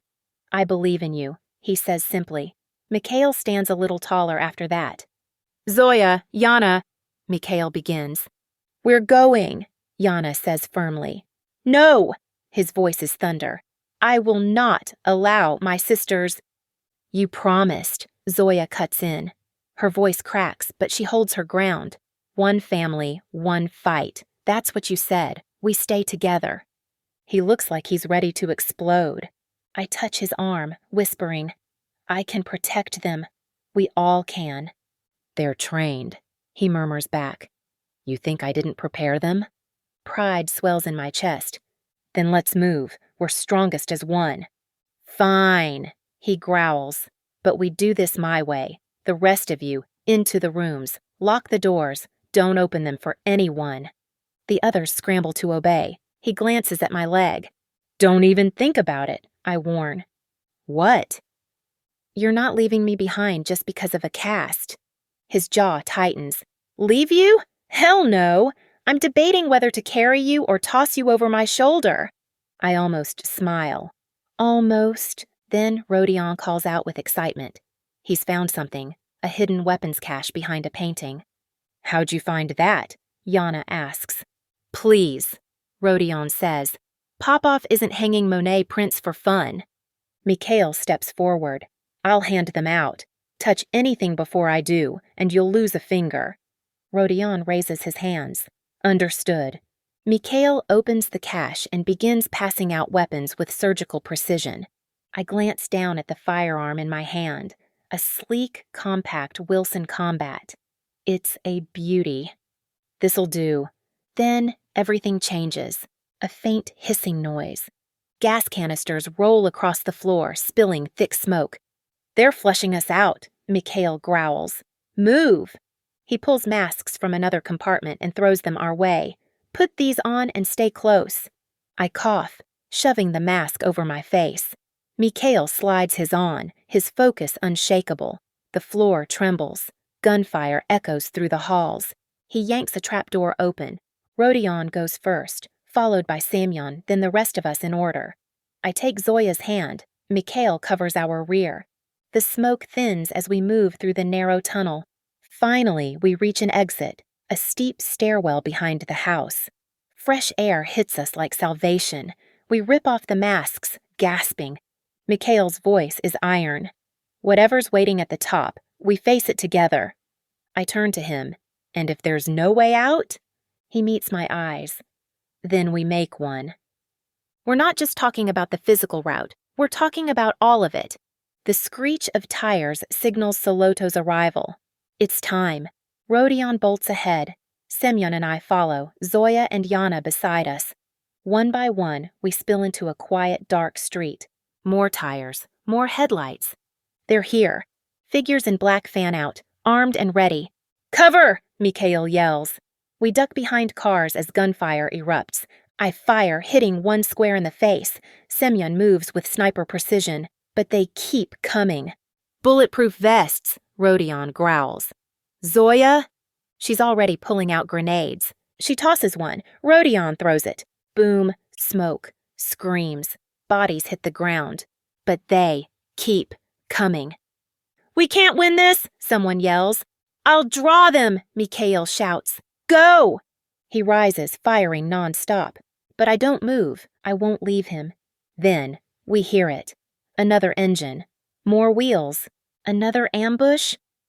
A reinforced vehicle screeches to a halt. Doors fly open. My heart stutters. They're here. Whoever they are, salvation has arrived.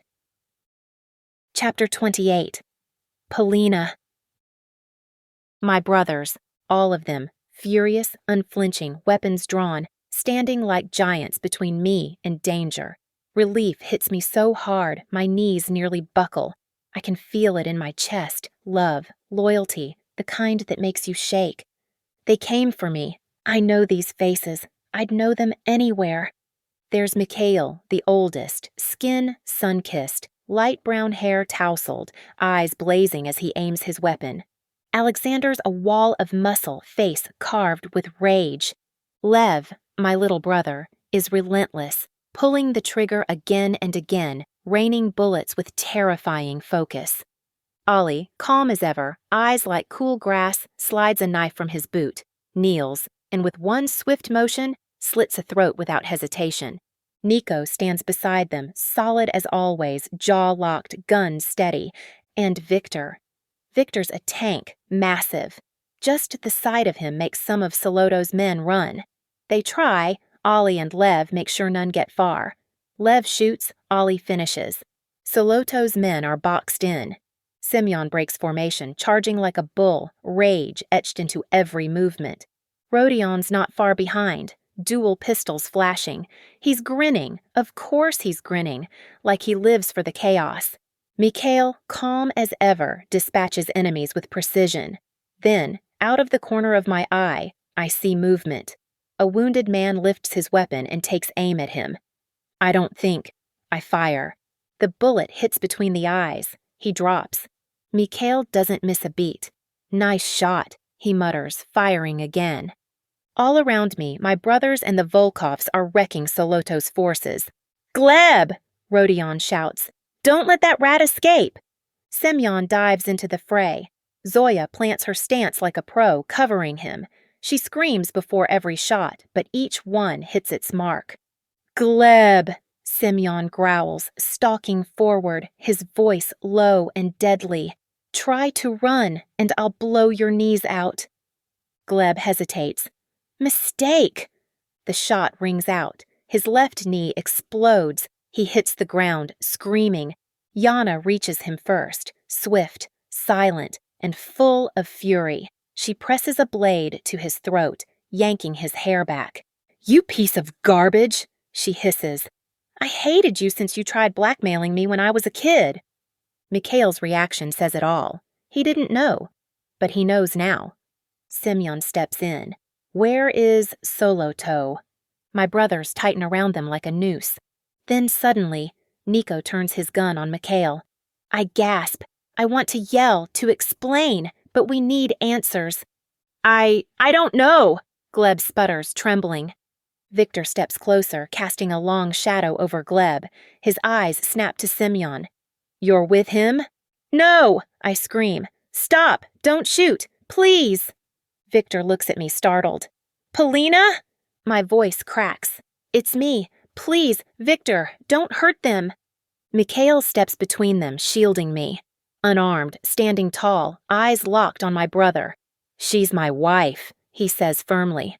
Lower the weapon. He's not as big as Victor. Doesn't matter. He doesn't flinch. Mikhail, I cry. That's my brother. Victor, don't. Mikhail's eyes widen. Behind me, Mikhail lets out a shocked curse. Your wife? Mikhail repeats. Victor growls, still glaring at Semyon. Then interrogate him. Or I will. Gleb curls up on the ground, sobbing. I don't know where Soloto is. He's gone, but I can find out. Mikhail raises his hands in a rare sign of diplomacy. Victor gives a small nod. Now it begins. Mikhail steps closer to Gleb, voice flat, eyes cold. The room feels different, heavy, sharp. This is a side of Mikhail I've only glimpsed. Now I see the full picture, ruthless, commanding, completely in control. He radiates danger. You're going to tell us everything, he says, his tone like a warning shot. One of Popov's men helped you. You've been feeding Soloto. Gleb stammers. You lied. To all of us, Mikhail says coldly. You broke our trust. The calmness is the most terrifying part. My stomach twists. I'm watching the man I love become someone terrifying to protect us. The truth, Mikhail says. Gleb chokes on his words. The truth? Mikhail's voice cuts like steel. Say it, in front of them. Tell her brothers everything. How you brought Anissa into this. How you used us. Yana tightens her grip. I hold my breath. Zoya squeezes my hand. Mikhail faces my brothers without fear. I want the full story, he says. He's mine. I don't feel bad for Gleb, not even a little. I was working with Soloto. Gleb finally admits, terrified. Surrounded by killers and caught in the act, there's no escape now. I saw a picture of Anissa. It reminded me of someone. Yana shakes him like a rag doll. You had access to those files before Mikhail even proposed. I did. She looked so much like Polina. I had to dig, and I realized she might be her twin. Mikhail and Mikhail exchange a look. Mikhail speaks up. We were all adopted, he says quietly.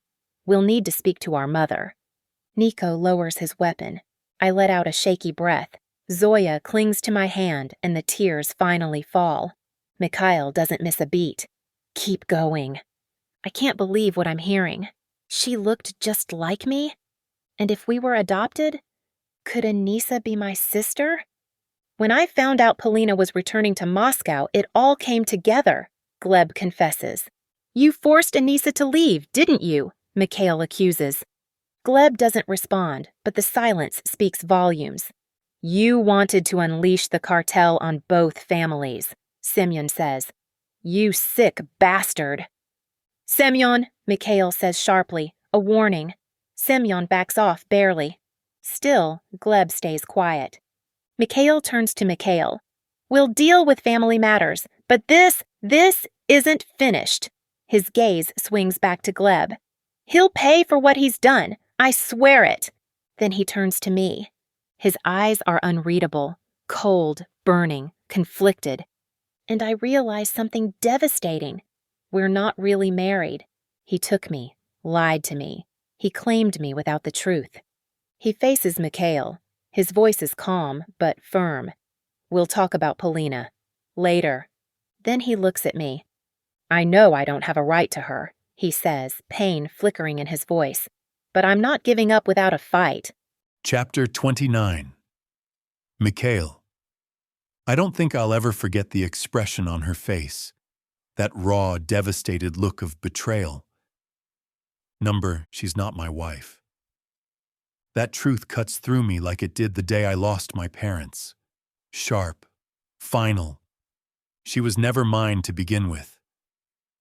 But I loved her, truly. And now, I have no rightful claim to her at all. The Romanovs could kill me, and maybe a part of me wouldn't resist. But I said what I meant. I will fight for her. My phone rings. It's Popov. I glance at Mikhail. He gives a single, firm nod. I don't usually ask permission from anyone, but this time, it feels right. If someone had taken one of my sisters, I'd be reacting the same way. Go ahead, I answer. We have eyes on Soloto's people, Popov reports. I brief him quickly before one of Polina's brothers jumps in. Popov, this is Nico Romanov. We met 6 months ago. Your uncle knows my wife.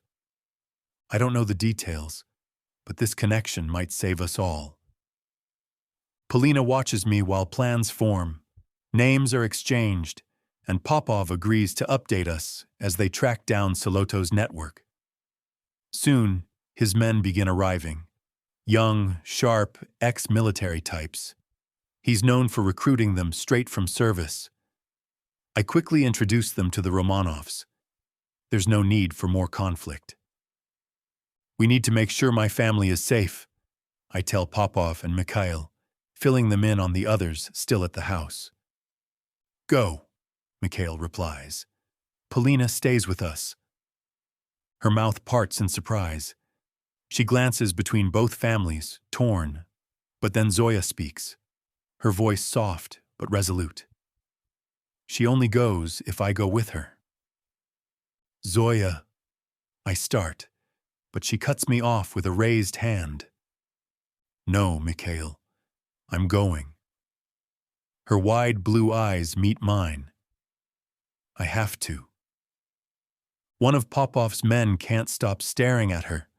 She notices and flushes crimson. I shoot him a warning glare. He quickly looks away. When did she stop being a little girl? I want to pull her into my arms and keep her safe, and yell at her for putting herself in danger. Polina lifts her chin. I agree. Christ. Add me too, Yana says, pushing to her feet. I don't know if any of you noticed, but women are a rare breed in this family. She rolls her eyes. We stick together.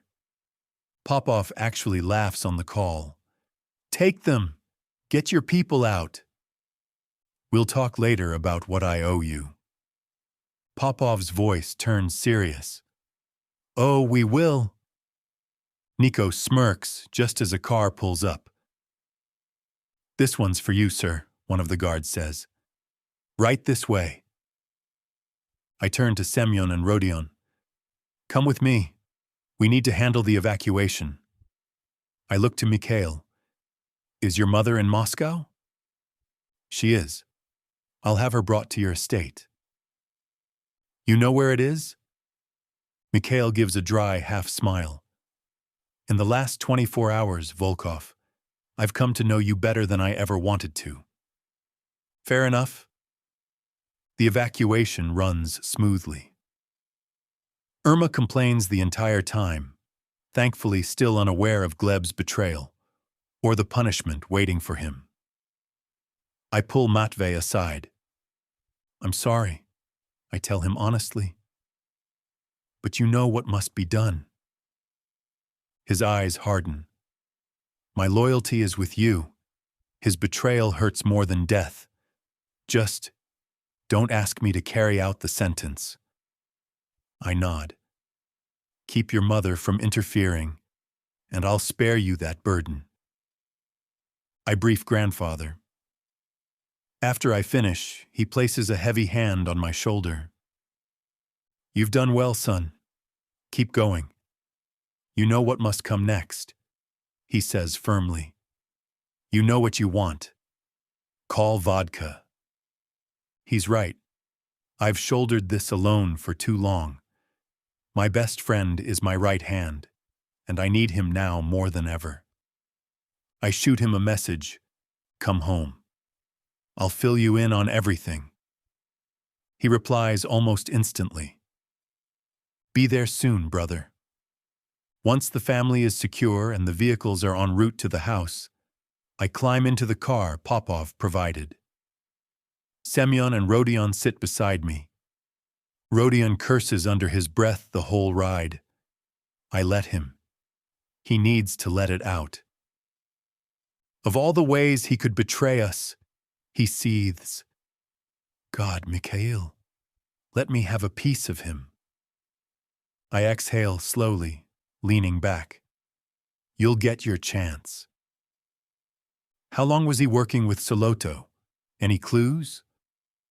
I shake my head. Not yet. I should be focused on Gleb, planning his execution, ensuring the rest of our men know betrayal ends only one way. But all I can think about is Polina. She was never truly mine, but I love her. And I meant it when I said I'd fight, even if it means going to war with her brothers. This has never just been about control. She doesn't know, I murmur, glancing at Semyon, that I faked the marriage. You told her a lie, yes, he says, but only that one. You thought she was someone else, someone dangerous. You did what any leader would have done. I nod slowly. I believed it then. Will she understand now? I'd have done the same, Rodion adds. Taken her, claimed her, taught her who's boss, probably tied her to the bed. Stop talking, I growl. He smirks but obeys. He still means it, though. Good. He's been raised right. Semyon leans forward. What's the plan now? I sit up straighter as we near the house. Be honest, transparent. Work with the Romanovs if we can. If not, I fight. Either way, I'm not letting her go. Semyon nods sharply. You better not. Rodion checks his holster. We've got your back. Just then, another car pulls up outside the house. An elegant woman steps out, her silver hair pulled into a bun, dressed simply but with poise. Fitted jeans and a soft pink sweater. She's familiar. The first time I saw Polina, I saw her. I step forward and extend my hand. Mikhail Volkov. Welcome, Mrs. Romanova. She grips my hand firmly. Ekaterina Romanova. She sighs, her expression softening with sadness. I believe I owe you all an explanation. Chapter 30. Polina. Little Zoya tries to ease the thick tension in the room. Would you like some tea and snacks? She asks Mikhail, who reluctantly nods. She disappears into the kitchen, playing hostess like it's second nature. Mikhail is juggling damage control, and I know it. But between the shock, confusion, and the weight of my own emotions, I don't even know where to begin. I glance around as he makes calls and barks out orders, while my brother's cars roll up one by one. It'll be all right, Grandfather murmurs from an armchair, gripping the top of his cane. Stay strong. I nod. I have to. As soon as my brothers enter, instinct takes over. I rush into their arms. For the first time in a long while, I feel like a little girl again, surrounded by love, safety, and familiarity. These men are my blood. How do I choose between the family that raised me and the one I've grown to love? Mikhail opens his arms, and I practically leap into his hug. My big brother. We used to clash constantly, but now, in his arms, I feel whole again. We were terrified, he whispers. I felt responsible, letting you come here and then losing you. I can't tell you what it means to see you safe. He pulls back to look me in the eye. You'll tell us everything, yeah? About how he treated you? I nod. I will, and I've missed you all so much. Lev hugs me next, then Ollie, and in seconds we're all a teary, emotional mess. Victor joins, towering over us, arms wrapping us all in a protective cocoon. Everyone talks at once. I couldn't remember you, I admit, dabbing at my eyes. They said I'd recall things, but we searched everywhere. We were lost without you. Are you really okay? Mikhail asks, now holding me at arm's length, his voice low and serious. Did he hurt you? How do I answer that? Did Mikhail restrain me, claim me, and lie about our marriage? Yes. Did he control me, punish me, break down my defenses? Yes. But did he also love me with brutal honesty, show unwavering devotion, risk everything for me? Yes. So I offer Mikhail a shaky smile. He did, but not in ways I couldn't survive. Then I hit him where he can't argue. And not in ways you haven't done yourselves. Mikhail, who once chained his own wife to him as punishment. Alexander, who married out of obligation and fell in love despite the odds. Every one of them has walked a complicated road to love. Then my mother walks in. She pauses when she sees me, eyes wide, then rushes over. Her hug is the kind of comfort I didn't know I still needed. Mom. I melt into her arms. Her presence feels like home. I'm sorry, she whispers. This is partly my fault. I hope you'll forgive me. I wipe my eyes. There's a lot of forgiveness to go around. But how is any of this her fault? The air is tight with tension, but for the first time, we're close to the full truth. Zoya walks in with a tray. Let's sit, she says gently. It's easier to talk when we're not standing. She's right. She always is. Mikhail takes the tray from her and sets it on the table. Semyon, grab the vodka. Not everyone here's sticking with tea. You're wise beyond your years, Grandfather says to Zoya, his eyes twinkling. Yana clears her throat, eyes locked on Mikhail. Where's Gleb? In custody, he replies. Yana nods, then turns to my mother. There aren't many women in either of these families. We need to have each other's backs. Allow me to make introductions. But I'm not listening. My eyes are on Mikhail as he paces behind the sofa. His friend, Vodka, has arrived and now watches with quiet intensity. Before we begin, my mother says, gently setting down her cup.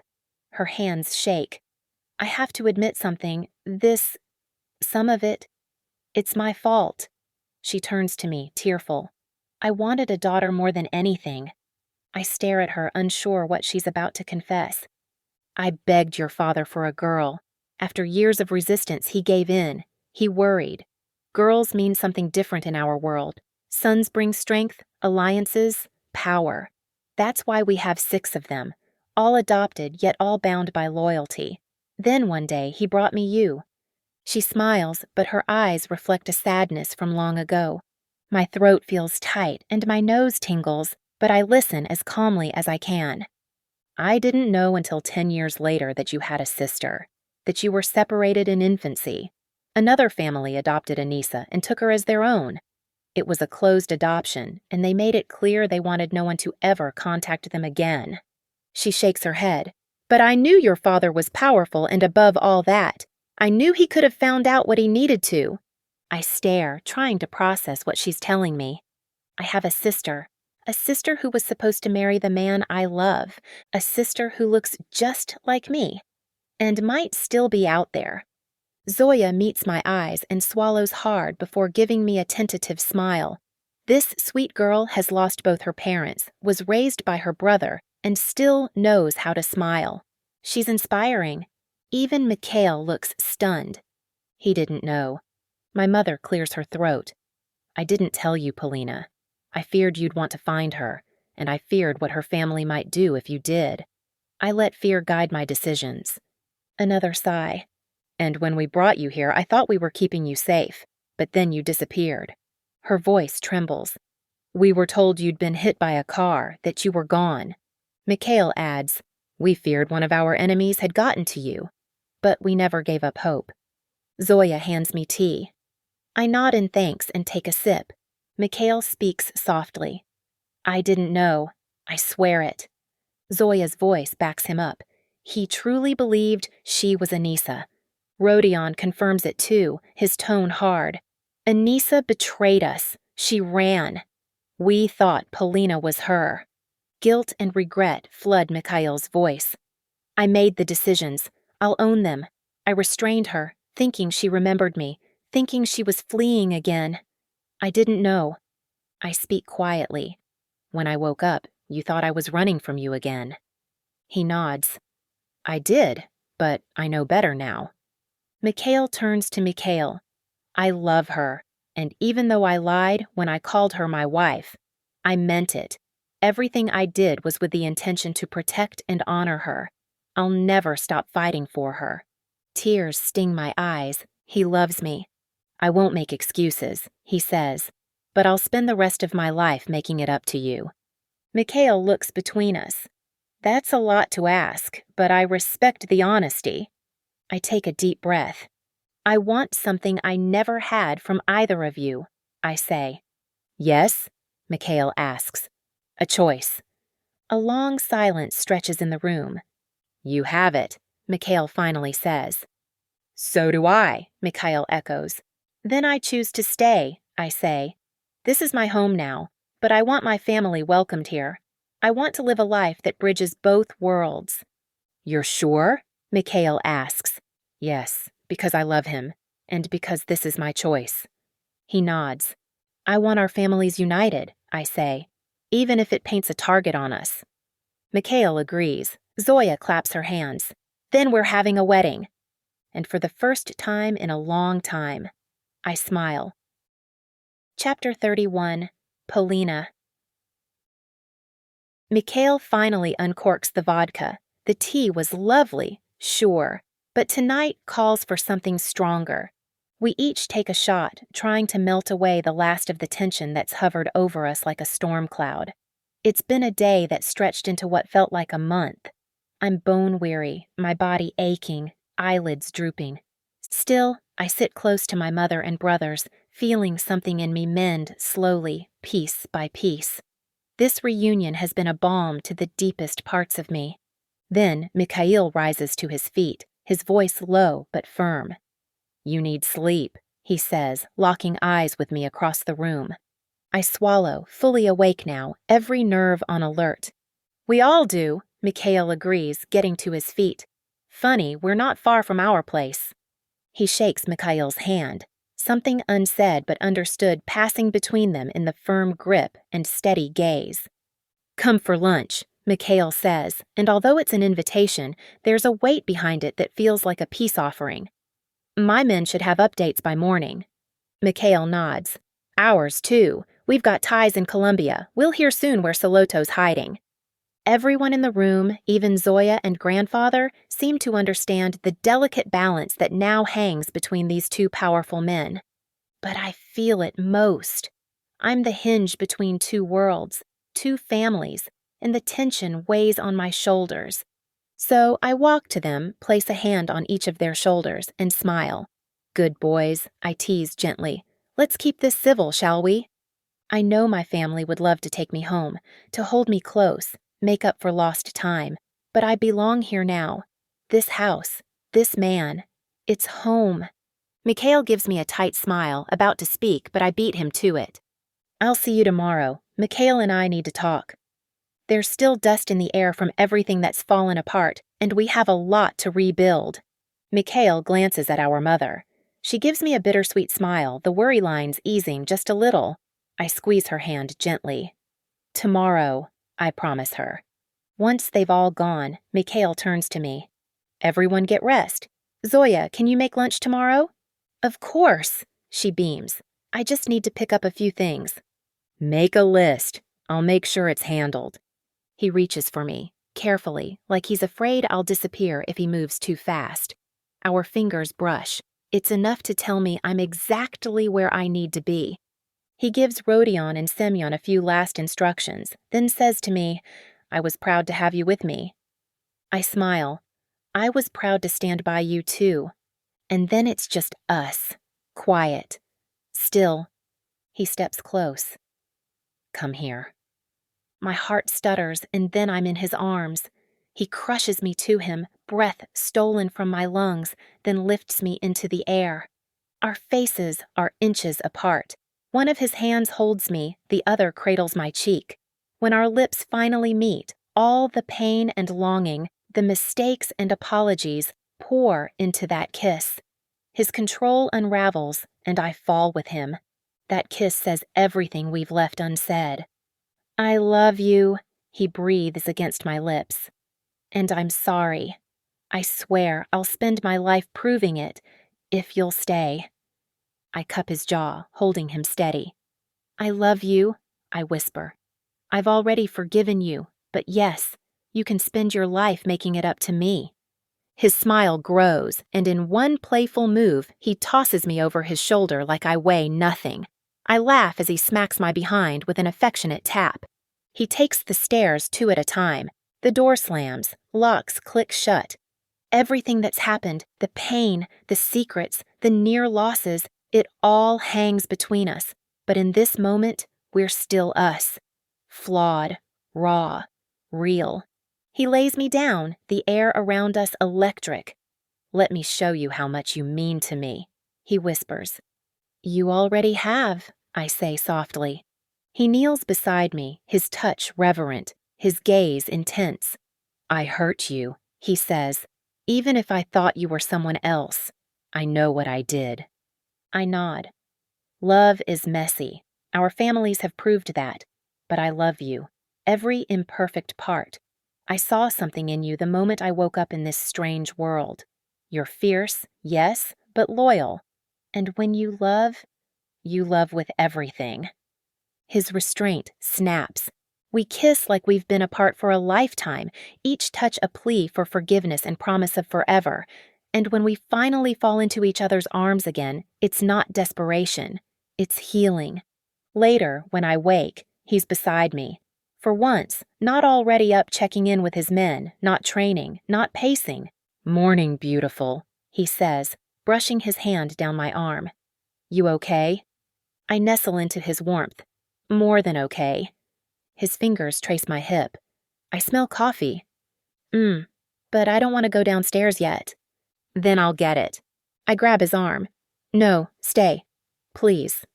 His phone buzzes. He checks it quickly. Zoya brought us coffee and breakfast. She's a damn angel. She deserves a pony, I mutter. A pony? Or a sports car, something. She's been through so much, and she still manages to think about everyone else. He kisses me.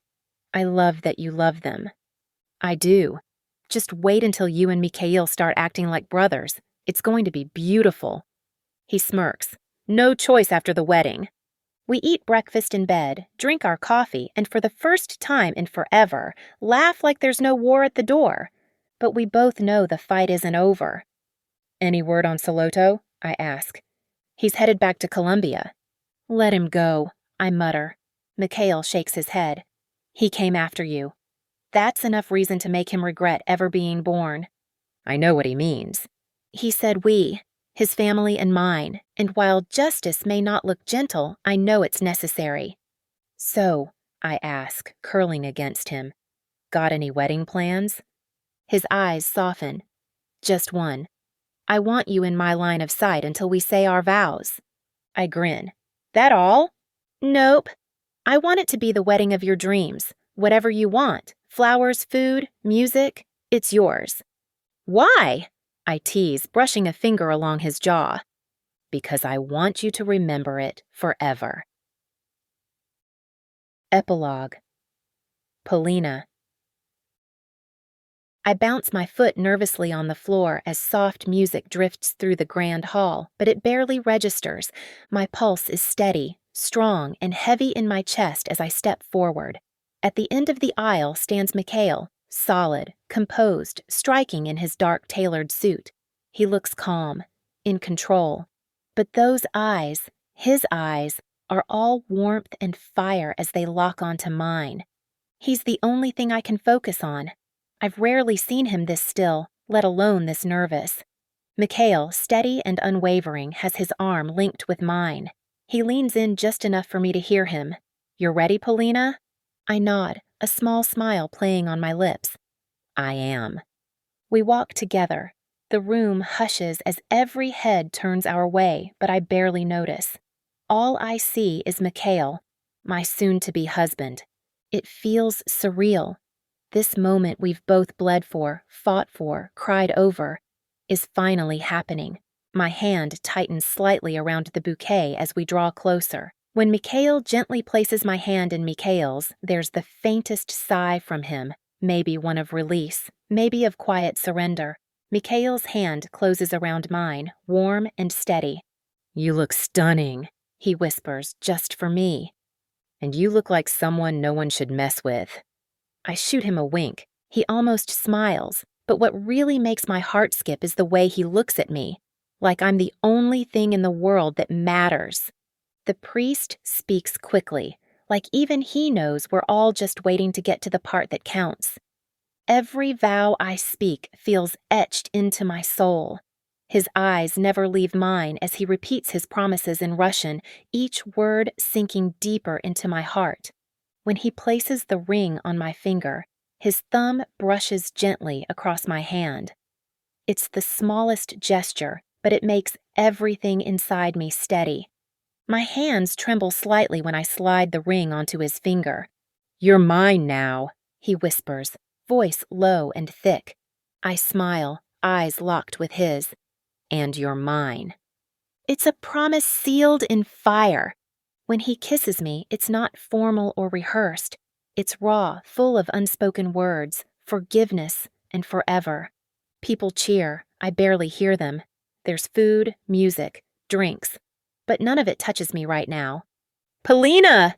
Zoya's voice rings out as she dashes over, nearly taking out a server in her rush. She throws her arms around me, all energy and happiness.